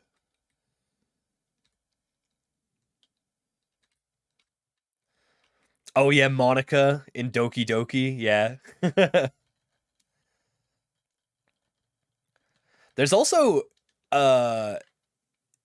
isn't there also like I think I remember seeing this go around. There's like some trainer in Pokemon Infinite Fusion that reads your like disc data or something. And like it's like potentially like dox worthy for like some streamers. Like it reads your like user folder name and it like calls you that instead. It's real real sussy.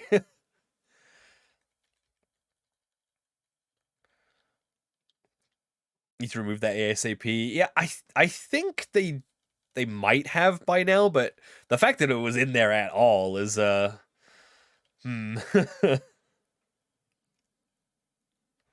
So I remember seeing a post go around being like, PSA, this trainer in this location says like your user's folder name or whatever, and people were like, oh no. Oh, the pain split!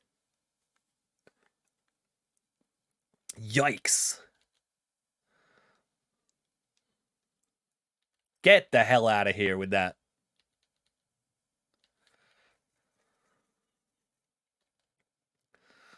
Stunky. It's faster? Ooh. I did not expect it to be faster.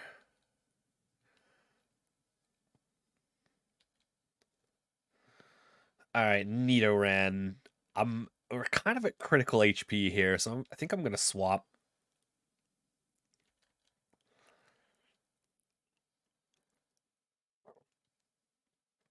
Toxic Spikes? On your last Pokemon? What a fool. Yeah, nowadays, that's not so good.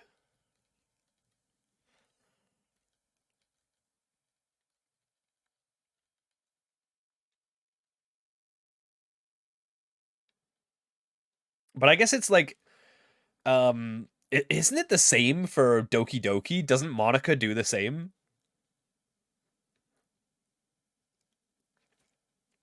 I think she also reads your like user folder name and says that, or I forget what exactly she does. Maybe, or is it like your Steam name or something like that?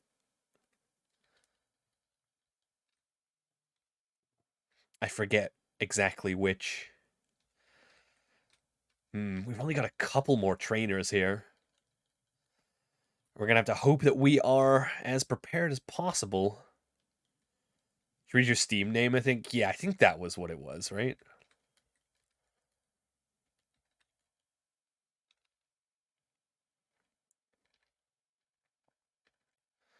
Wait, who has the expert belt? Oh, right, it's Staravia. Let me take that. Actually, wait. I should be giving this to Charcoal. Yeah, there we go. It was the name tied to your Gmail? Oh, was it that? That might be the same as your Steam name. I don't remember.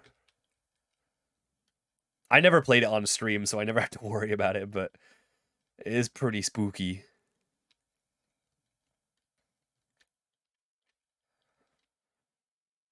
Hello. She learns the administrator name on the computer? Oh, okay. Well, that's a little different. Oh, this is not the trainer I thought we were going up against. Whoops.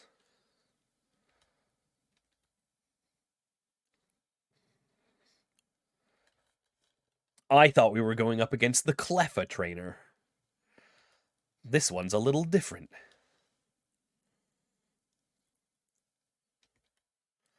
And yes, there is a trainer in here that just has a single Cleffa, which is very funny.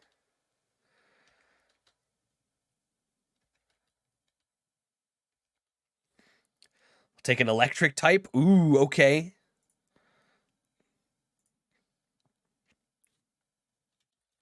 An electric type, huh?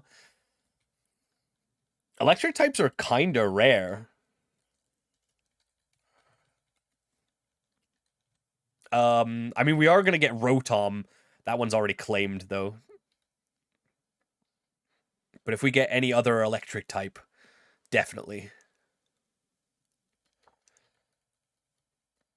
I think we do have a guaranteed Pikachu at some point.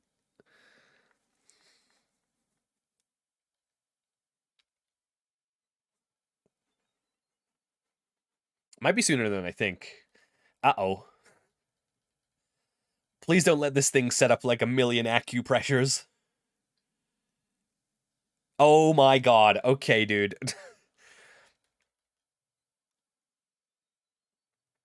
He's going for it.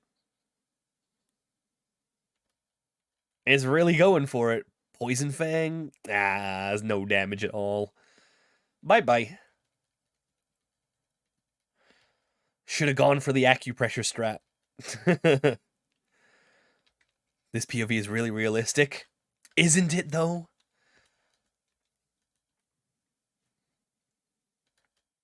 If you ever wondered what it was like to watch the VTuber be absolutely cracked at the video game, this is the best POV for you. Alright, who we got left? The Cleffa trainer and the trainer with a bunch of psychic types.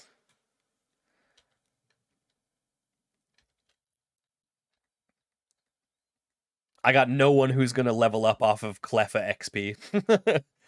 Okay, I think what I'm gonna do is we're gonna do EXP share on Groddle. I think I want to try and get that one more level at least. Ugh. I'm not feeling super great about this fight, but I hope we still can make it happen. I hope we got this. It'll be fine. Yeah, surely. It'll be fine.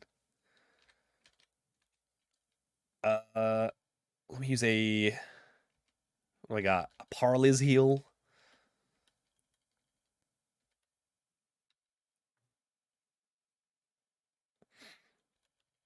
Okay.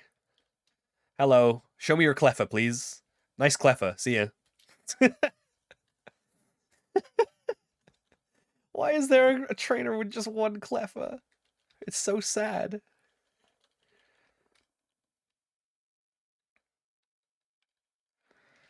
Oh, that's right. We gotta go fight this science guy. Explosion! Hey, yo! Is that Chi? Yo! How's it going, Chi? Hi! How was your stream? Yo, it's been a little bit. How have you been? How have you been? Welcome in, everybody. Welcome, Raiders. Thanks so much for coming over with Chi. It's good to see you. My name's Hasher Brown, if you don't know me already. And we are playing a Renegade Platinum Premier lock today, and we're just about to go up against a boss fight here. You've come at the right time. We got one more galactic grunt to fight, and then we were moving into the fight versus Jupiter, which is going to be a little scary. So get seatbelted in. We're going to have a little bit of a channel points gamba if you want to get in on that. But yeah. I've been good. I've been good. I was sick for a couple of weeks in the middle of May, but I'm all good now. I'm back up to 100% power. We're all Gucci.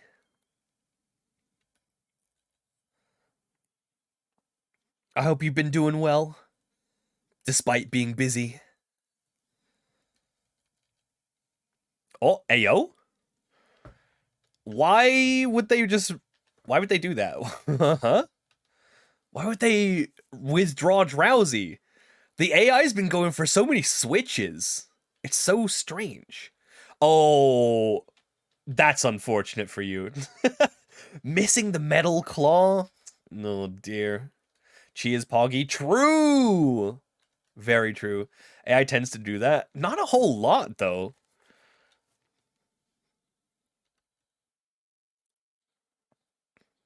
It's like I've been doing this run. It's attempt number 8 right now, and honestly, like it's been switching a whole lot more this run than it ever has before. Ah, you cuck! How could you do that? I bet that's its only move that it can use against us. It has Nightshade?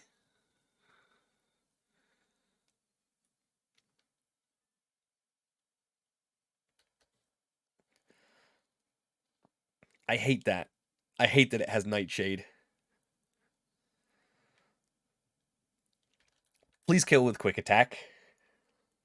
Hey, there we go. You know who else is Poggy Pawful? So true! I have so many very Poggy friends. I'm very lucky. Okay. Oh, Grottle didn't... Oh no, Grottle didn't level up from that? We should have given Grottle the Clef XP! Oh no! Shit! Oh, that sucks. Turns out Grottle was the correct recipient for the Clef XP. God damn it. Could have had that one last level up before going into this fight. Okay, well...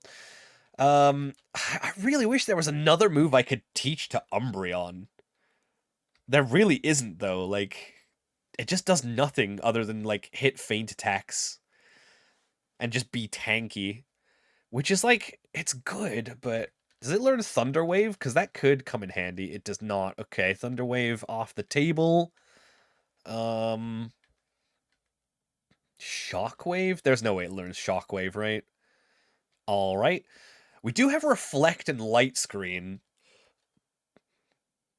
Grottle can learn Reflect? That's interesting. Don't have any stab moves. Oh, we have Feint Attack. We have that. That's Dark type. And it never misses, so that makes it better than Thief. Okay, this can hit a Brick Break, but that doesn't matter. Yeah, I really got nothing in terms of moves I could teach to Umbreon, huh?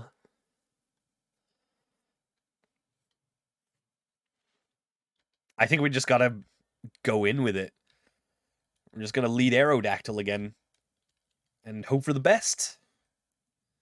I will be going back for one more quick heal at the Pokemon Center.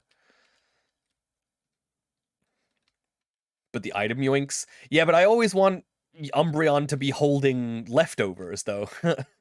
I don't want to start a battle with an itemless Umbreon. Alright, you know what it's time for, chat? It's time for a prediction. One last one for the day. Get your channel points in now. How many Pokemon will we lose against this fight versus Team Galactic Juniper? Juniper? Jupiter. That's the one. Oh, God. Okay. I think our strat is just going to be hit a sub with the Aerodactyl and hopefully let that ride for a little bit. Hopefully that works out. I guess we'll give... Do we have... Okay, we do got more leftovers here. This definitely needs to take a leftovers. That's top tier. We got leftovers on Umbreon. We got Charcoal. I think Charcoal's correct here, because we shouldn't need to use Brick Break ever. Marin, yo, thank you for the follow. All of them? Well, I hope you're wrong about that. I really hope you are wrong about that one. And we got leftovers on this. Yeah, I think that's probably right. I think that's as best as we can hope for. All right, here we go. Let's go. Y'all too optimistic. This is a tough fight. This is a very tough fight. The Skuntank is very dangerous. This is kind of make or break here. If we have a good Jupiter fight, I feel very good for the rest of the run.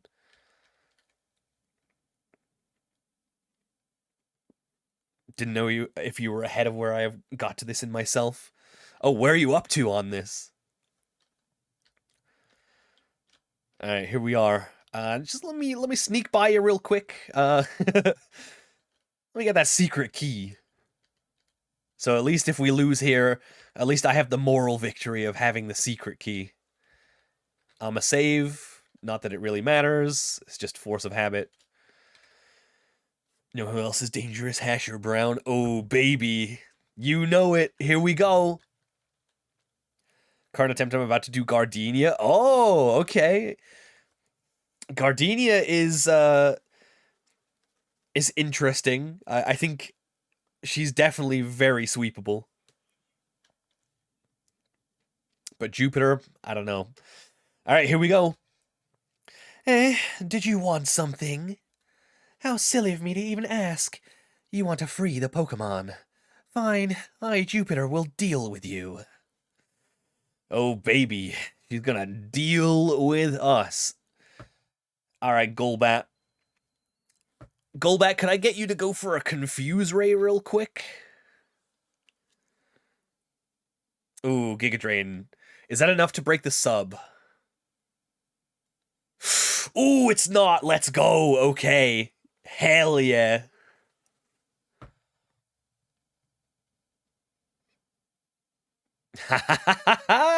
Yes. All right. Ooh, does she have a potion? She might use it here if she does. Okay, I don't think she has any potions. Yeah, the sub not breaking from that Giga Drain is massive. Okay, all right, this is exactly like I predicted. Tangela comes out. We don't need to worry about one hit here. Oh my god! Oh, the AI! Oh, the AI. It's handing it to me. Nice. Very good.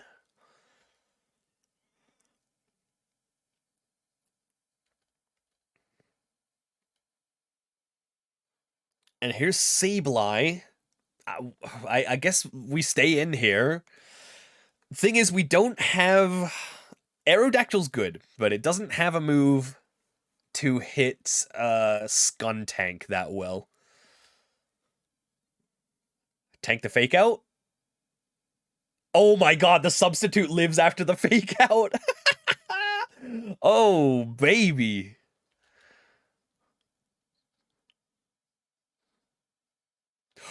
Huge, huge crit.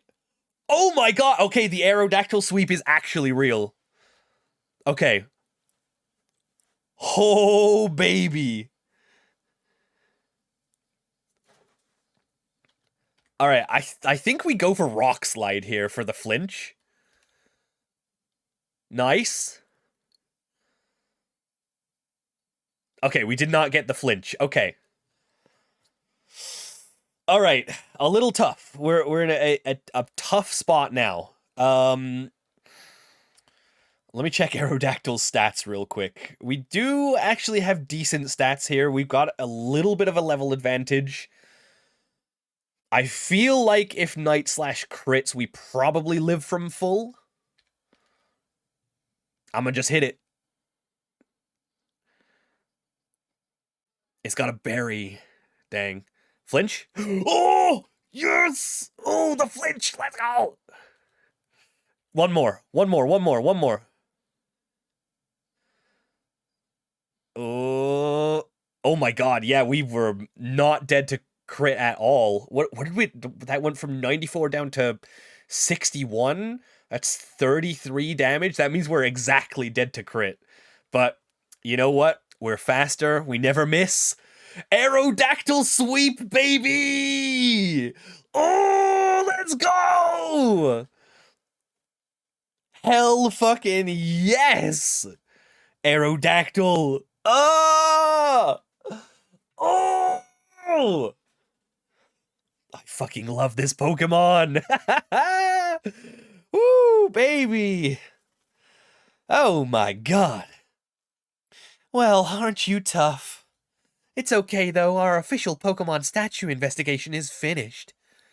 Mars has collected energy from the Valley Windworks. We're pretty much finished here. I'll let you in on one little thing. Our boss is researching the myths of ancient Pokemon. With the power of mythical Pokemon, he will become the ruler of Sinnoh. I suggest you keep out of Team Galactic's affairs from now on. This is your last warning. Yeah, alright, dude. As if you stood a chance against the might of Aerodactyl. I got my Clefairy back, and it's all thanks to you, but that Team Galactic, they said Clefairy came from space. Hand it over. Their logic baffles me still. It's like they are from space. Anyway, they're gone now. Thank you very much. I can't thank you enough right now, but cruise by my cycle shop, okay? Yeah, okay, I guess I... Oh, it's Porygon time! Woo! Oh, baby, okay. Let me pay out the prediction while oh my god. Bruh. There's so... There's the... Oh my god. Someone bet on 4 with 1 channel point, and someone bet on 2 with 20 channel points. Very good, but it was in fact 0 because we're the best gamer ever. We're literally cracked at the video game. Okay, we have no room for... Oh, what? Why would it tell me that? It said Porygon looks sad. You have no space in your party for it. What the fuck? Why would it make it... I have to have a full party. This game's hard, man. All right, let's grab Porygon. Oh, and... Chuck. That's the sound effect of opening a door? All right. Must be a special-ass door.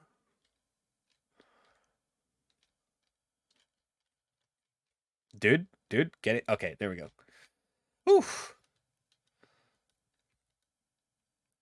Man, went to a different dimension.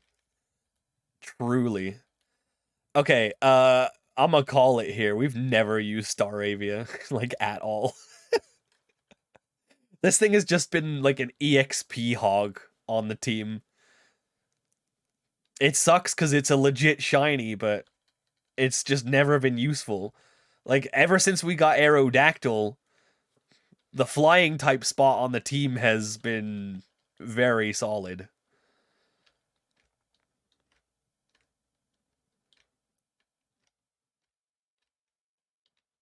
No shiny Staraptor. Yeah. Yeah. Oh, I went the wrong way. It does suck. I love Staraptor too, but I just we've got too many good Pokemon. What a terrible problem to have. It seems to have been abandoned. It appears eager to join your team. Yay! Say that it's happy now. Say that it's no longer sad. Yes, I do want to give a nickname. Gutter! Claimed Porygon ages ago. Just love Aerodactyl more. I mean, can you blame me? Aerodactyl has been performing. I think that the thing is, like, Aerodactyl is already at its full potential right now, right? Like, it'll never get any better, but the fact that it just does what it does from the moment that you get it. You don't need to go through 2 stages of evolutions to reach Staraptor's full potential. You can only use Premier Balls? Yup. That's the Premier Lock, baby! Why are you hurting yourself? Hey, listen, you know what? I don't know how you... That's the one rule that you picked out of those list of rules that is the one that is going to hurt me the most. Because it's definitely the no grinding rule. That's the one that we've pretty much lost every run to. It's not the Premier Balls, for sure. Alright, we got ourselves a Porygon with an impish nature. Ah, dude! Minus special attack! You gotta be kidding me! Man. Can't catch future high-level Pokemon easily? True. That is very true. We will not be able to do that very easily, but it won't stop me from trying. Man, that sucks. We got Download, which is the better ability, so we could end up getting a boost to special attack. I mean, here's the thing. Here's the thing about Nuzlocke. Natures don't really matter a whole lot, to be fair. Like, this is just a 10%. 10% in the grand scheme of things isn't the worst. Especially with the download ability, we could get the special attack boost anyway. But yeah, it's definitely... it's not good, for sure. Okay. Now that we do have Porygon, though, we can go after Rotom, which is the real guy. Yeah, IVs are important. Actually, let me check the IVs. Oh, okay. 0 in HP. Yikes. 29 defense, 24 special attack, 14 special defense, 25 speed. That's 0 HP IV though. Oh, that's crushing. That's a little bit of a yikes from me.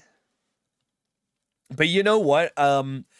Considering the next gym is Ghost, I am probably considering keeping this on the squad. But yeah, the big thing is that this finds Rotom for us. This makes the Rotom capture way easier because we're going to teach it Shockwave, which never misses, which is good because the Rotom spams Double Team. We don't need Recycle. We also have the TM for Recycle. We have Recover for self-healing. We got Leftovers this time too. Is there another thing that we usually do? How's a literal computer program normal type, by the way? I mean, there's no digital type. I think it's fine being a normal type. I mean, it doesn't look electronic. It's just like cyberspacey. Yeah, I don't know. I think normal type Porygon is a lot cooler than electric type Porygon, personally. Do we teach it Light Screen? Wait, does it even learn Light Screen? I forget what was the strat? It's okay, it doesn't learn Light Screen. What was the strat again? It's It's teach Shockwave so we can hit through the double teams.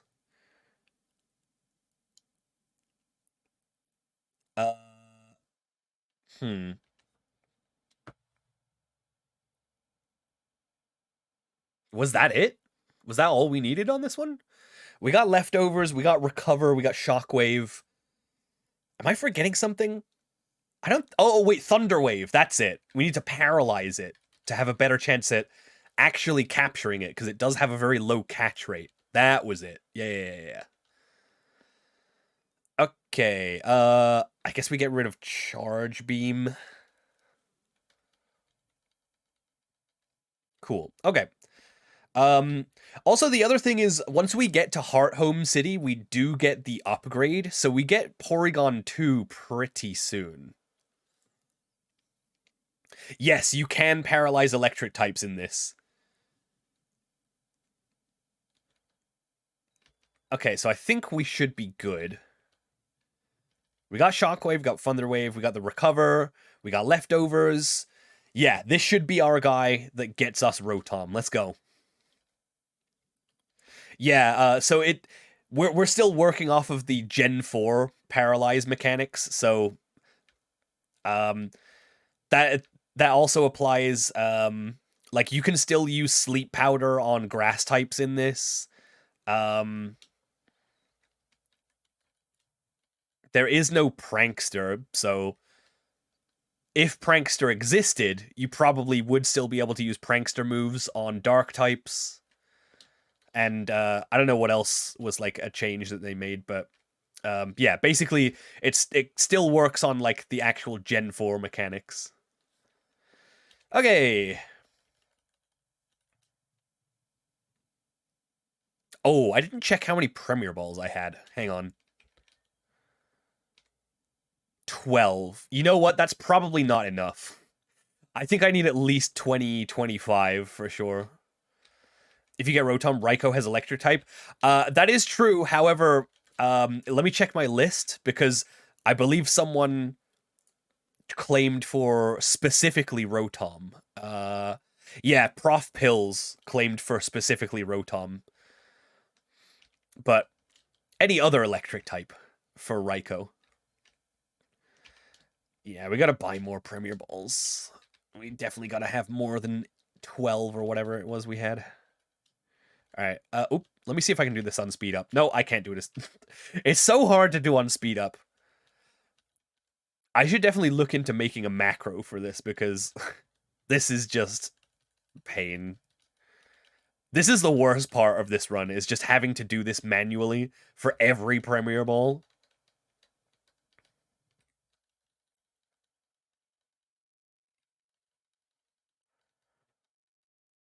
Hey, Sidista! How's the run been so far? Honestly, the best so far. And I'm not even invoking bad luck by saying that because it's literally a fact. At this point, making it past Jupiter with 1 death, insane run at this point. I think I'm just gonna go up to 30 just to be case. Just a brain. Just in case. Just to be safe. What the f... Those two sentences melded in my brain there, I guess. Surely you can change the game files up to up the price of balls and change them to be Premier Balls. I'm sure that is possible, but I don't know how to do it. If anyone knows how to do that, let me know. Yeah, the dino brain got me. Alright, I think that should be enough. Let me sell these. Sell that net ball and great ball too. Because we ain't never using them. Cool. Alright, let's go Porygon. Let's go Gutter. Oops.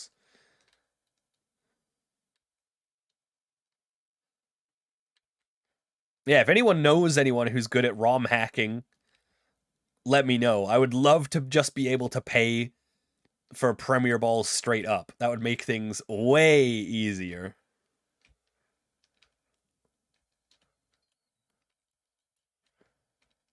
Alright, time for Rotom.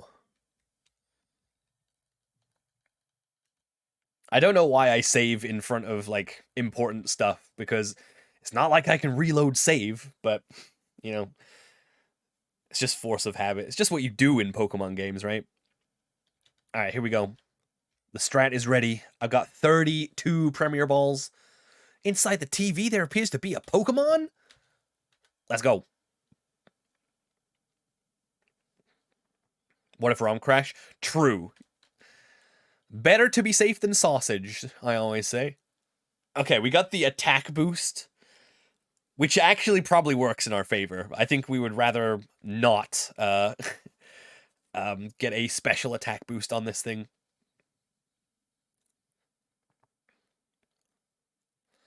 Yeah, I think maybe looking into doing a macro could be a thing. Okay, Leftovers is pretty sick here because it does keep us out of crit range, I hope.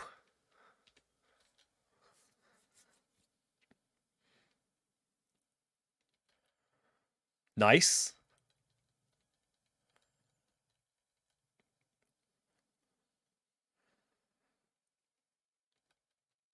Ominous Wind, nice. Dodge it because we are a normal type.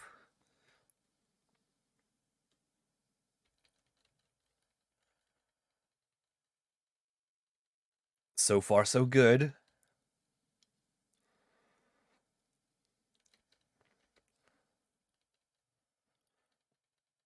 So far, really good.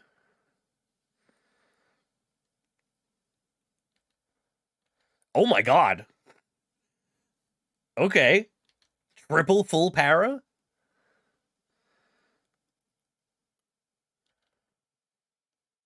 Dodge another Ominous Wind. Huge.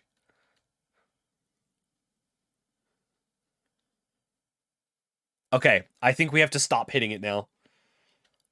Because if we crit, it dies. Time to chuck some balls. 1, 2, 3. Oh my god! First ball?! Dude, what is this run, man? We were worried for nothing. God damn! Okay, Professor Pills. Or Prof Pills, whichever. We got him. That was the most painless Rotom capture we've ever had. Fun fact, there's no difference between orange and red health for catch rate. Wait, really? Is that true? Or it was... I know in, like, red and blue, like, it's... I think I remember something similar. I don't know if it's still the same in Gen 4. Here we thought Run 5 was our most cracked run. Yeah, I guess we were totally wrong. Oh my god. Rattata, please. Rattata! How did it miss Quick Attack? Wait a minute. Oh, it has Hustle. Rattata! Let me leave! Oh my god, thank you. Did I get the Gengar? So, for static encounters, I've ruled it so that if there's, like, multiple in the same place, we just get to choose one. And I think overall, Rotom is just better. Talo! Let me leave! For fuck's sake! But yeah, I mean, we could go for the Gengar, but I'm not that bothered. Like, I think overall Rotom's just better.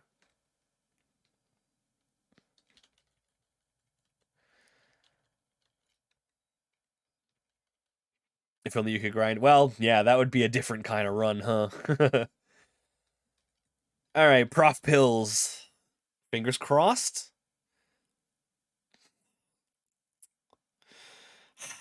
Damn it, dude. Brave nature, man.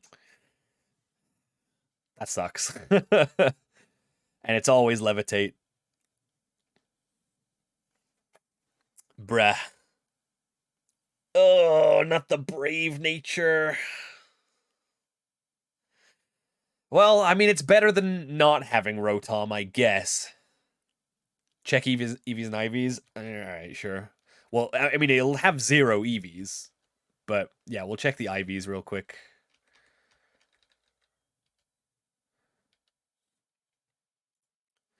Alright, Rotom. Not bad. Another one with pretty bad HP. We got 6 HP, 20 attack, 20 defense, 28 special attack, 23 special defense, and 14 speed. Yeah, not the best Rotom ever. But honestly, still good. Still pretty good. Yeah, the HP IV luck has been pretty terrible so far.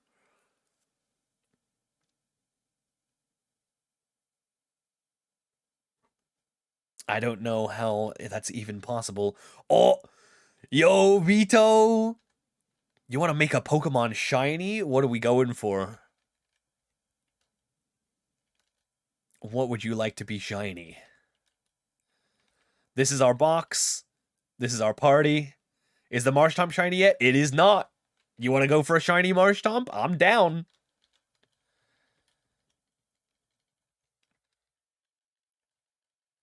Marshtomp, let's go. Hell yeah. Isn't shiny Arrow green? I think it's pink, actually.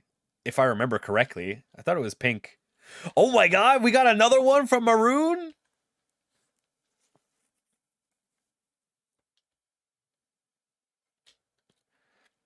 Make the Aerodactyl shiny too. Oh, let's go. We're gonna get double pink shinies. Hell yeah. Wait, did I just save? I'll do it again. Whatever.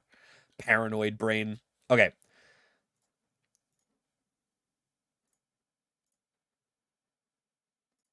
Let's make him shiny.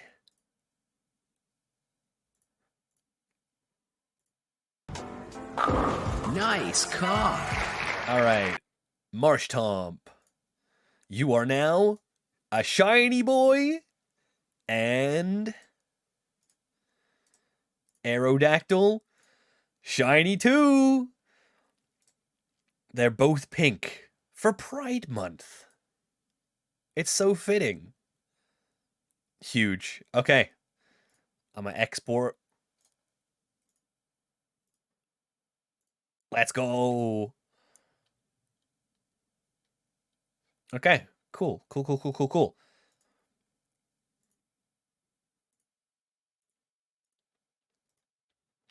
We got almost a full team with the shiny drip now. Oh, thank you for the hydrate. The double hydrate, Vito. There's one. Let me take the fun drink.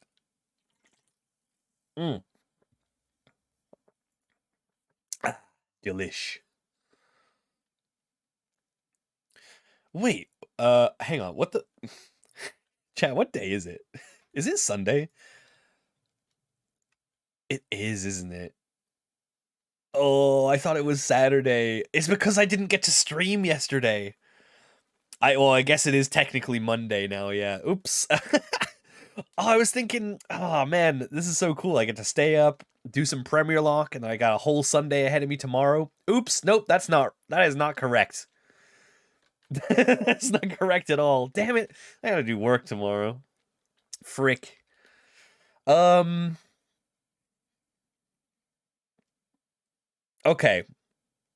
We could do one more thing. I think I want to go try one more thing, chat. Yes, yeah, I am, Marin. I think it's probably about time to wrap up here, but yeah, I want to do one more thing. Oh wait, we got to do multiple one more things. We got to talk to Cynthia again. Oh, there you are. I was looking for you. I've got something nice. I wanted you to have this Pokemon egg. Will you accept it? I mean, I would, but now I have to put another Pokemon back into the PC. All right, give me a second. Umbreon is very cute. Okay. Let's get this Togepi. Togepi's also a consideration, except it does start at level 1, which is kind of an issue. A Pokemon will hatch from it while you're traveling. I would be happy to know that it will help fill another page of your Pokedex. See you again. The egg looks sad. Egg ain't looking nothing. Egg looks like an egg. Alright, and then we have to talk to this guy. Thanks for rescuing me. This is something to show my thanks. It's the latest model bicycle. You must take it. I insist. Oh, what's that? You already own this exact bicycle? Huh, looks like your mother has some good taste in vehicles. Then I'll let you have this rare stone my Clefairy found instead. The Dawn Stone. Wait! This would let us evolve our Snorunt, right? Is the Dawn Stone the one that evolves Snorunt into Frostlass? Or is that the Shiny Stone? I actually forget. I forget which one is which. The Dawn Stone and the Shiny Stone always confuse me. It is the Dawn Stone? So this would potentially evolve a male Curlia then, yeah? Okay, alright, it's the Dawn Stone. Gotcha. Okay, so we probably won't because our Snorunt is adamant nature, even though it is female, so it's probably better off as a Glalie, but good to know that we could, I guess. And if we do happen to get a male Ralts or Curlia, we could have Gallade later on. It's an egg! An egg hatched from the egg! Crazy. Alright, who are we naming Togepi? Oh, we already got one. Mir wanted to be Togepi. Perfect. It's just a little baby. Alright, let me get that off the list. I should check off Rotom as well.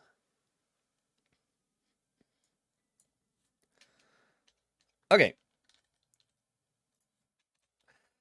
Let's check out the Togepi. Is it worth training?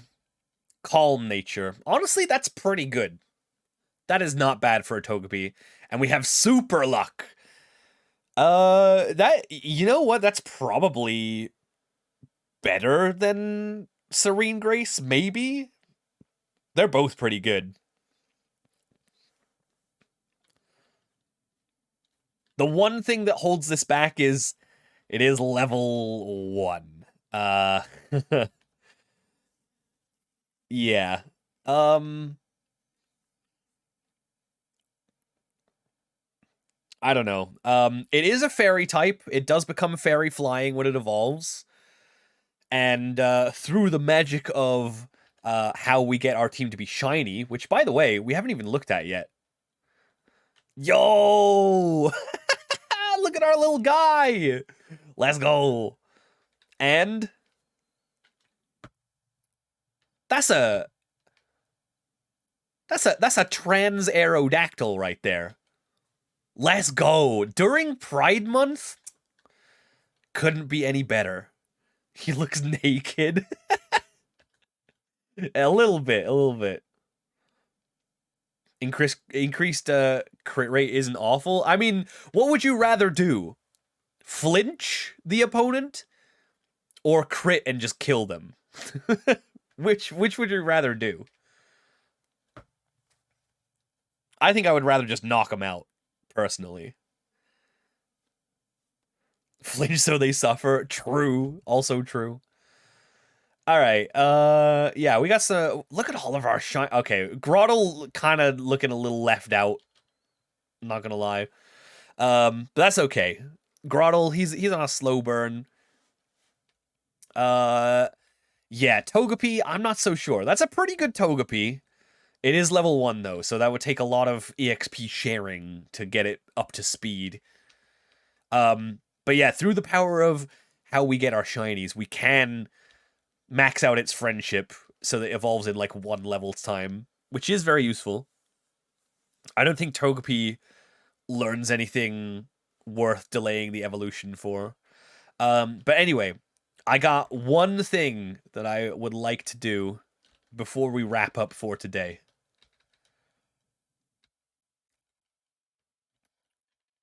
Let me take Porygon with me for a sec.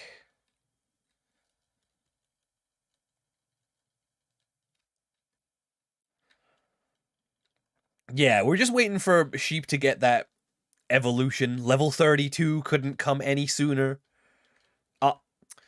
Just put me on my bike then. All right.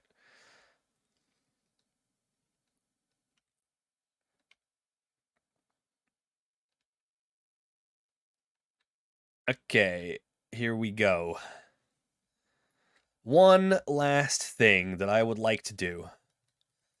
And it could be the best thing we've done today. I don't think raspberries actually do anything, do they? So, here we are, back on Route 207.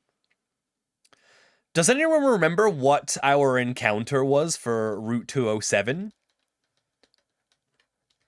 Let's see if anyone remembers from last time.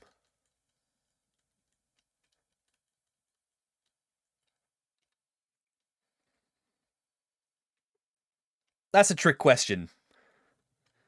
We got none. Yeah, Maroon. We delayed our encounter so that we could have one more try at the honey tree. And if I am correct here, let's see, Route 207, the honey tree has a chance for Munchlax. The full encounter table for this honey tree is Apom, Slackoth, Metapod, Kakuna, and Munchlax. And guess what we already have? We already have an Apom, we already have a Slackoth, and we already have a Weedle. So we actually get rerolls on all of those.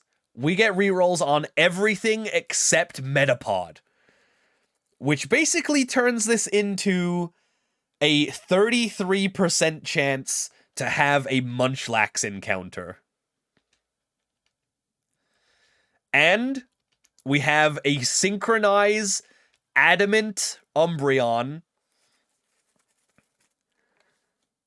which has a 50% chance to make wild Pokemon be the same nature. This could be it. I think I am running low on honey, though. I have 5 honey, so we got 5 shots at this until I have to go buy more honey. But this is the whole reason why I delayed getting my encounter here, because you can't reach this honey tree the first time you are on Route 207. But here we go. Let's see. A sweet sense in the air. All right. As you can see, we already have Slackoth, so that is a reroll.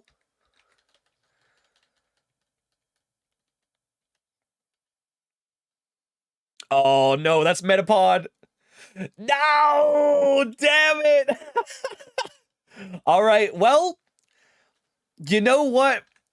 This isn't the worst. This isn't the worst. You want to know why? Because the next time we find a honey tree, we get rerolls on everything except Munchlax. Next time we find a honey tree, we have a guaranteed Munchlax, chat. This just sets up our future success. It's all good. Don't even stress. Alright, we're stressing a little bit. Metapod, you need to get in the ball. I'm gonna hit it with a quick attack. Alright, that'll do. Please get in the ball. Let's go! Okay! Alright, chat, that means next time we see that honey tree, Munchlax will be ours.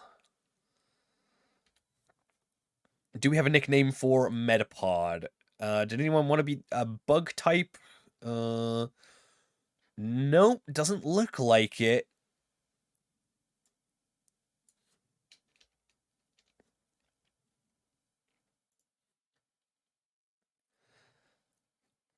Sounds like Gotcha guaranteed 5-star. Oh my god, that is what it is. We've been pitied into Munchlax. That is exactly what it is.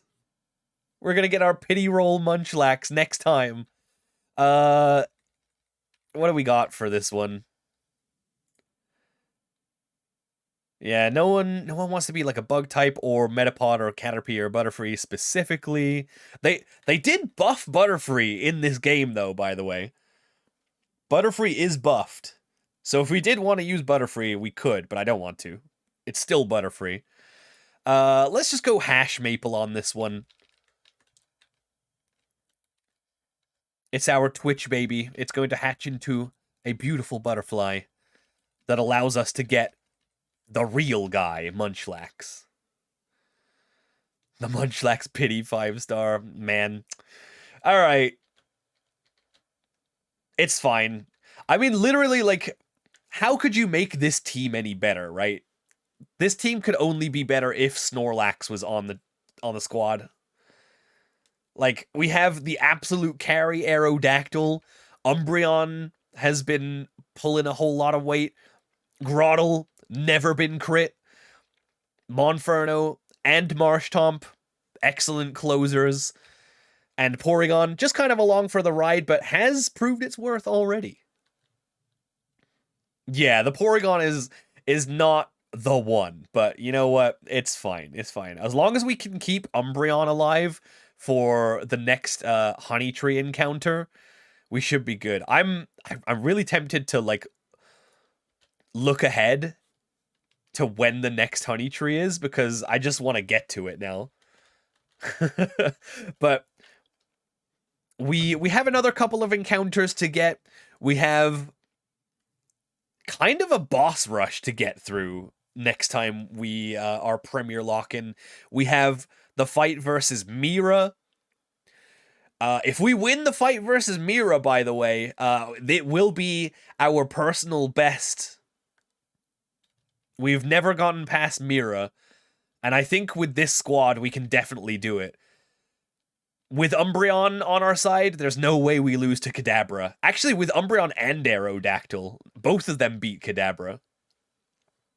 I think we PB. And then we have another 2 boss fights to get through, and then also a gym fight after that. So it's all gonna be kicking off next time. I don't want to spoil anything for anyone who hasn't played Renegade up to this point yet, but past Mira, we got another 2 boss fights, which are going to be pretty tough. And then we actually have to fight a gym fight too, so... Only thing to worry about is Aerodactyl level cap. Yeah, that's true. We've got another 4 levels for Aerodactyl, so we got to try hard not to use it too much. Yeah, Marin, this is the furthest we've got for the Premier lock is Mira. On a like casual playthrough that I did, I got up to like I think gym 4 or 5, and then I decided to like I was just like, you know what, this would be a really cool challenge to just do a Premier lock on, and then that's what we've been doing since. So I did that one off stream, so there's been no spoilers, but yeah, I think we got this. Like, as long as we play with juicy brains, we're gonna be just fine. We got strats. We definitely got strats, so I'm confident, but not too confident. But anyway, that's gonna about do it for me. I can't believe it's actually Sunday. I was literally, like, entire stream, I was just like, man, it's only Saturday. I get to have a nice little sleep after this, have a whole Sunday ahead of me. I can't believe I completely forgot it was Sunday today. Cautiously confident. Exactly. But yeah, I guess I'm a little ahead of my own timeline. That happens sometimes, I guess. Yeah, I guess the only thing I got left to do, y'all, is send y'all over onto a raid. I think I got someone in mind here. I'm gonna raid us into someone that we haven't seen in a while. Let's raid into Momoka. Momoka's playing some Katamari right now. She's an absolute sweetheart. Please give her a bunch of love. And oh, it looks like she's got a 24-hour stream coming up. So if this is the first time you're seeing Momoka, then if you do end up liking her content, maybe a 24-hour stream coming up this week could be up your alley. Perhaps. Yeah. Big love for hanging out. I will be posting the stream schedule, not the scream schedule. Those come at random. Or if we lose a Pokemon, then there is going to be a scream for sure. But yeah, I'll be posting the stream schedule in both the Discord and also on Twitter. If you're not following or if you're not a part of our Discord community, we'd love to have you.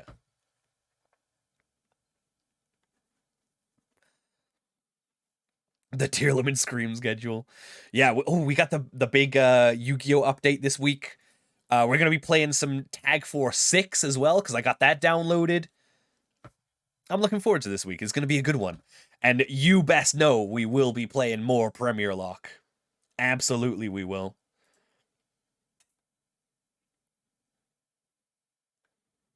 But yeah, copy and paste that raid message.